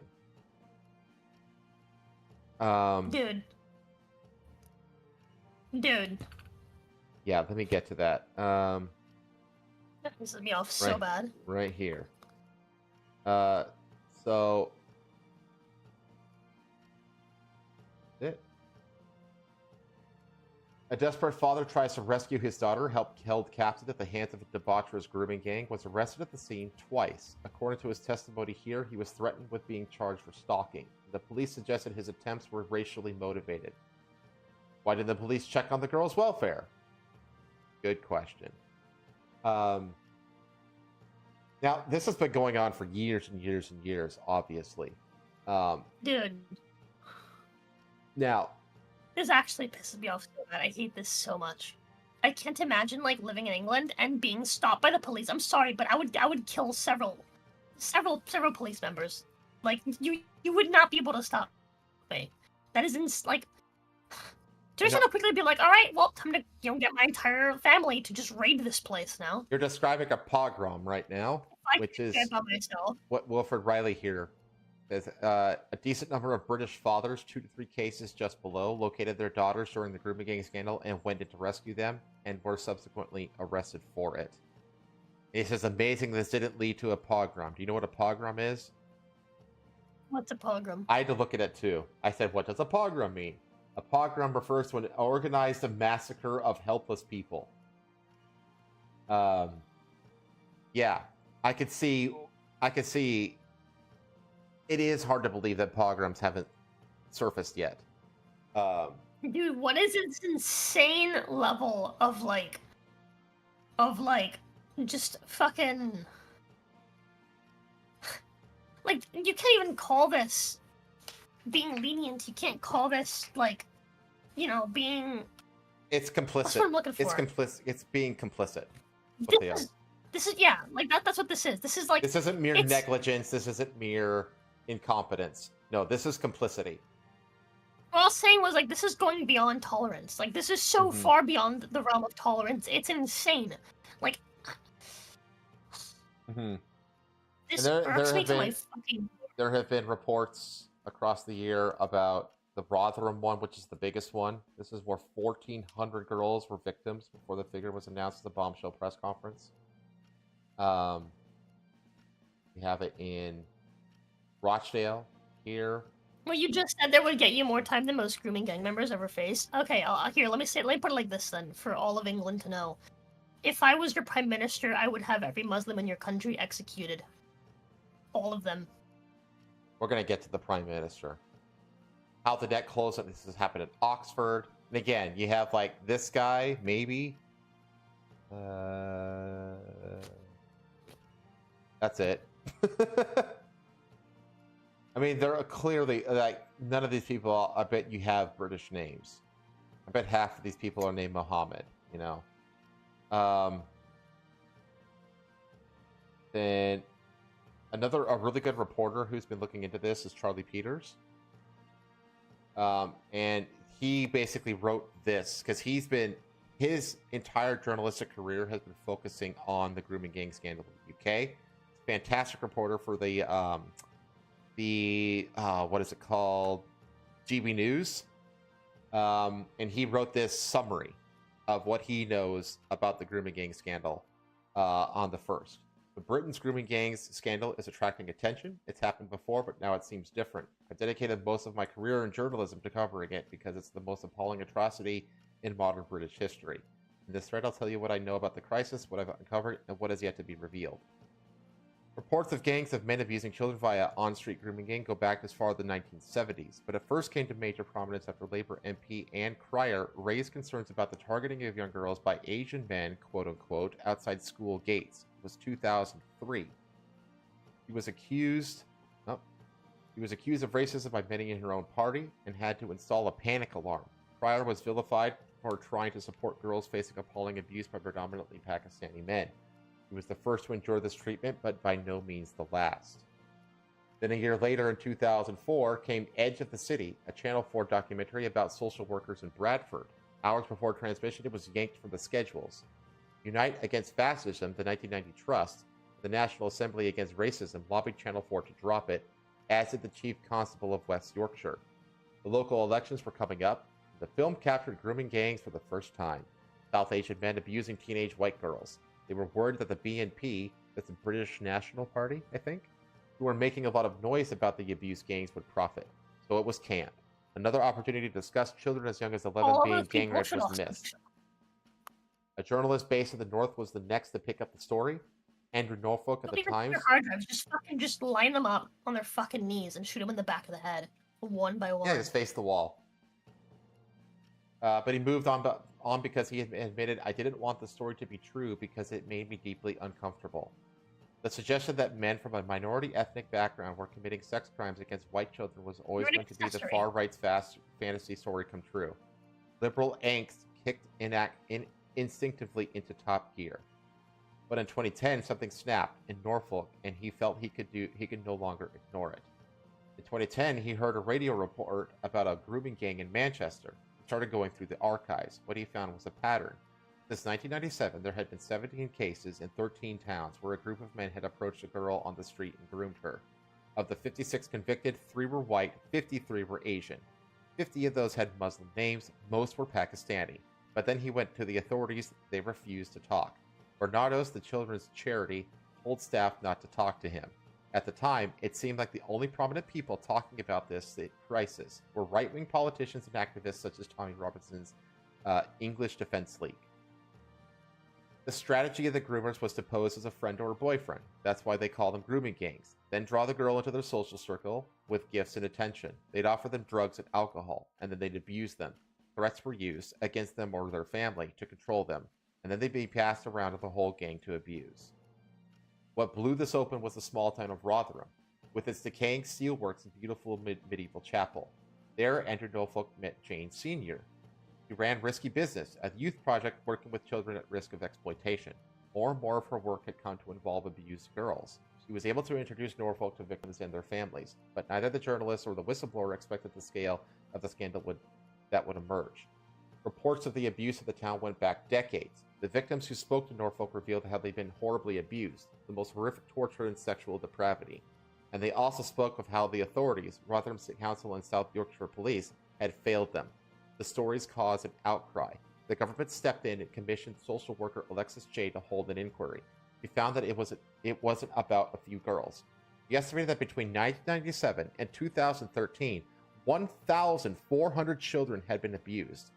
This was a conservative estimate. Almost all the victims were white. Most of the abusers were Pakistani.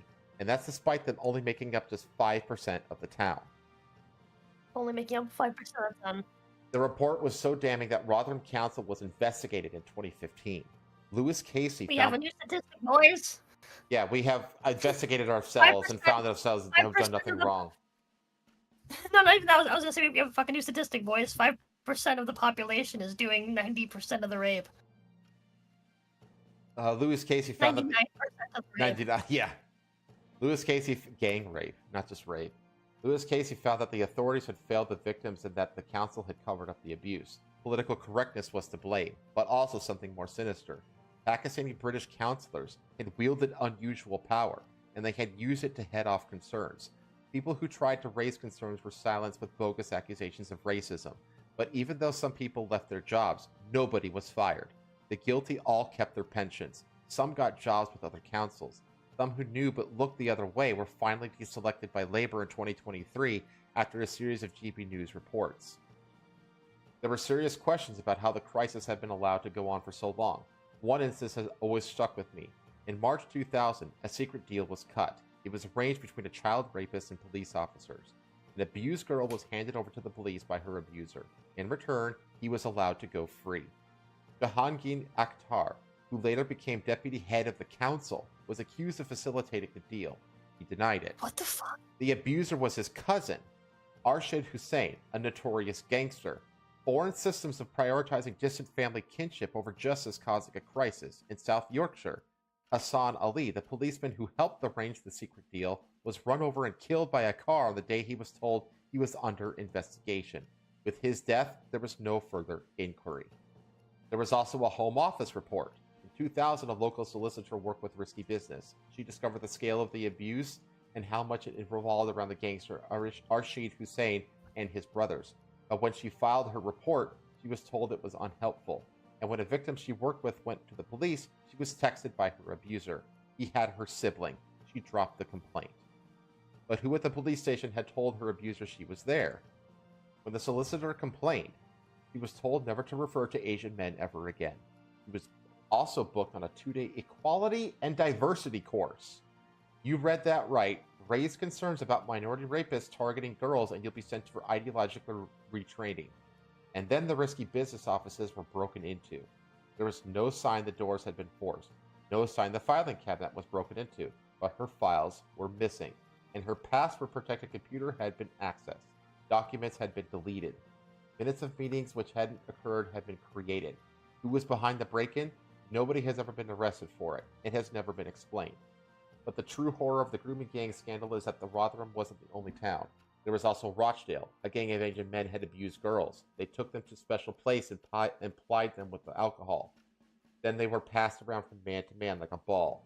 There was a list on names on the door of the building where the girls were kept. Whenever the abuser went there, they put a tick by their name so they could pay for their rapes at the end of each month.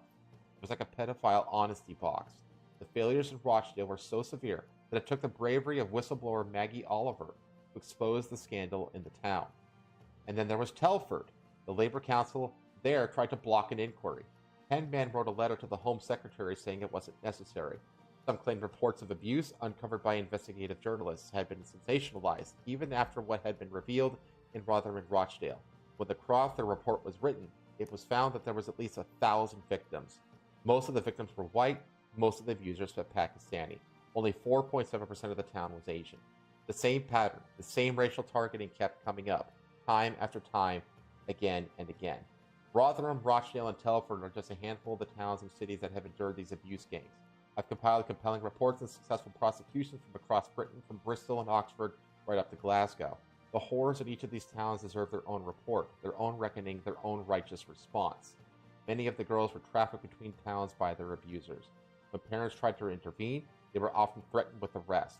I've met parents who were desperate for support from the police, but instead found themselves being penalized when they raised concerns about their children, their little girls being targeted by rape gangs. And he posts here what I put into the thumbnail of this show is every town in UK where these gangs have done their thing. You see, what you do is you send lots of armed men with guns to each of these towns, and then anyone that looks Asian, you just fucking shoot them.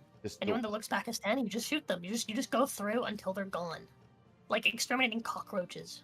The grooming gang story is a stake through the heart of multicultural Britain. For decades, gangs of largely British Pakistani men deliberately targeted and abused underage white girls, and the authorities did nothing because they did not want to rock the boat of racial tensions. They literally prioritized community cohesion over the safety and security of women and girls. In many cases, the abuse went beyond rape into sadism. Reading the testimony, attending the trial, speaking to the survivors, sometimes it is truly harrowing. Don't read on if you find this too difficult. Gang rape, anal pumps, beatings, girls being marked with the initials of their abusers, broken bottles being shoved into them, girls being doused with petrol, stabbings, thrashings, fake executions, real executions, pure and total depravity. Often the girls were called white whores and white slags. I'm convinced that this is the greatest race hate crime in modern Britain. There is no comparison, but the authorities don't want to see it that way. And the people who set our national conversation don't want to see it that way. But that's what the evidence shows. Think about me not wanting to support DI games. What about it, Angel? This is why? What does this have to do with it? That's such a, massive jump. I wasn't bitching about you, I was just saying, I think it's a bit, bit retarded. The state has gone to great lengths to avoid admitting this. After years of pressure, the Home Office was forced to commission a report into grooming gangs. At first, the civil service tried to spike it. When that failed, they botched it. Rather than use their own trove of data, they relied on a handful of weak studies. All they wanted was the headline. Whites were the most common type of abuser. Now they could claim there was no racial issue, but whites made up at least 85% of the population over this period. The report found they still made up less than 30% of the abusers. Asians, especially British Pakistani, were overrepresented. It was a fix, a stitch-up, a distraction.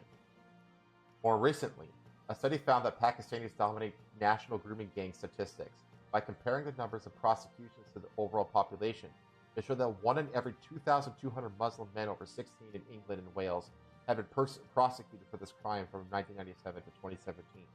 When it came to Pakistanis, it was 1 in 1,700. In Rochdale, 1 in 280 Muslim males over 16 were prosecuted. In Telford, it was 1 in 126. In Rotherham, 1 in 73.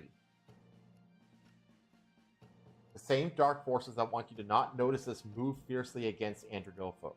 He was accused of being a racist and an Islamophobe. An unholy alliance of the far left and Islamic groups hounded him. It was simple. They would repeat the lie over and over, and they would hound anyone who disagreed. It did the same to Sarah Champion, the Labour Rotherham MP, who was attacked by the left when she spoke out against the appalling crisis. Jack Straw was also accused of racism for referring to Andrew Norfolk's report. For a while, this campaign of abuse to keep people quiet worked. The cases kept coming, but there was no campaign, nobody to join the dots. Tommy Robinson was essentially the lone voice, but he was also ignored by the establishment due to the widespread controversy. Nobody had any success trying to bring this issue into the mainstream. In the winter of 2021, I started a project. The grooming gang scandal had always horrified me, but the trail seemed to have gone cold, and nobody had really brought the journalism together.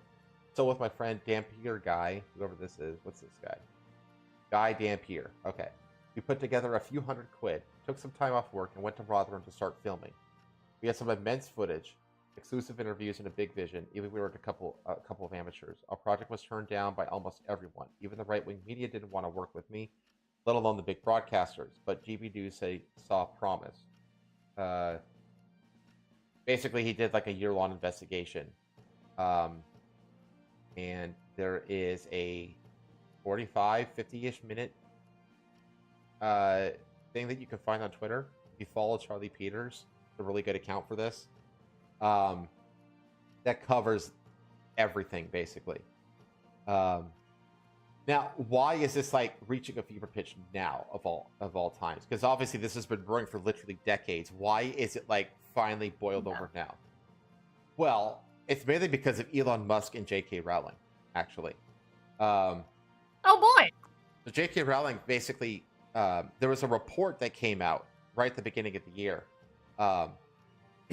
that really detailed, like, she was in a relationship with basically the cover-up, essentially. And J.K. Rowling just said the details emerging about what the rape gangs, why call them grooming gangs? It's like calling those who stab people to death knife owners. Did to the girls in Rotherham are downright horrific. The allegations of possible police corruption in the case are almost beyond belief. And then you have Elon, who has been going on an absolute crusade on Twitter. Yeah, you know what? I'm just going to ask Brock to do it for me. Hello. Watch. Rock, find me this thing. Rock is so useful. Please give me list. I'm lurking, but time to head off from it. Tweets. Thank you for the amazing stream. Have a good night. Tips, hat, time and stuff for the night. Thanks for Later, coming Mr. around, Nar. Mr. You on the next one. Yeah, dude, it's By Elon Musk. the most disgusting shit. The Genuinely. grooming gangs. The UK. There we go.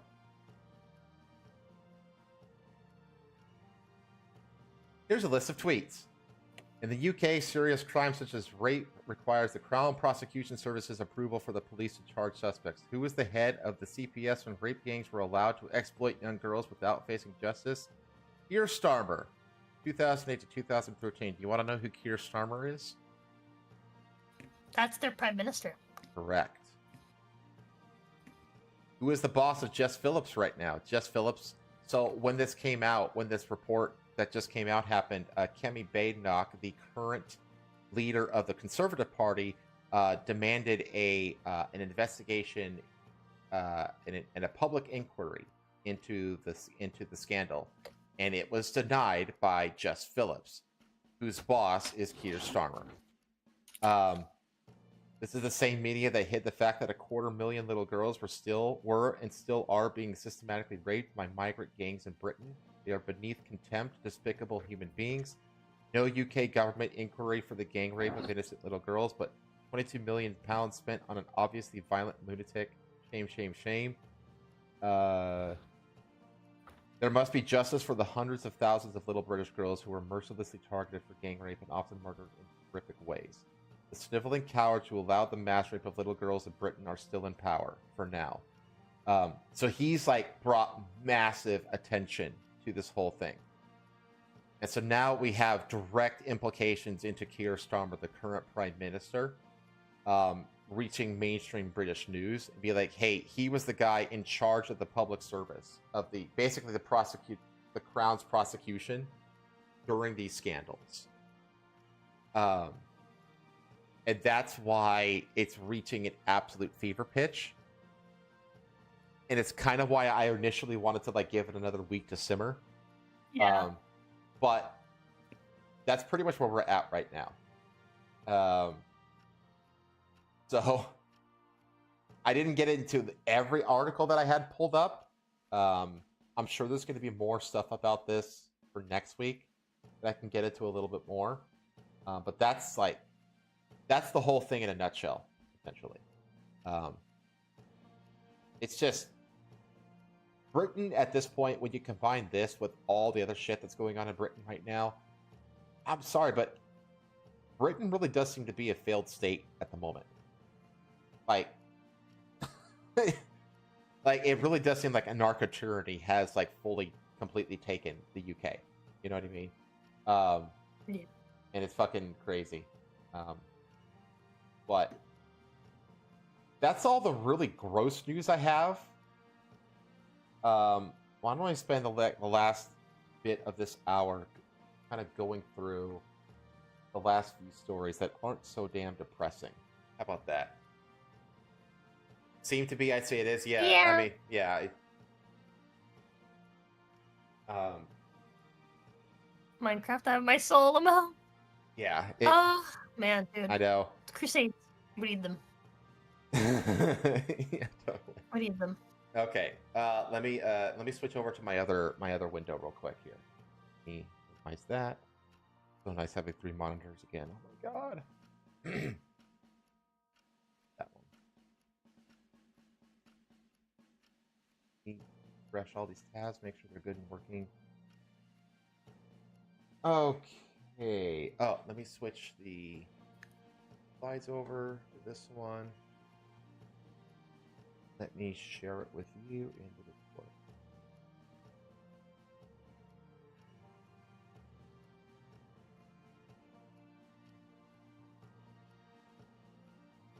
Go. Right. That's where the next 20 years pogroms come back in the Dark Age style. Think you some sad news. Oh god. We've had so much sad news this stream already, dude. At this point, Angel, I genuinely hope so. Like, I'm. Here's the thing, right? I am more than okay with wiping out 5% of the entire population of a country, innocent or not. If it means like you end this shit, I think that's a worthy sacrifice. Oh, it's on Twitter? Okay. Hang on. But what awful thing did you send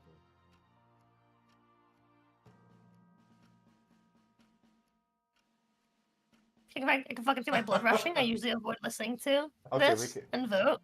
Yeah, dude, we can cover this one. shit like this pisses me the fuck off. Like, and like the idea of like the parents like being stopped, even when they know what's going on, right? They know where their children are, but being stopped by the police, like the police actively assisting, like, dude, just everyone involved, just form a line on their knees. Like, Well, it's like, it's so genuinely like aggravating. and this is the thing. Like, It's- this is And why it's we're sad 'cause it will supposed to end. have like a justice system and stuff like that. Because if that system, it's the reason like free speech is supposed to be a thing. Free speech is supposed to be a thing Yeah. because if you can't resolve your differences through speech, then there's only one way left to resolve your differences, and that's through violence. You know, Yeah, and it's like, dude. Like, it's and reached that's the what point where like the genuinely, like- institution of the justice system is supposed to be there to prevent civilian violence in the streets. And it's like, so if you fail on it consistently on this level, I'm honestly amazed that there haven't been pogroms across the UK already. Like, because that's the thing. It's like if this shit doesn't change, because that the whole country of UK is a fucking powder keg right now. Okay, they are at their wits' end when it comes to immigration. Their political system is a fucking joke, an absolute joke. Nobody is represented the way and nobody is properly represented in that country. Like Labor won the last election with like 30-something% of the vote, and they think they have this like massive national mandate. You know what I mean? It's like it is a broken as fuck country, and the people in that country, they're leaving in droves. Like there's more millionaires leaving the UK than any other country in the world right now because they're just like this country is completely fucked and we're out. Like it is a nation in very, very rapid decline.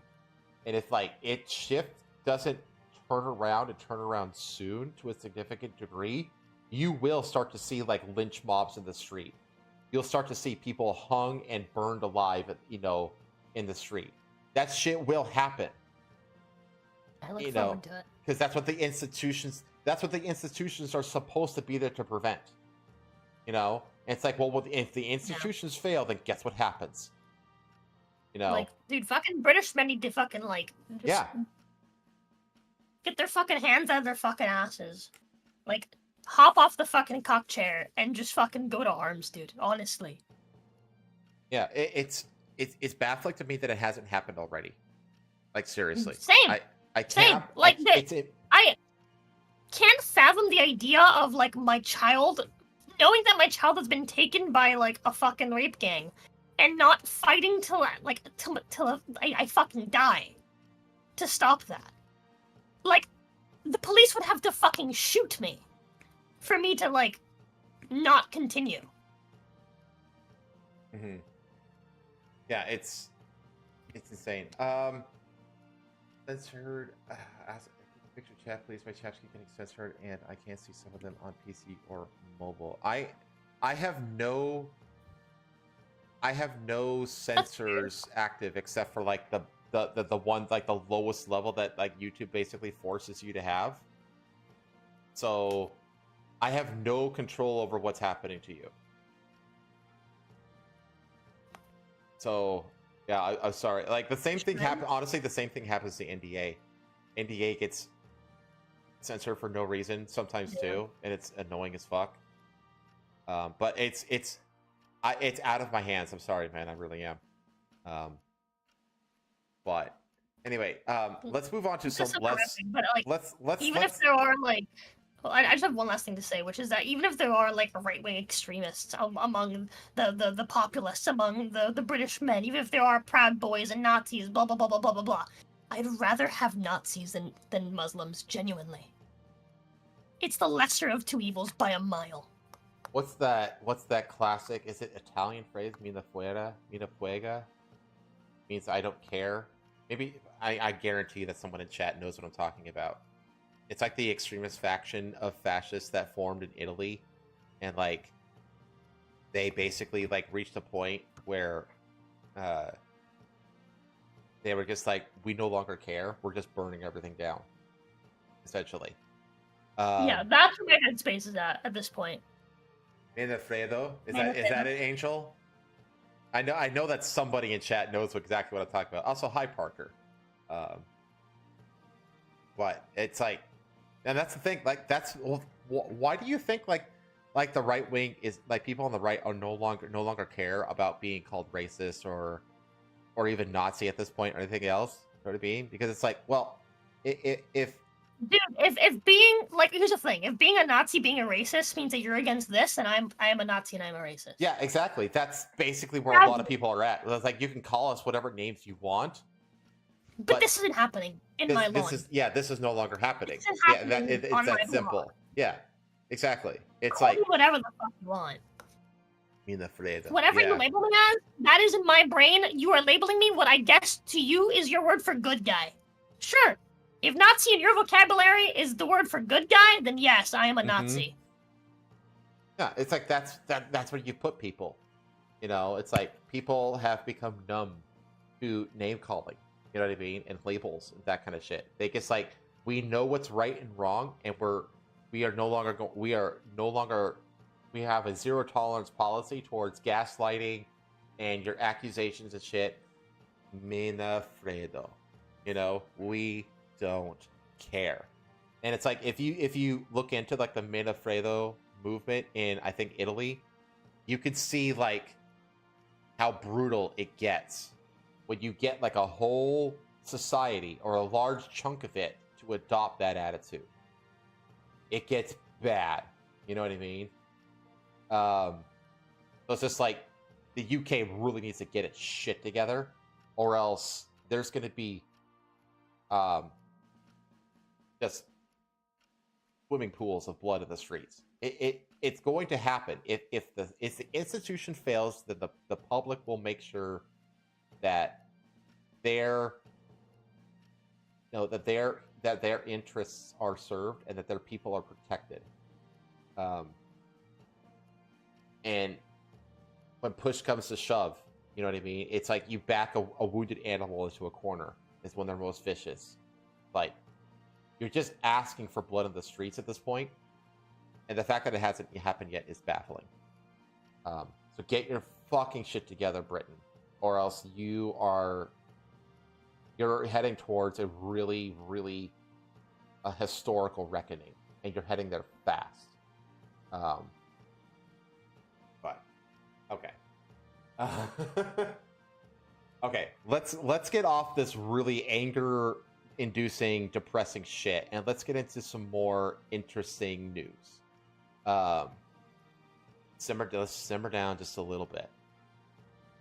First off, what would an episode of WTF be without an archaeology story?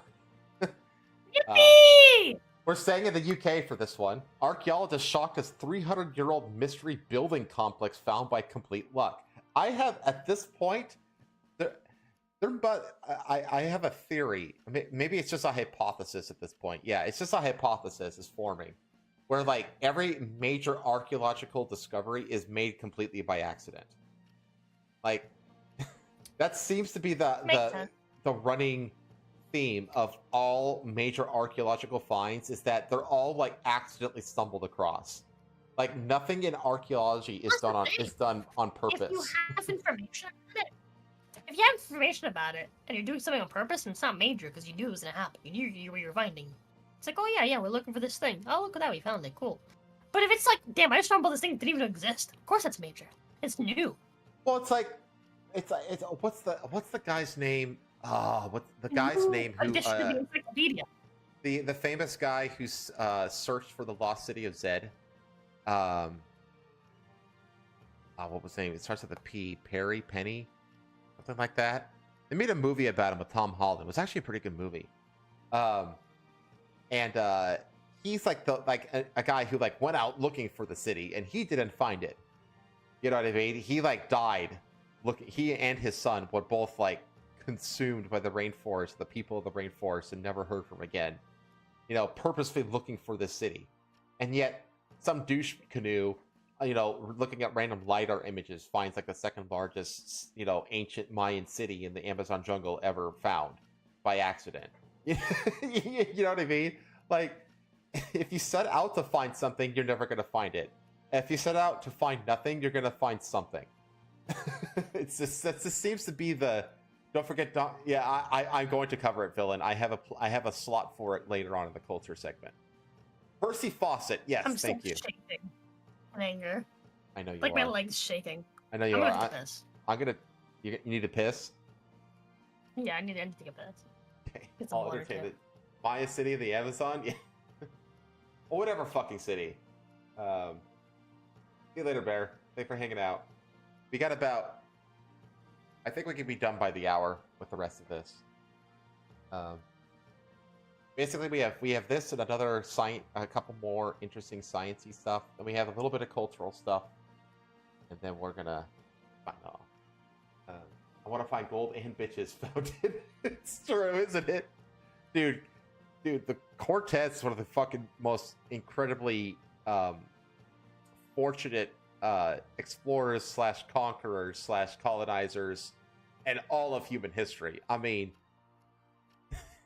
he, you know, considering like what he was tasked with doing, goddamn, did he succeed in that job? Like, holy hell, dude.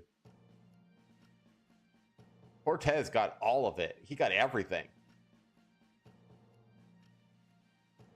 The bitches took the gold. Who's the guy? It's Ponce de Leon. Ponce de Leon is the guy who went searching for the Fountain of Youth in Florida, right? Was it Florida? I like it was supposedly the Fountain of Youth is like somewhere out in the middle of the fucking Everglades, I guess. Got spurred on by the local villages giving general locations for the city. Also, Cortez is based. Great man. I will not support slander of him. Dude, Cortez is awesome. Are you kidding me?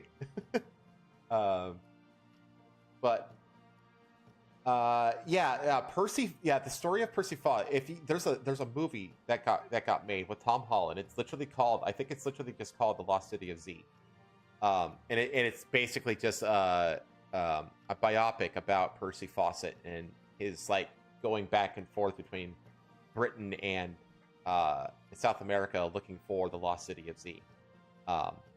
It's a really I thought it was actually a pretty damn good movie of this guy just basically just being very much it's a very like a Moby Dick kind of cautionary tale of searching obsessively for some mythical thing only to be ultimately consumed and destroyed by it. It's very much that kind of a story.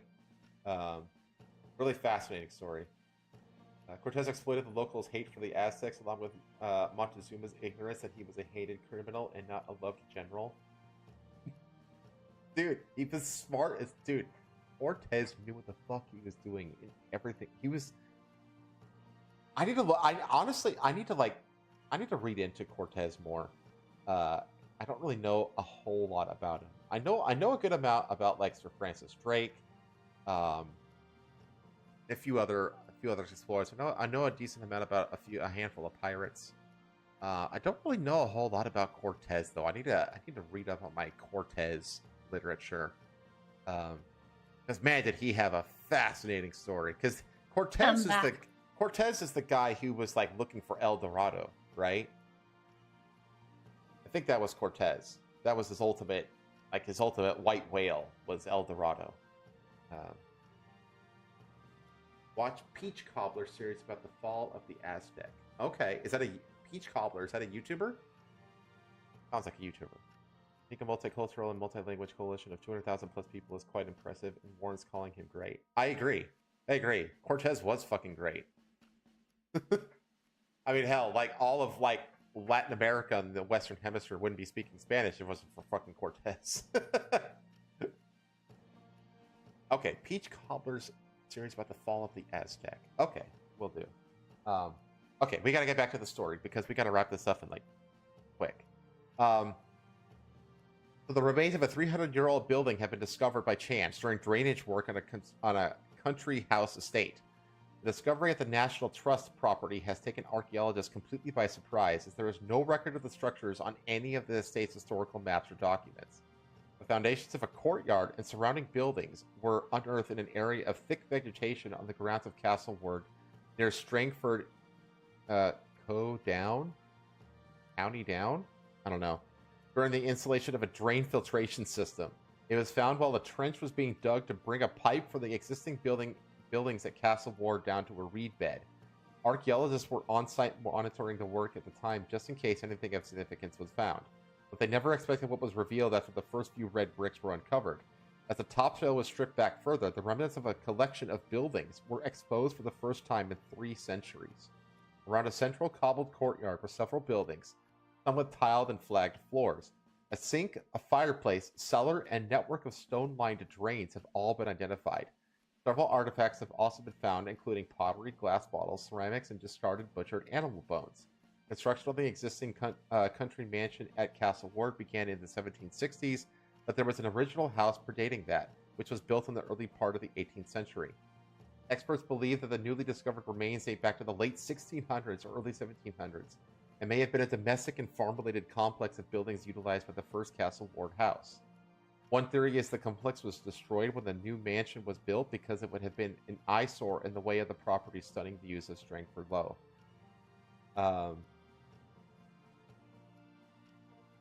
There was nothing on our maps that was showing anything to be there, and then, lo and behold, they stumble upon and suddenly find previously unknown building remains.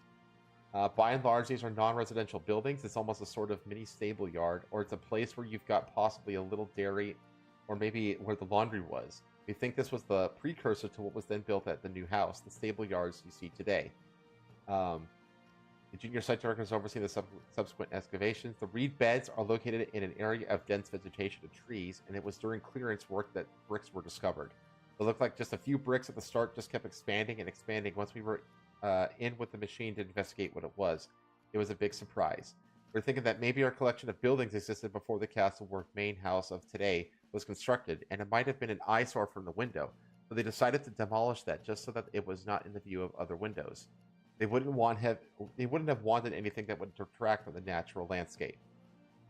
so basically they found like all these buildings that were like in the way of the view of the new building, that had been destroyed and just like grown over by vegetation, and nobody knew that those buildings were even there to begin with, and they're like 300 years old, which is kind of cool. Not the most amazing archaeological find, but hey, sometimes you have slow archaeological news weeks, you know? Continuing in the scientific field, a NASA probe successfully completes closest ever approach to the sun. Ooh. Yeah. The Santa and his reindeer were not the only bodies making a celestial journey on 24th of December. NASA has revealed that its Parker Solar Probe successfully completed its closest ever approach to the sun and remains in good health. It is the closest any human-made object has ever come to our star, with the probe experiencing temperatures of up to 982 degrees Celsius, or 1800 degrees Fahrenheit in intense radiation. Yeah. Dr. Nicola Fox, NASA's head of science, said it is 3.8 billion miles from the sun's surface. It is breaking all of these records, and it's just a total yay we did it moment. Launched in 2018, the Parker Solar Probe has spent the past few years completing 21 orbits around the sun, with flybys of Venus gradually shifting its path closer to our star. The probe, which is the size of a small car, has been designed to make observations of the sun's upper atmosphere, known as the corona, and carries 4 instrument suites. According to NASA, the probe is protected from the extreme environment it is encountering by a 4.5-inch, 11.43 centimeter carbon composite shield, allowing it to survive temperatures of up to 2,500 degrees Fahrenheit. Holy shit. The probe first touched the sun in 2021, yielding, quote-unquote, touched, yielding new insights into the magnetically intense region, but the latest achievement brought the solar probe closer than ever before. NASA said that this close-up study of the sun allows Parker Solar Probe to take measurements that help scientists better understand how material in this region gets heated to millions of degrees, trace the origin of the solar wind, the continuous flow of material escaping the sun, and discover how energetic particles are accelerated to near light speed. Solar wind has important implications for life on Earth. While it is typically deflected by Earth's magnetic field, the particles can interact with atoms and molecules in the atmosphere to produce the phenomena of the northern light and southern lights. However, the large ejections of particles from the sun can be problematic, interfering with the Earth's magnetic field and disrupting power grids and communication systems. Traveling at 430,000 miles per hour, the Parker Solar Probe was out of contact with scientists during its closest approach to the sun. However, scientists at the Johns Hopkins Applied Physics Laboratory in Maryland in the U.S. received a signal from the probe just before midnight EST on Boxing Day, indicating that it was in good health and operating normally. Detailed data on its status is expected to be sent back to Earth on New Year's Day. So, yeah, that's pretty cool. They set the record for closest to the sun. And then this also caught my eye, which is, I think, really interesting. Impossible quantum teleportation achieved on normal internet cables. Okay. What? Okay. Northwestern University engineers made a remarkable advance in quantum computing and communication, demonstrating quantum teleportation over a standard fiber optic cable that already carries everyday internet traffic. This development shows that quantum communication might not require dedicated lines, which clears the path for easier and more widespread integration of quantum and classical data sharing. The news centers around the idea that quantum signals, information carried by delicate particles of light known as photons, can travel alongside everyday internet traffic without losing their integrity.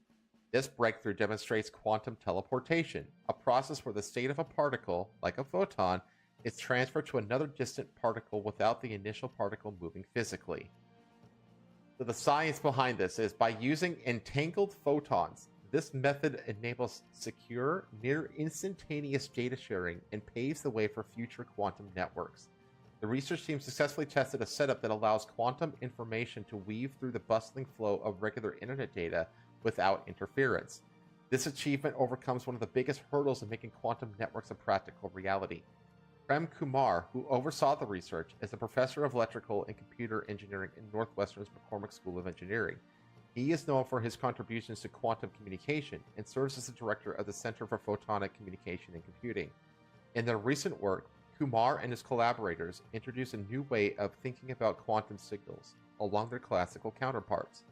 Entanglement and quantum communication. Okay, this is very like science-y. It's fine, it's cool. Quantum teleportation stands out because it uses entanglement as a way to exchange information without physically sending matter across a distance.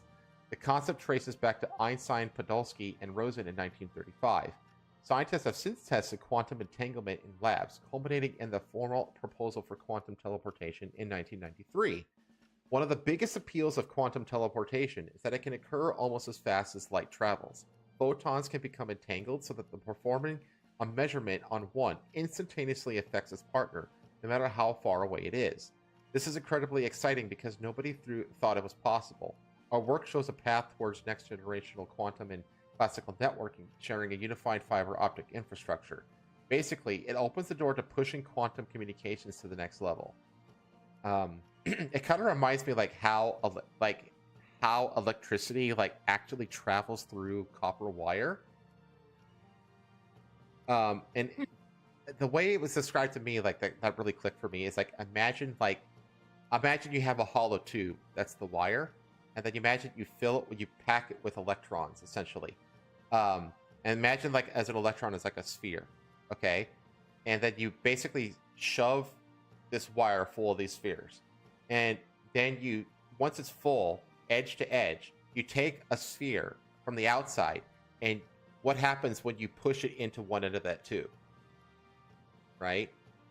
The moment that you push one into the one end of the tube, the sphere that's furthest to the edge on the opposite end exits the tube at the exact same time, right?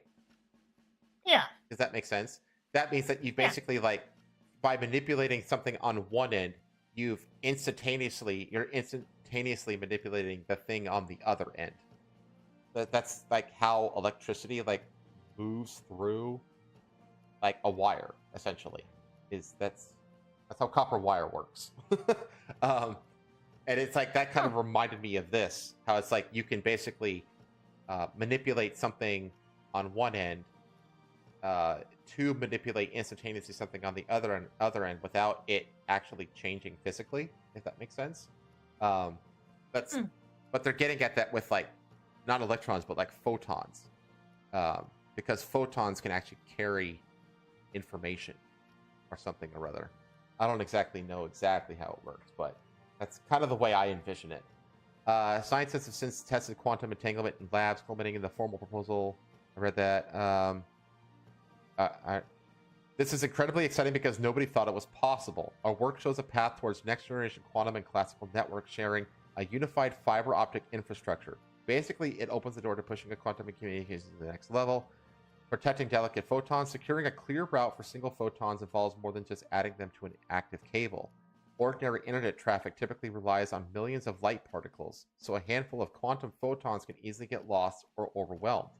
The Northwestern team performed detailed studies on how light scatters inside the cable to see if there was a specific wavelength that experiences less clutter. They pinpointed that sweet spot and added special filters to reduce the noise generated by normal data traffic. Quantum teleportation has the ability to provide quantum connectivity securely between geographically distant nodes. Past work suggested that the large-scale quantum networks might need specialized systems. Now, his findings reveal that this might not be strictly necessary if signals are positioned in just the right place in the spectrum. I want to skip this and go to the real-world infrastructure. The immediate plan is to scale the system to longer runs and then transition to underground fiber connections. The group believes that an eventual shift to real-world cables could be next. Building on single-pair teleportation, they also want to experiment with multiple pairs of entangled photons to achieve another crucial step known as entanglement swapping. If that milestone is reached, quantum networks could begin to take shape across regions rather than only between 2 points. For critical operations in finance, defense, and data management, Such networks could offer more secure connections thanks to the inherent secrecy of quantum methods, where any tampering is immediately noticeable. Broader applications, the capacity to support quantum connections without setting up special cables makes many new ideas more viable. Distributed quantum computing, which relies on linking multiple quantum computers in different locations, would be simpler to establish. Distance sensing tasks and advanced metrology would also benefit from more stable quantum links. Even beyond computing, quantum networks have the potential to spur new technologies in encryption, imaging, and fundamental physics experiments. Researchers have also discussed using quantum entanglement to synchronize distant clocks or to share random numbers for cryptography at unprecedented levels of security. I'm going to skip that and go to the future. In upcoming work, the researchers plan to expand the scope of their approach in longer segments to confirm that the method remains stable as cables stretch far past the lab. They will also design a multi-node demonstration to verify it can handle more than a single link. So basically, it's like secure data transfer across long distances. It's kind of like mostly an application with like data syncing as well as like cybersecurity kind of things. But who knows, like where this, what the applications could possibly be? Because like I always imagine like, I always imagine when I hear this kind of stuff, like how. What if you could eliminate like all the wires except for like just the plugs for the power and just everything, all data is just transferred through non-wireless systems or non-wired systems, so like monitors just hook up. I mean, they do have wireless monitors, but like I don't know, like I just think of what these could possibly mean, but we'll see. I just thought this was an interesting little. I'm not smart enough to understand any of what you just read.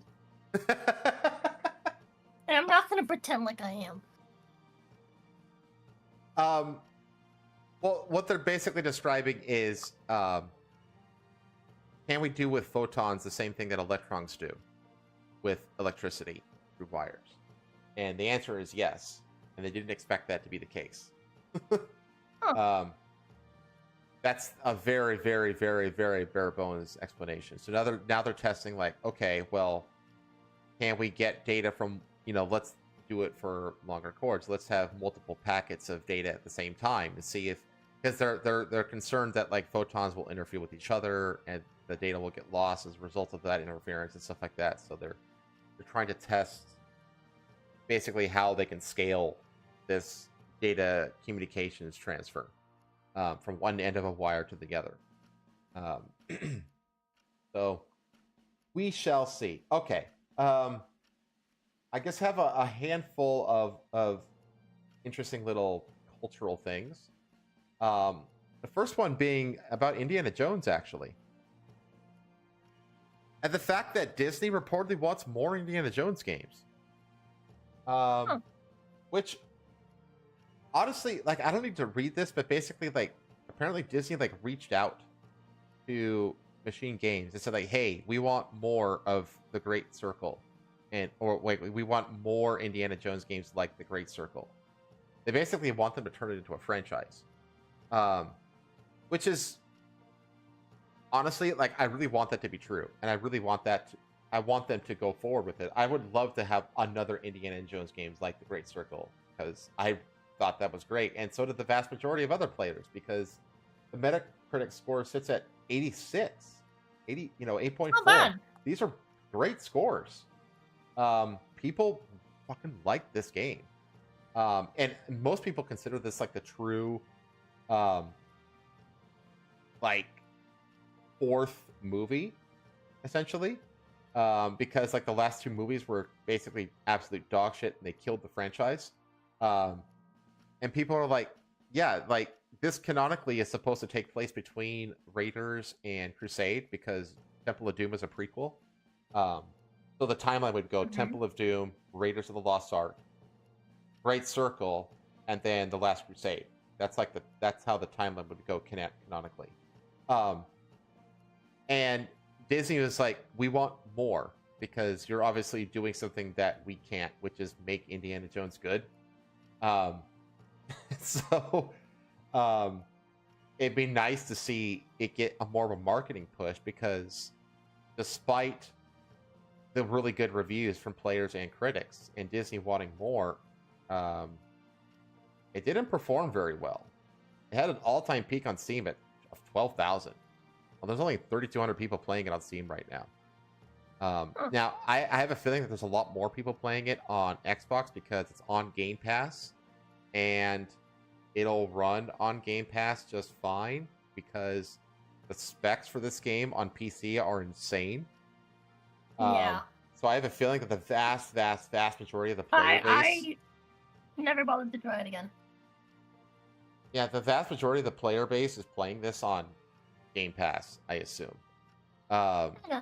But even still, these aren't great numbers, you know? But I kind of do want them to have another go. And I actually think that this game can actually find like some mediocre success, just because of good word of mouth over time. And it, especially like when it gets released on PlayStation, because it's a timed exclusive, it's not a full exclusive. I think there'll be another decent bump. But yeah, I hope that we see more of it. I really do, because it really did like a good job. Because everybody, when you hear like Indiana Jones or Uncharted or Tomb Raider, you expect the third person over the shooter, you know, action, you know, cover shooter, puzzle solving, platformer kind of game. You know what I mean? And this game is none of that stuff. It's everything that people it's nothing that anyone expected it to be, and everybody really likes the fact that it isn't what they expected it to be. And I don't know. I would love to see an Indiana Jones game franchise get made, even if the first game doesn't perform very well. But I just thought that this was interesting news. We'll see. I hope that maybe Lucasfilm puts a bit more money into it and they get some better marketing and stuff for that. But we'll see. We shall see. Some of the game isn't woke, but some of their marketing was, and that was enough to hurt them. Yes, it really was. That weirdo, you know, LGBTQ weirdo, you know, using the actual term modern audience really actually hurt the game. But we'll see. And hopefully because there are criticisms of it, you know, like the whole like too much of the game being locked off without like telling you that it's locked off, and you have to just progress to like get access to it. There's also weird like autosave, like checkpoint kind of things going on with it too, that are annoying. Like there are problems with the game, but overall people really like it, including myself. Continuing on in the culture, Star Trek just erased an entire series from canon. They actually officially decanonized like an entire series of Star Trek shows, mainly Discovery. Do you know anything about Star Trek? Nope. Do you know what a Klingon is? Nope. This is a Klingon. Never seen this? Oh, those guys. Yeah. Yeah, that's a Klingon. This is what Klingons have looked like basically forever, since the very first episode of the very first show. This is what a Klingon has looked like. But then in one of the latest Star Trek series, very controversial series, they look like this for some reason. It's very different. And it's supposed to be like this Discovery show is supposed to take place like before the original show, like before Captain Kirk. So it's like there's absolutely no reason for the Klingons to look completely different. And it got so bad, like this, like it even says like, for those who've forgotten, Star Trek Discovery, the show existed in the past for the first couple of seasons. It took place at a time between Archer's Enterprise and Kirk's Enterprise. It began by starting a war with the Klingons. The problem is they made the Klingons look like this, and the rest of Star Trek, they look like this. That was just the start of the mess Discovery tried to make of the Star Trek universe. The show was made with the goal of erasing all Trek that had gone before, and it set out to do that pretty quickly. By season 2, however, the people at Paramount realized that this was a horrible idea and not what anyone wanted. Yeah, not only was this show featured an absolute like DEI hire of a captain who did not behave like a captain behaves, essentially. And it was weird. The show like wasn't even really about the captain. It was about like the whole crew, and that's not really how Star Trek is done. Star Trek is done like it focuses on the captain. But you know, and with the rest of the cast is like a supporting cast. Whereas like Discovery was like they're all on the same level, and it's like that's not how Star Trek is done. Like it's done through the Star Trek is generally told from the perspective of the captain of the Enterprise. That's what Star Trek is. So it was weird in that it had like this black woman very much comes across as like a girl power DEI hire kind of character. Okay. And then you have on Toxic? top then you have the massive lore breaking on top of that with the Klingons. And it got so bad that in season 3 they shot them into like 1,000 years into the future. So like at the end of season 2 they like go through a portal or whatever and they pop out 1,000 years in the future. So nothing they do from then on can affect the canon of the rest of the Trek universe, essentially, because they basically were forced to acknowledge that they were completely breaking all For of a the moment, I lore. thought you said Shrek universe, and I was like, huh? Yeah, but it got so bad that they basically just like, okay, we're gonna catapult. It was originally going to be a prequel to Kirk. Now we're just gonna catapult it way into the future, and we're just gonna leave them there for the rest of the show. That's how bad it got. So they left the third and fourth, which is the final season, all take place like 1,000 years in the future, completely removed from anything else related to Trek, so that they couldn't break the lore anymore. Essentially, it's really bad. And then a show that has been officially called canon, called Lower Decks, which is a Star Trek animated comedy. In the finale of the show, this is what happens. In the show's finale, a group of Klingon ships encounters a phenomenon that transforms things into alternate reality versions of themselves. When a Klingon ship hits one of those transformation rays, it transforms into a big, ugly, Discovery-style Klingon ship. Then one of the crew members transforms into a Discovery-style Klingon. So you see he's the Klingon, the normal Klingon there, that he transforms into this.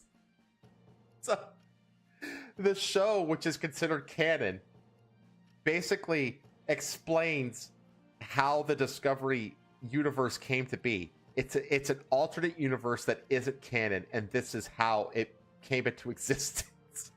That's funny.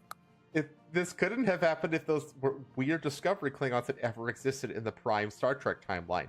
It means that Discovery and its Klingons, just like the J.J. Abrams Star Trek movies, happened in an alternate universe. One that has nothing to do with the rest of Star Trek. And then it just goes on to say that Strange New Worlds, which is like the currently ongoing Star Trek show, is still prime. The prime timeline is like the real time, like the canonical timeline. What it is. They had to make a new timeline just for the fucking... Yeah. Just to explain the fuck up. It's funny. Yeah, everything that I know about Star Trek I've learned through Nerdrotic, just like Villain. So I just thought that it was funny because you usually don't see this. You usually don't see... They also did this for the Halo show.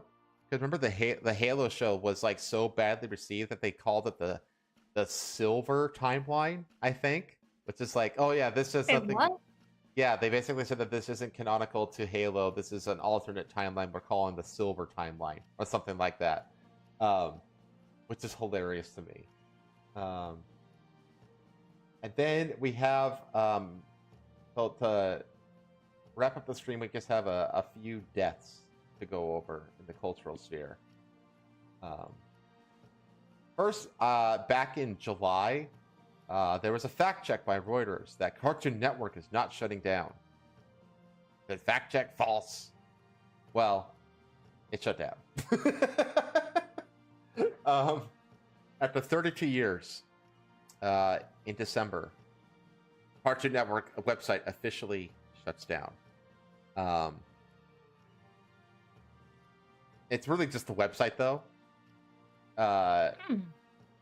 So, Cartoon Network website has officially shut down. Cartoon Network has officially shut down its doors on its website after 26 years of operation. The nostalgic and beloved childhood television channel that shaped many generations of youth in the past 3 decades. I wouldn't say that it shaped my youth, but it definitely was a part of it.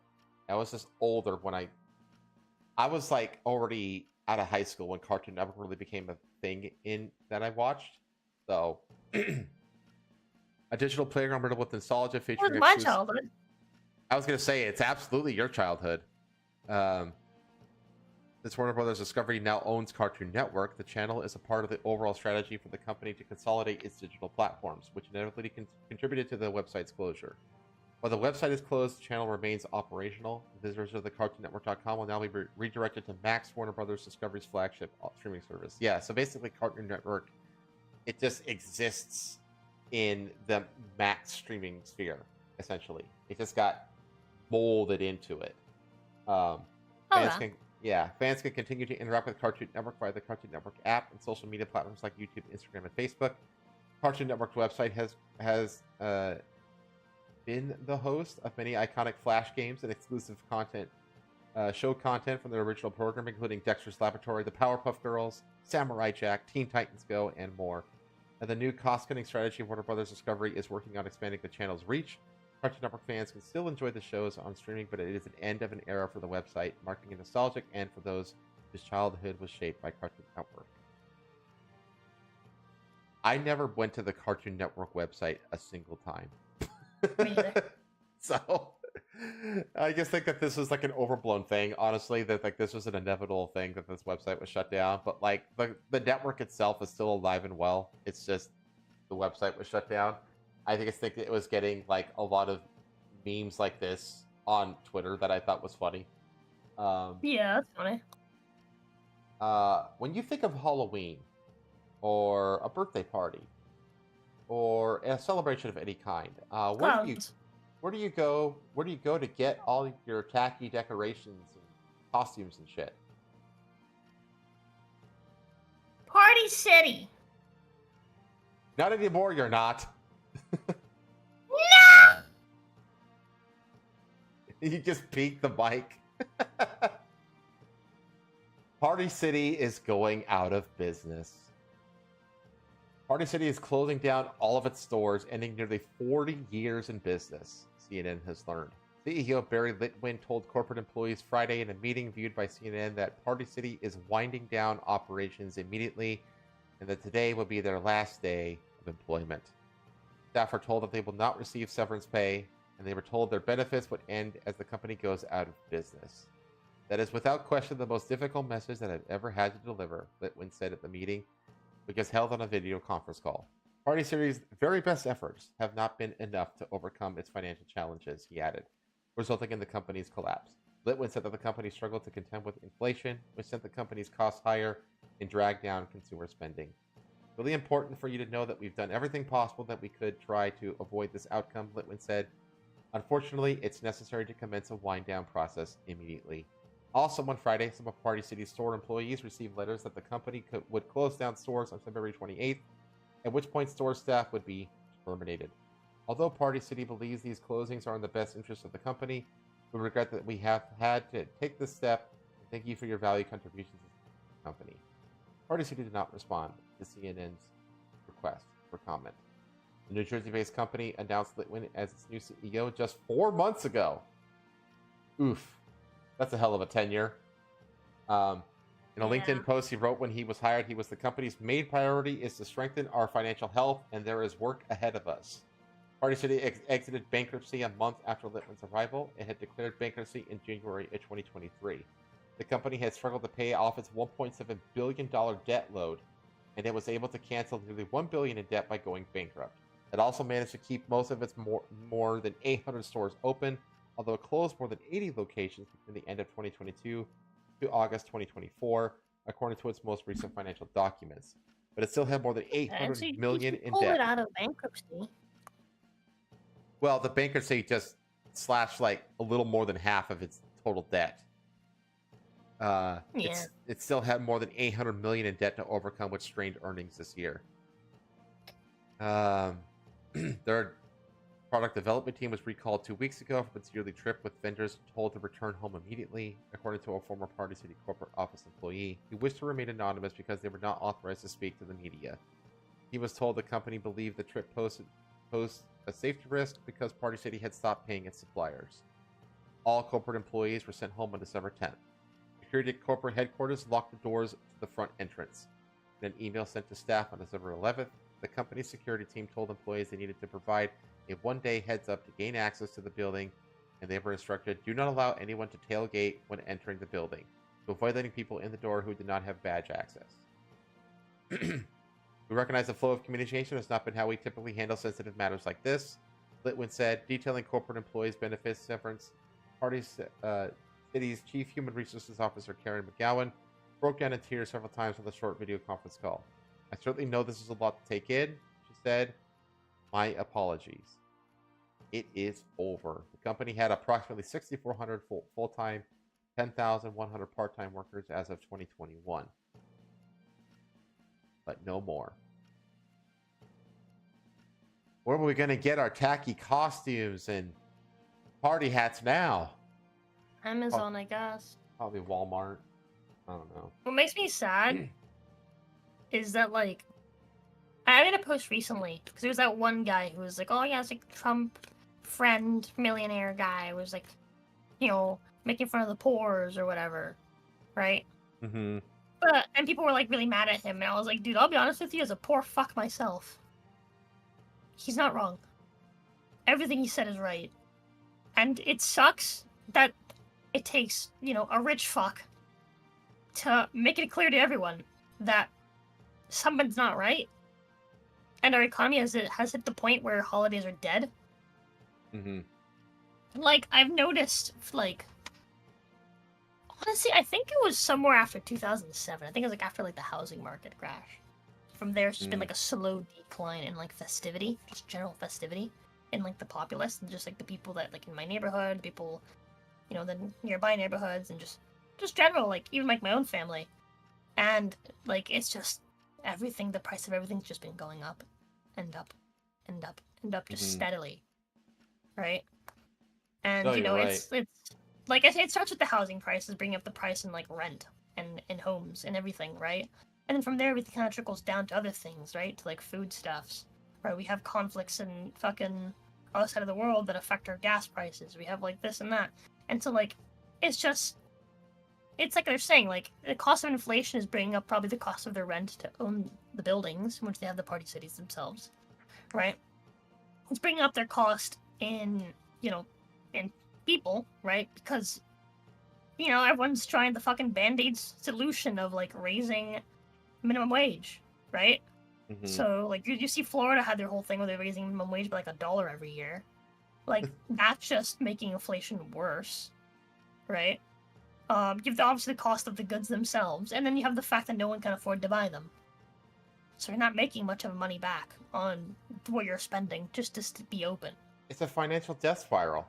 I mean, that's what it is. Yeah, that's exactly what it is, and it sucks to see the way that this affects festivities and things that like give people joy and kind of pull them out of like the gloom and doom of like the day-to-day like news cycle.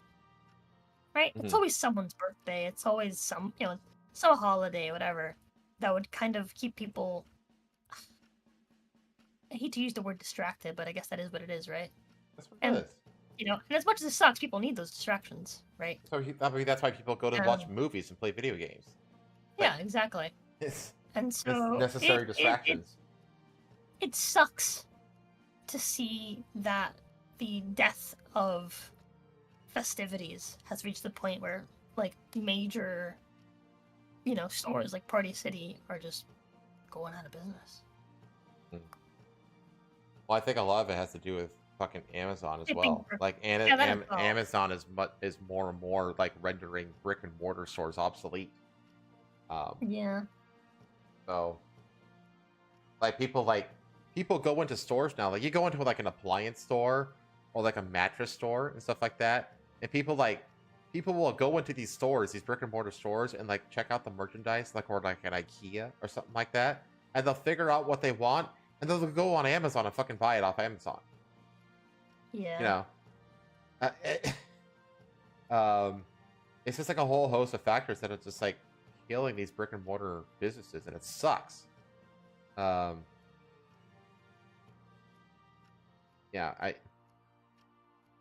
I don't know. I hope that I actually really I'm definitely gonna make my best effort to go to that the America's birthday fucking thing that Trump is planning. He's trying that 250th birthday. He's gonna do like basically he's gonna like bring back the World's Fair, but instead of the world, it's gonna be like the United States. Yeah. And it's gonna be like a whole year long, essentially. And it's like, I really like that idea, and I really hope he succeeds in that, because I hope he like he revitalizes like a spirit of festivity in people, because it has been dying for like you said, like a decade and a half now. It's demoralizing. Yeah, It's how really you create, demoralizing. like that kind of like boomer mentality of like, no, everything sucks. And it's really it's generational too. Like, you could tell, especially in like the millennial and Gen Z especially. You know, it's really hitting Gen Z, well, your generation, basically, like super hard. I mean, it's part of why like I think a lot of people in my generation also like don't want to have kids. Mm-hmm. Because like the world isn't what they grew up with, and so they're just like, man, like the excitement of like, oh man, I can't wait to have kids to do all these things I used to do as a kid. Like, I'm never gonna get to take my kid to Toys R Us, or Party City, or any of this stuff. You know? Yeah. And like that's something that kind of like it really like demoralizes your desire to like continue the line, right? To continue pushing forward and like prospering and yeah, like I'm never gonna, if I ever have a kid, I'm never gonna be able to take that kid to, you know, like the big tacky wholesome red roof Pizza Hut buildings, or the tacky golden arch covered, you know, with all the Ronald McDonald stuff, McDonald's and stuff like that. No, all the restaurants are the same, just boring brown square boxes now. You know, they're all exactly the same except for the sign. It's like, it's demoralizing. It's absolutely demoralizing. yeah, giant mall arcades are gone. There's like a few like little arcades, you know, around, right? Like places that like little holes in the wall where people still host arcades. Usually they're like along with like a restaurant or something to actually keep it afloat. Like, there's still a big arcade on the Strip in Las Vegas, but like there used to be an arcade in like every mall in America.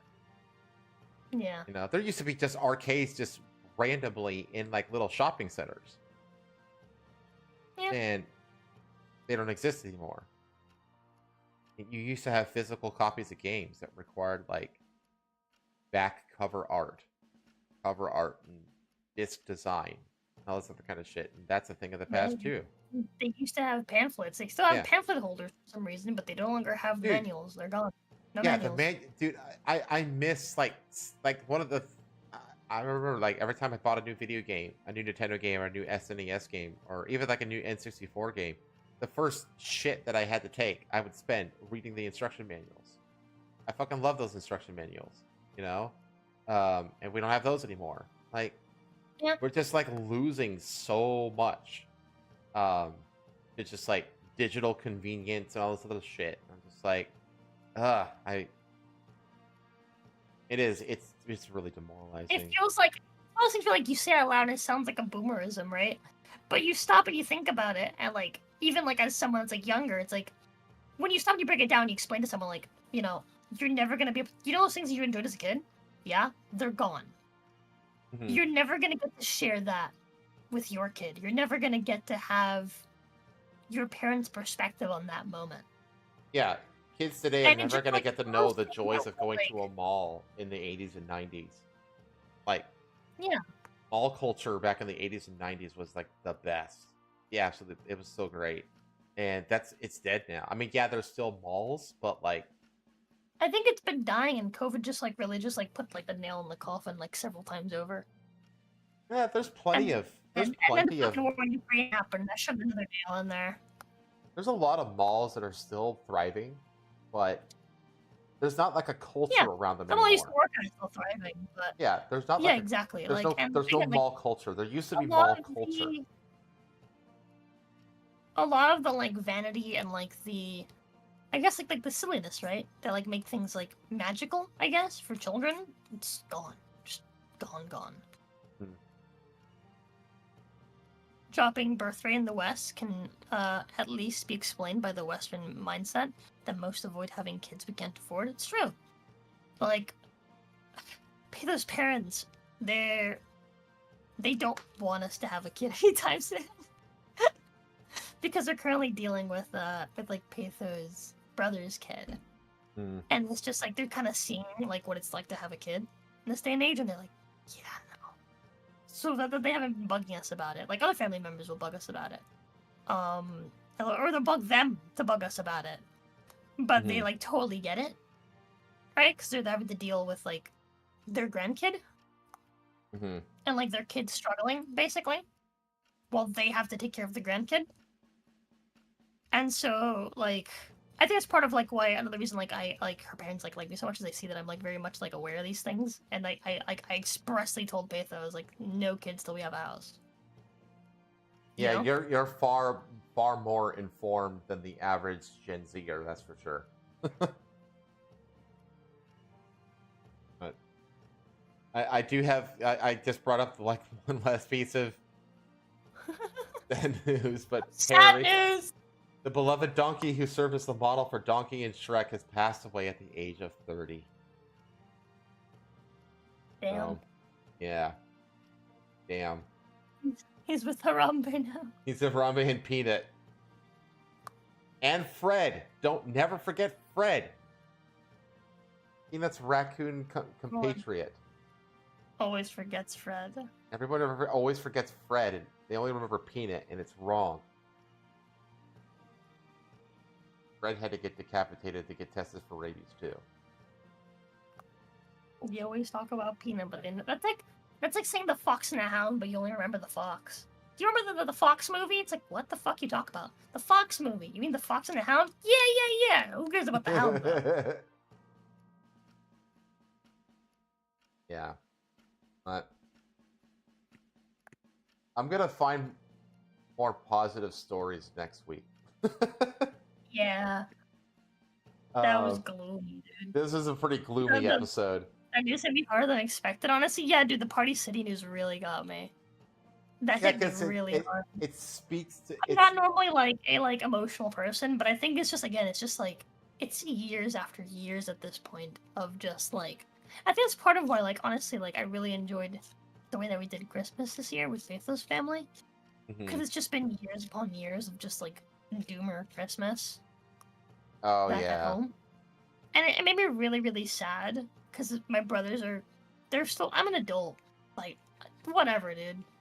I don't need like a super awesome Christmas to live. Yeah. Right. But it depresses me that like my brothers have been growing up with Doomer Christmas. Hmm. Like the Never- last time we had like a family like reunion for Christmas with like a big tree like full of presents underneath it was like when my youngest brother was like a toddler. Right. The older of my two younger brothers was like a toddler.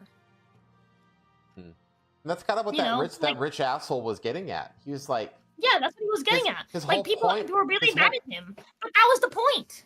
yeah, his point was like, it's bullshit that not every American family, no matter their income or their financial situation, gets to have this.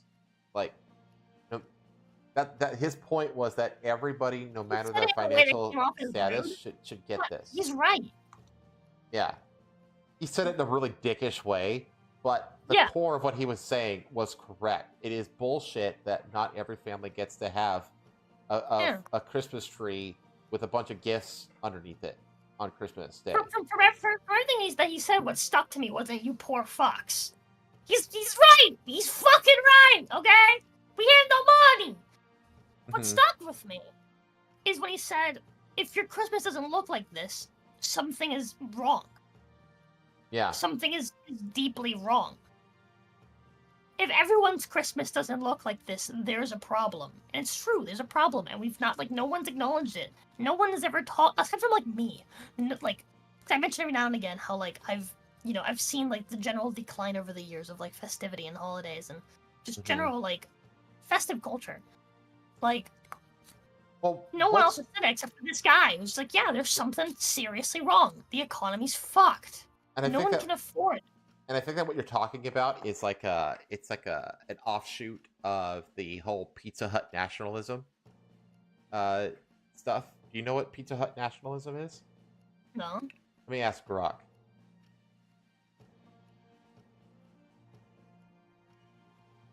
Cry for the most part. They brought back bad memories. I already trauma dumped on Toothy Point. I don't feel like doing that again. You're good, man. What will we live in now, lads? Yeah. Pizza Hut nationalism is a term coined by political commentator Jack Posobiec to nostalgically evoke the cultural and social fabric of America during the 1980s and 1990s, using Pizza Hut as a symbol of that era. Here's a breakdown based on the available context. Cultural nostalgia. Concept refers to the longing for a time when American life was perceived as more stable, wholesome, and less politically charged. Posobiec and similar commentators use Pizza Hut as an emblem of a bygone era where middle-class suburban life was characterized by simple, accessible, and shared cultural experiences like dining at Pizza Hut, playing Nintendo 64, or renting movies from Blockbuster. This nostalgia reflects a desire for a return to what is seen as a more innocent, less complicated time in American culture.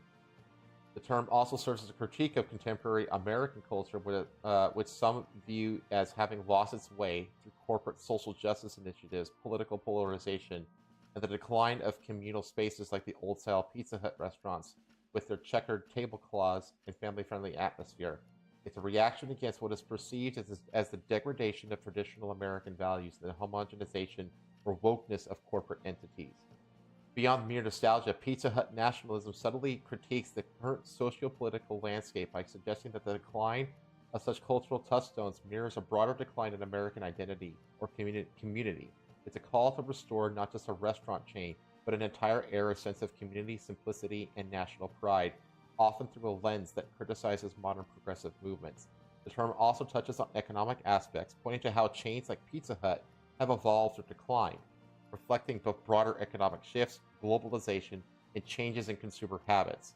This is often portrayed as part of a narrative where American businesses, and by extension American culture, have lost ground to international influences or have failed to maintain what made them unique or successful in the past.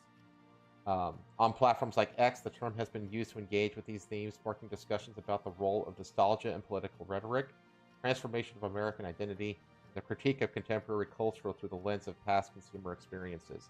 It's indicative of how social media can amplify cultural debates by connecting personal nostalgia with larger political or social commentary. In essence, Pizza Hut nationalism leverages the iconic imagery of Pizza Hut to make broader points about American culture, identity, and the perceived loss of traditional values in the face of modern changes. I mean, that's a pretty good summary, actually, of what Pizza Hut nationalism is. Yeah. But even talks about, like, national pride, more simplistic times where not everything was a complicated political subject, and like he says, the abandonment of uniqueness and the embracing of sameness across all of corporate America. I mean, you see it like you don't have to see it in the architecture. You see it all the way down to fucking logos. Like, yeah, all of the logos now are just this boring, basic baked fonts that just type out the name of the company. There's no art to it at all. Whereas logos used to all have art to it. They used to be fun and recognizable in silhouette and all this stuff, and now they're all just boring ass. We used a different font. That's it. Like Jaguar is the latest example of this. You know, Jaguar ditched the Jaguar in the logo, and now it's just a shitty font that says Jaguar. You know, it's like it's an abandonment of all the great things. It really is. And I think that the sentiment that you're talking about like people aren't celebratory anymore. People don't want to, you know, have fun and all this other kind of stuff is very much an aspect of what I just read here. So yeah, like I was thinking about it recently, like when I was looking for the whatchamacallit, the Gladiator movie for the watch along. I was looking for it on disc, so I was like, I could have sworn I brought it, but I guess I didn't. And like, he asked me, was like, what's the matter? It's right there. It's on Mac. You just rent it. Just, you know, whatever. And like, I think in that moment, I was like, she's right. But at the same time, I really want to find the disc. I really want to watch it on disc for some reason. And I think it just comes down to like, I'm craving like that kind of return to like that era. And I think that's why like, because like, mom also asked me like, why are you bringing all these like, why are you taking all these VHSs? You know, like, you don't have a VHS player. well, And, like all these things, right? And it's just like, I don't know. I think it's just like, I'm married, right? I'm thinking about like a future where like I have kids, and I don't want my kids to grow up just like watching everything on like, you know, on digital, right? I want them to get the experience of like opening like a VHS case and like rewinding the tape. mm-hmm. You know, I want them to get the experience of hearing the fucking DVD player go wee. Like I want them to hear that, right? And they're like tiny little things that like, you know, it's just a sound. It's just an annoying thing you have to stick your finger into and twist, right? But at the same time, it's like it's a little moment that you're not thinking about all the other bullshit, or you're not just skipping directly to the entertainment. It's a little moment in between the bullshit and the entertainment where you're just sitting down and you're just doing something menial, you know, like collectively, right? Because you're both trying to get this movie to go, right? And you're just having like a shared little moment, and I think that like there's value to that, you know? Mm-hmm.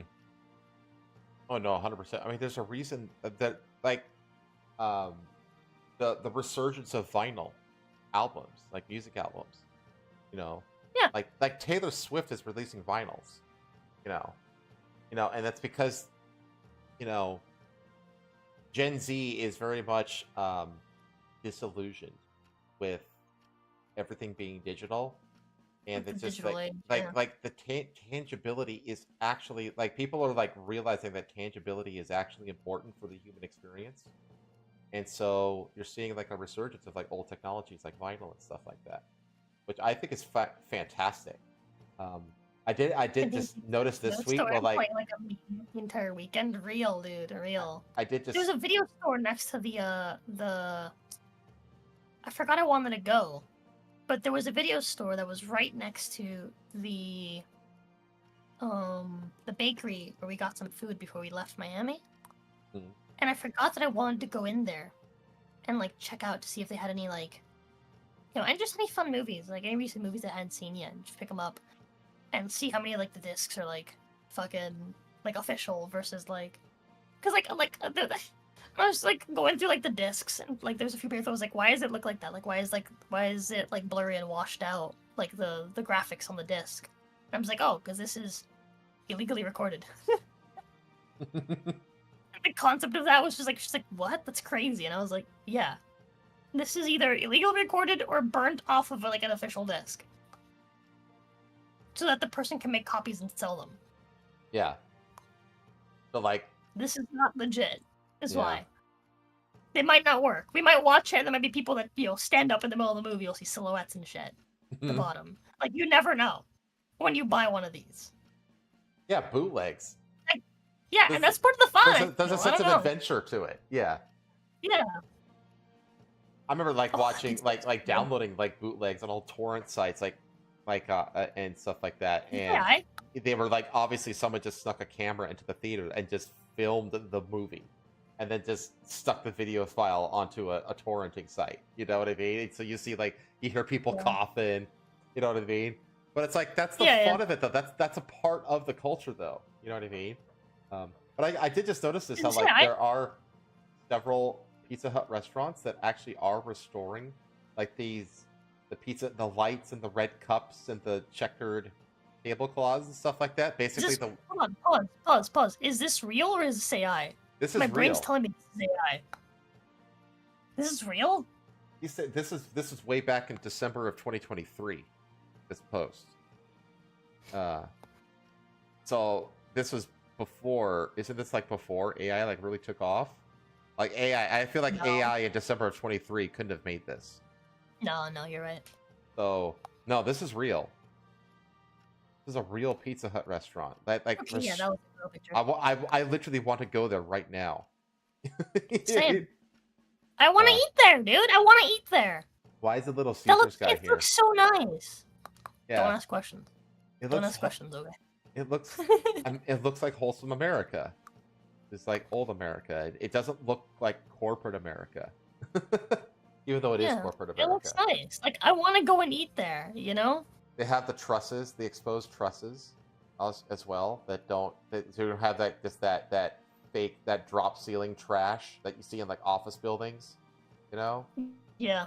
So yeah, I mean, these little glass dividers, this is all like classic Pizza Hut architecture right here. This is fucking amazing. Is that a jukebox? What is this? That's a jukebox. That looks like a jukebox. Holy shit. Yeah, this looks amazing. I want to go there now. But anyway, that's all the articles I had today. I really didn't realize how bad this episode was going to be. I'm going to try to balance that out a little bit better next time. Ask me where this is at. Huh? Chat's asking where that's at. It doesn't say. I see a link. There's a link below, but posted by the same guy. It's a link in the description. Probably leads to an article. I hope.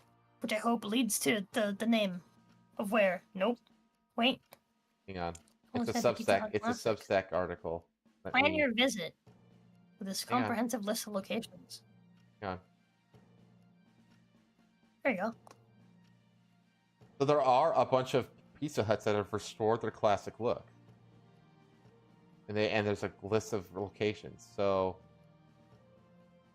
those who remove old school Pizza Hut lamps. Stickers featuring the long discarded character Pizza Hut Pete are found on the door. Closer feature classic. Oh, that's who that is. Yeah. Let's see here. Okay, so there's Arkansas. There's a few in Arkansas. Few there. Eureka Springs, Huntsville, Mountain Home. Florida! Hermosa Springs. Do you know where that is? No. I don't either. Do you? I have no clue where that is. Homosassa. I want to figure out where it is. Where the fuck is Homosassa? I need to know where Homosassa is. Georgia, Clayton, Dahlonega, Livonia, Royston, Eureka, Fort Wayne. Hold on, Homosassa. You said it was Homosassa Springs? In Florida? Hold on. Homosassa Springs. That is by Ocala. Somewhat like it's like close to Ocala. Oh, so that's like northwest of Orlando. Yeah. It's like between Ocala and Crystal River. Actually, I think it's in Crystal River. Correction. Oh, that's not awful, actually. Man, that means that I probably passed right through it when I was driving down here. Holy shit. And then, what place is in Georgia? Clayton, Dahlonega, Livonia, and Royston. Hold on, I gotta do some Googling. What was the first one? Clayton. Clayton, Georgia? Hmm. It's a 4-hour drive away from me. What's the other one? Dahlonega with an H. Dahlonega. That's also a 4-hour drive for me. Livonia. Lavonia. That's also 4. They're all like in the same area. Oh, really? Royston?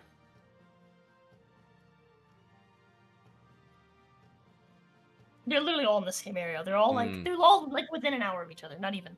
Oh, Within okay. half an hour of each other. Smudge. Eureka, Geneseo, Indiana, Fort Wayne, Paoli. There's 2 in Paoli. Portland, Warsaw, 2 in Iowa, Kentucky, Louisiana, Michigan, Minnesota. There's a lot, actually. Like, I'm not even halfway down the page yet.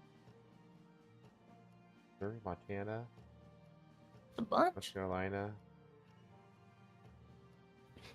But it's like, yeah, it's just like classic Pizza Hut style. Although this needs to be red, damn it. It has to be red, not black. Red. Pennsylvania. There we go. That's what we're looking for. You know, it was Goth Pizza Hut, okay? It's the Ebo Pizza Hut classic. Taylor, Texas, Virginia. There's tons of them. Yeah, there's a bunch of them. But it's like, yes, like, do this again. Like, Mickey D's, get on it. You know? Yeah, dude.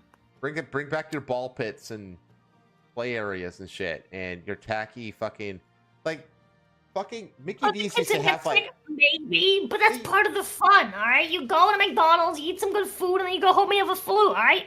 You live through it. That's the point of it. And like, I bet you one of the kids that played in the McDonald's ball pits died of COVID, did they?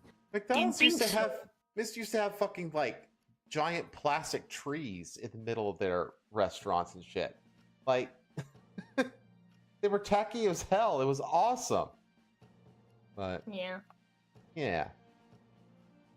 Retrologist. I use the bathroom. We're about to wrap up here, but I've been holding for a little. I gotta go. Okay. I'll be right back. Okay.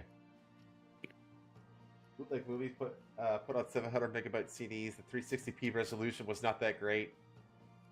Pizza Hut had jukeboxes. Pizza Hut buffer was cheap too. Buffet. Oh yeah, the Pizza Hut buffet. I never really got that. Only my parents ever got the buffet. I just ate the pizza. That's all I ate. Played a few times in those ball pits, and I survived the coup twice. Damn right. As you where we're at, when you see a stylized restaurant, you think it's a fake AI image. Oh man, only the strong survive 90s jungle gyms. Oh, dude. Yeah, the days before. Oh my gosh. I remember like eating shit off of like the swing set or like off they used to have like these, they were monkey bars, but they were like, it was in the shape of like a hemisphere. And I remember eating shit off of those. I remember like doing a big jump off of the swing set and actually rotating a little too much forward and landing from like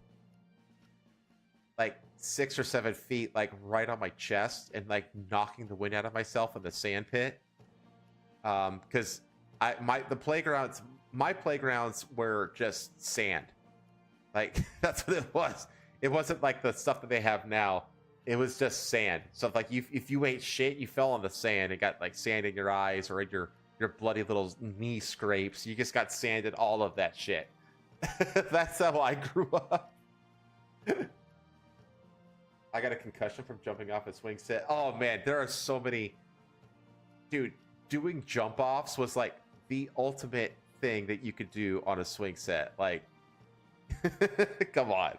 Like every boy that's like over the age of like 35 has done at least one jump off of a swing set in their lives. You know? They're literally illegal today. Such fucking bullshit. Fucking nanny state. Fuck off. You're ruining our lives. Don't forget the hot metal slow. Yeah, they weren't just hot, but they were also like super like charged with static electricity. So you would like not only like burn your ass off, but also you would get zapped. And you would like stop like halfway down the slide and have to like scooch down the rest of the way. Those were the best times, man. I got a second one in like 4th or 5th grade. One of those bouncy castle slides. Me and the other boys were doing top rope WWE moves from the top of the inflatable slide. Tire swings. I never did tire swings. That wasn't never a thing for me. Used to compete who could jump off the highest from the swing. Oh yeah, that's what we did too. I don't think it was the highest though. We did the farthest. Like, how far out could you get? Roundabouts or death traps? Oh, dude. Yeah. Well, I would say multi-lane roundabouts are death traps. I would say the single lane roundabouts are fine. But yeah, man, the United States just ruins our lives, chat. That's all it does. To get the fuck out. And we really do need like a renaissance of physical media and all that kind of stuff. And hopefully, I don't know, because like Best Buy doesn't even sell Blu-rays and shit anymore. It's like, what the fuck, dude? Like, how was Blu-ray like a fucking extinct technology? That's crazy. Because my thing is like, I don't want the whole fucking world to become digital. That's like literally like just become a pod person, you know? Like, I want to. And the thing is, like, I swear to God, like, convenience is going to be the death of humanity. Like, because all of this shit, like, you know, you don't have to like put in a disc and play with your controller to make it play and pause and all this kind of shit. You just have a digital file. It's so much easier. You don't have to leave your computer. It's so much more convenient. Everything's done for the sake of convenience. It's like we are going to convenience ourselves right into extinction. I swear to God.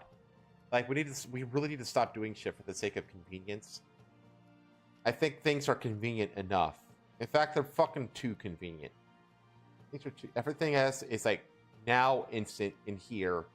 Like, you get it here, you get it now, on demand. Just like, fuck you. God forbid you wait a little bit. God forbid you have to get out and go somewhere. God forbid you touch grass. That sounds inconvenient. That's the point. We got rid of the dangerous equipment for Ray Pacific Grinch. Kinda. We into trashy B movies from bygone eras. Like I am, you have to be to be physical media. Yeah, that's true. Like, I mean, that's like I envy the Red Letter Media boys because they have like a warehouse full of just like B movie, shitty VHS and DVDs and all this other kind of stuff. It's like, oh man, I wish I had that. The frog splash was my favorite one to do. Is that where you like when you get to the apex of the swing, you kind of like lift your butt into the air a little bit above the seat, and then when it swings back down to the bottom part of the arc, you like slam your ass down into the seat? Is that a frog splash? I think that's what a frog splash is. If that's what that is, I remember I actually broke a swing in half doing a frog splash. I remember doing a frog splash, and then, because that's what you do, like you get to the top of the swing set, and then you would like lift up a little bit, and it would create like a little bit of slack in the chains, and then you would like, at the bottom of the arc, you would slam back down onto the swing, right? That's a frog splash.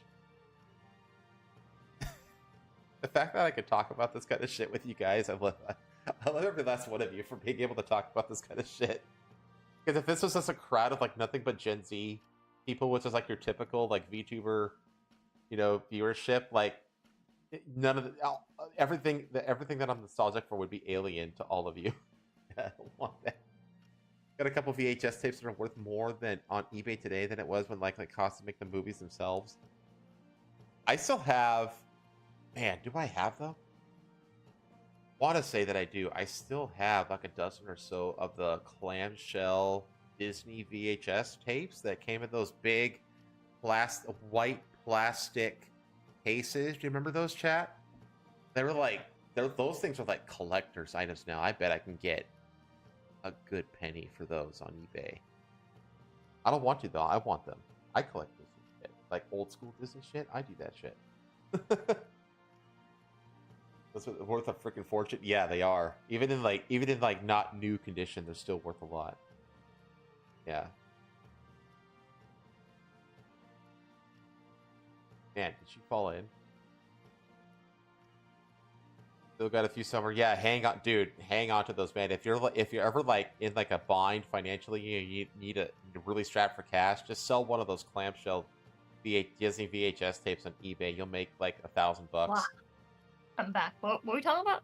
Just like returning to physical media. And What were you saying about flamethrower VHSs? Oh, Disney back in the 90s, back in like the Renaissance era of Disney, like, you know, Little Mermaid, Aladdin, Lion King, all those movies. They released those on VHS back in the day, and they came in these big white plastic cases. Uh-oh. She gets back in immediately. Hold on. Take a picture of my physical media and then post them in the Discord or Twitter. Hell yeah. One of the cheapest and best C movies I've ever seen was the New Zealand classic Bad Taste from '87. You got the Aristocats on VHS. I don't think I did. I think I must have seen that because I like watched every Disney movie. Oh, at least those animated movies. I've watched all of them. I want to say that I've only seen the Aristocats once. One of my absolute favorites, actually, was The Great Mouse Detective. I loved The Great Mouse Detective. Interesting bit of trivia, The Great Mouse Detective was the first animated movie to use 3D animation in it. All the gears that make up Big Ben that they're running through at the end in the final chase sequence, those are all 3D. That's like the first usage of 3D animation in a 2D movie, in a 2D animated movie. Ow! Hold on. Capture devices. Brio. Great Mouse Detective will always be my favorite Disney movie because of Vincent Price. Oh, dude, like, I can hear myself. What's going on? Huh? There's an echo going on. That's weird. Hold on. Oh, it's gone. It's gone. You're good. Okay. I know what I did. Hold on. Road to El Dorado was not Disney though. A few others somewhere. The Peter Jackson movie about the killer sheep. You have a full set of all 64 Disney VHS movies, sadly. Wait, what?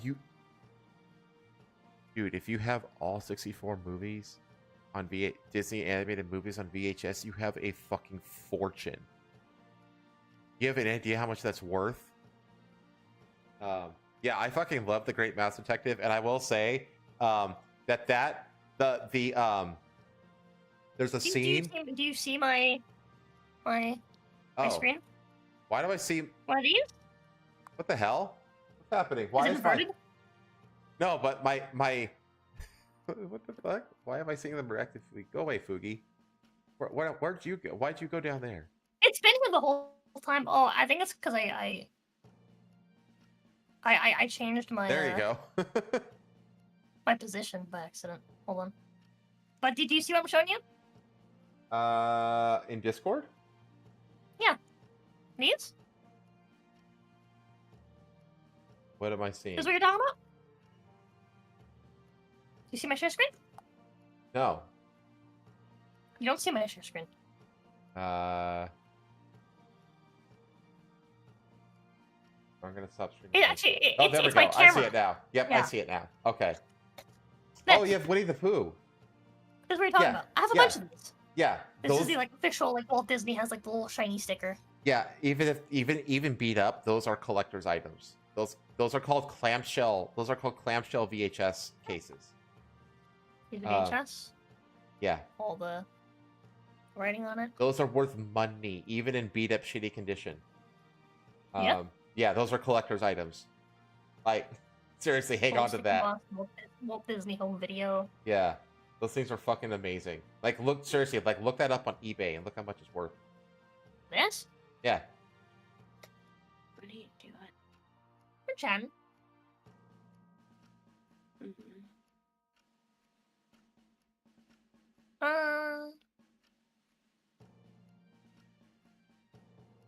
The Oh my Pooh. god. Oh wow! This one specifically is worth like 4,000. Yeah.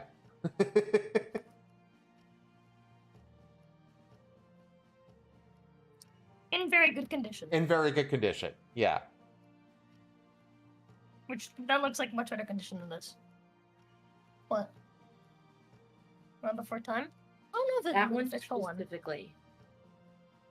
That one specifically. That one might be. If That the one's probably kids worth do, some money yeah. because Yeah. that's Can be. because Land Because of Before the song. Land Before Time is Don Bluth. It's not Disney, but Land Before Mhm. Time is a super considered like one of the greatest like classical 2D Oh, yeah. animated movies. So having it in clamshell is probably worth some money, even though it's not Disney. What do you mean? I mean, you smell weird. Like how? You smell weird. But Fuck. I'm gonna see you go later, back to June. Have a good sleep. night. So I found the same Winnie the Pooh one for like $9. They'll vary. Oh, really? Yeah. Hmm.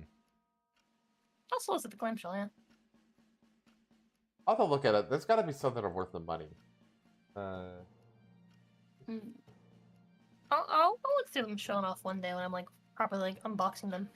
Because they're all just in like a But box. people right now. definitely collect that shit. Yeah. Yeah, I have like a bunch of them, like different movies. I think I have The Lion King in Spanish twice. I'd have thought they'd be worth more than this. Yeah. And on disc. I really did think that they'd be worth more than this, actually, on Was it- eBay. Surprised it's actually not worth a whole lot. 30. The highest I'm Mhm. actually seeing is like in the $30 range.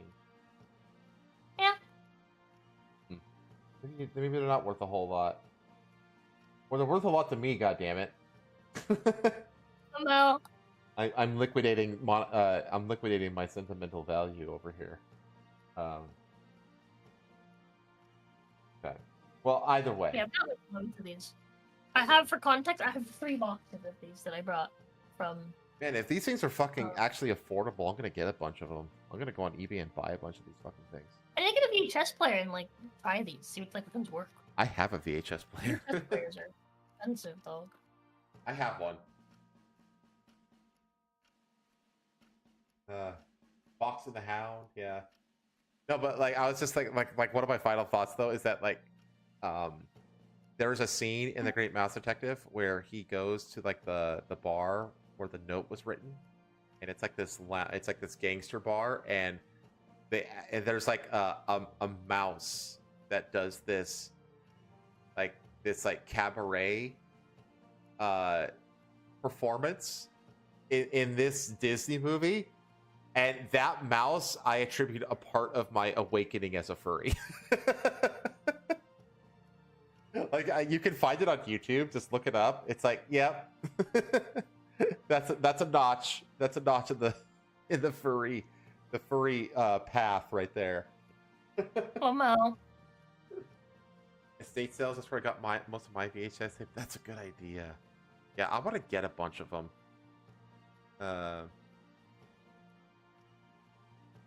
That scene was very risque. There was a lot of risque shit in older Disney animated movies. So, like, there's in the original what's it called? The Rescuers. When they're flying past all the city windows, one of the windows has a naked Jessica Rabbit in it. And you see it for like one frame. It's like you have to have like the best pause game ever. But it is real. It is absolutely real. It's been verified to be real by the animators themselves.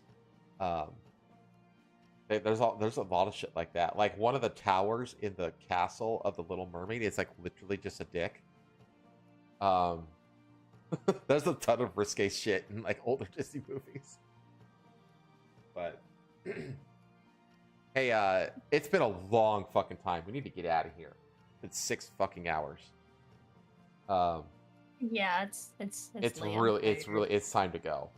I'll try to have some less depressing shit next week. Hell yeah. And I'm gonna do a watch along tomorrow. I have no idea. I'm gonna schedule it tomorrow because I still don't know what the hell I want to watch. If you have any suggestions, just throw them at me. And then the week after next, I have to take another weekend off because I have to go to a funeral. You know who it is. I already told you. Yeah, I do. It's all right, chat. It'll be okay. And then I'm back after Have I that. sad face on? I do. It's been stuck on sad face. I think I hit it by accident. Oops.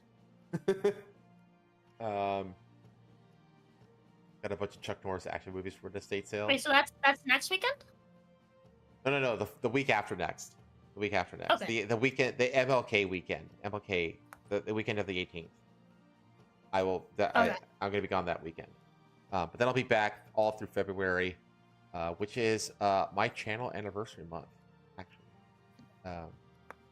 Then there's gonna be like the first weekend of March. I think I'm gonna be gone as well, and then I'm also gonna be gone for like most of April because I'm gonna be in Japan for like 3 weeks.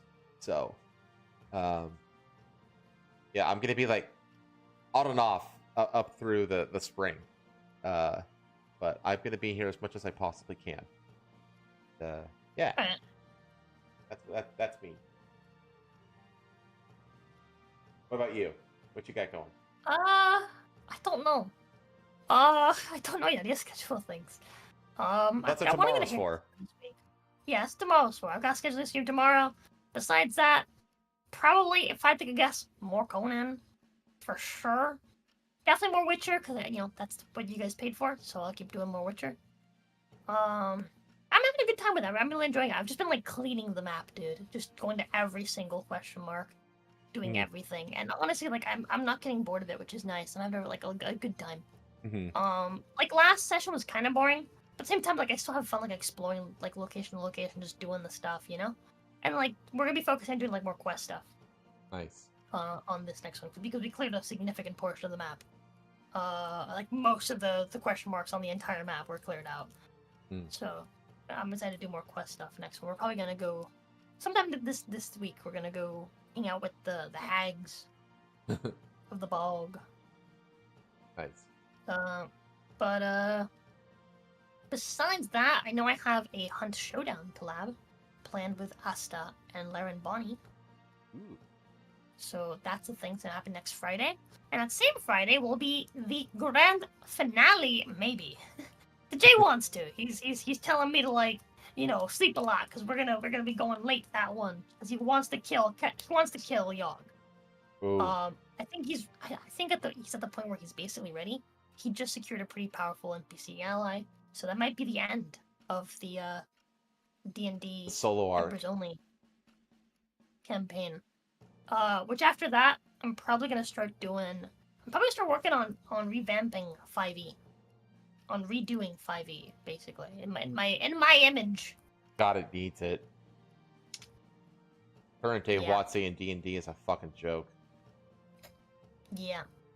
So I'll be doing a full D&D 5e revamp. I've already revamped Ranger, as well as one of its subclasses. So I'm probably gonna start there and just revamp the other subclasses. To be balanced with that subclass, and then I'll start going, class by class. I'll start with the classes, and then I'll start doing like some basic rules and shit, and going back and forth and like changing stuff. I want to keep 3.5 as the best D&D. I half agree. I still prefer 5e just because it's easier to teach and it's less like, how to put this? I don't trust players to track all their shit, and 5e has less stuff that I have to track for them. Thumbs up. I like the simplicity of 5e, but at the same time, I don't like the poor balancing of 5e. And, like, the lack of, like... There's a lot of fun ideas in 5e that are just really poorly executed, in my opinion. I agree with excited Viking, to- but I'm biased because 3.5 is the only version I've ever played. It's so complex. It's so It complicated. is. Which is cool, if that's your thing, but it's not my thing. I'm much more interested in like the actual role play than I am like the semantics of the combat. If that makes any sense. But at the same time, I don't like the combat to feel like, oh, boy, what if the player wants to do that? I have to invent a rule for that now because it doesn't exist in 5e. So I want to like. What's funny is I'm gonna probably end up making 5e a little bit more like 3.5e. I'm gonna end up making it a bit more complicated than it is naturally. And I think it's gonna fall somewhere between 3.5 and 5. That's good, I think. Yeah. I think that's where it's gonna end up falling. Yeah, I'm excited I know. to do that. That's pretty much... Oh, and of course we're gonna play more King of the Castle, because they hit weekly. Yeah. Right on. And we'll be here next week, same time. So. Mhm. All right, chat. Oh! We'll think. Oh. I have one last thing to mention that I'm probably doing next week that you guys might be interested in, that I want to schedule something next week, and that is a income review. Because we officially have a full year's worth of data of doing the whatchamacallit? Daily goal. The yeah. Well, not the daily goals. The daily goals and weekly goals, that's a relatively new thing. We started doing that in August. Or I guess technically in July. It's like July, August, somewhere in that ballpark. I think it was August. I'm pretty sure it's like the beginning of August. So we have the data from that showcasing like the drastic difference between the months leading up to that month and then that month forward. Mm-hmm. But also we have data that showcases for the whole year, a full year of doing the funding list system, and you know what you guys funded, what you guys haven't funded in the last 12 months, you know, stuff like that. So it'll be interesting to look through, maybe clean out some of the lists, you know, things that have been sitting there that, you know, people seemed interested in, but no one ever invested $1 into. Yeah. And maybe come up with some new ideas to fill the list with. But Right on. yeah, we're probably gonna do a earnings review, I guess we'll call it. That's my Ginvestors. We'll have a Ginvestor meeting. Hey, very, very nice. Very, very nice. I gotta get my ass into gear on this channel as well this year. Just getting I need to get simul streaming going. I need to get a bunch of other. I just need to get some bells and whistles figured out. So, whatever. But all right. Well, thanks for sticking around, chat. This has been a particularly long one because we had like 2 weeks worth of shit to catch up on. But I hope you had an okay time at least. I know this was a bit of a depressing one. I'm gonna try to make it not so much like this on the next one. Yeah, I hope to see you all again soon. Yeah. Watch is yours, chat. Right. See yous! Bye! Don't forget to go fuck yourselves! Love yous! Adios!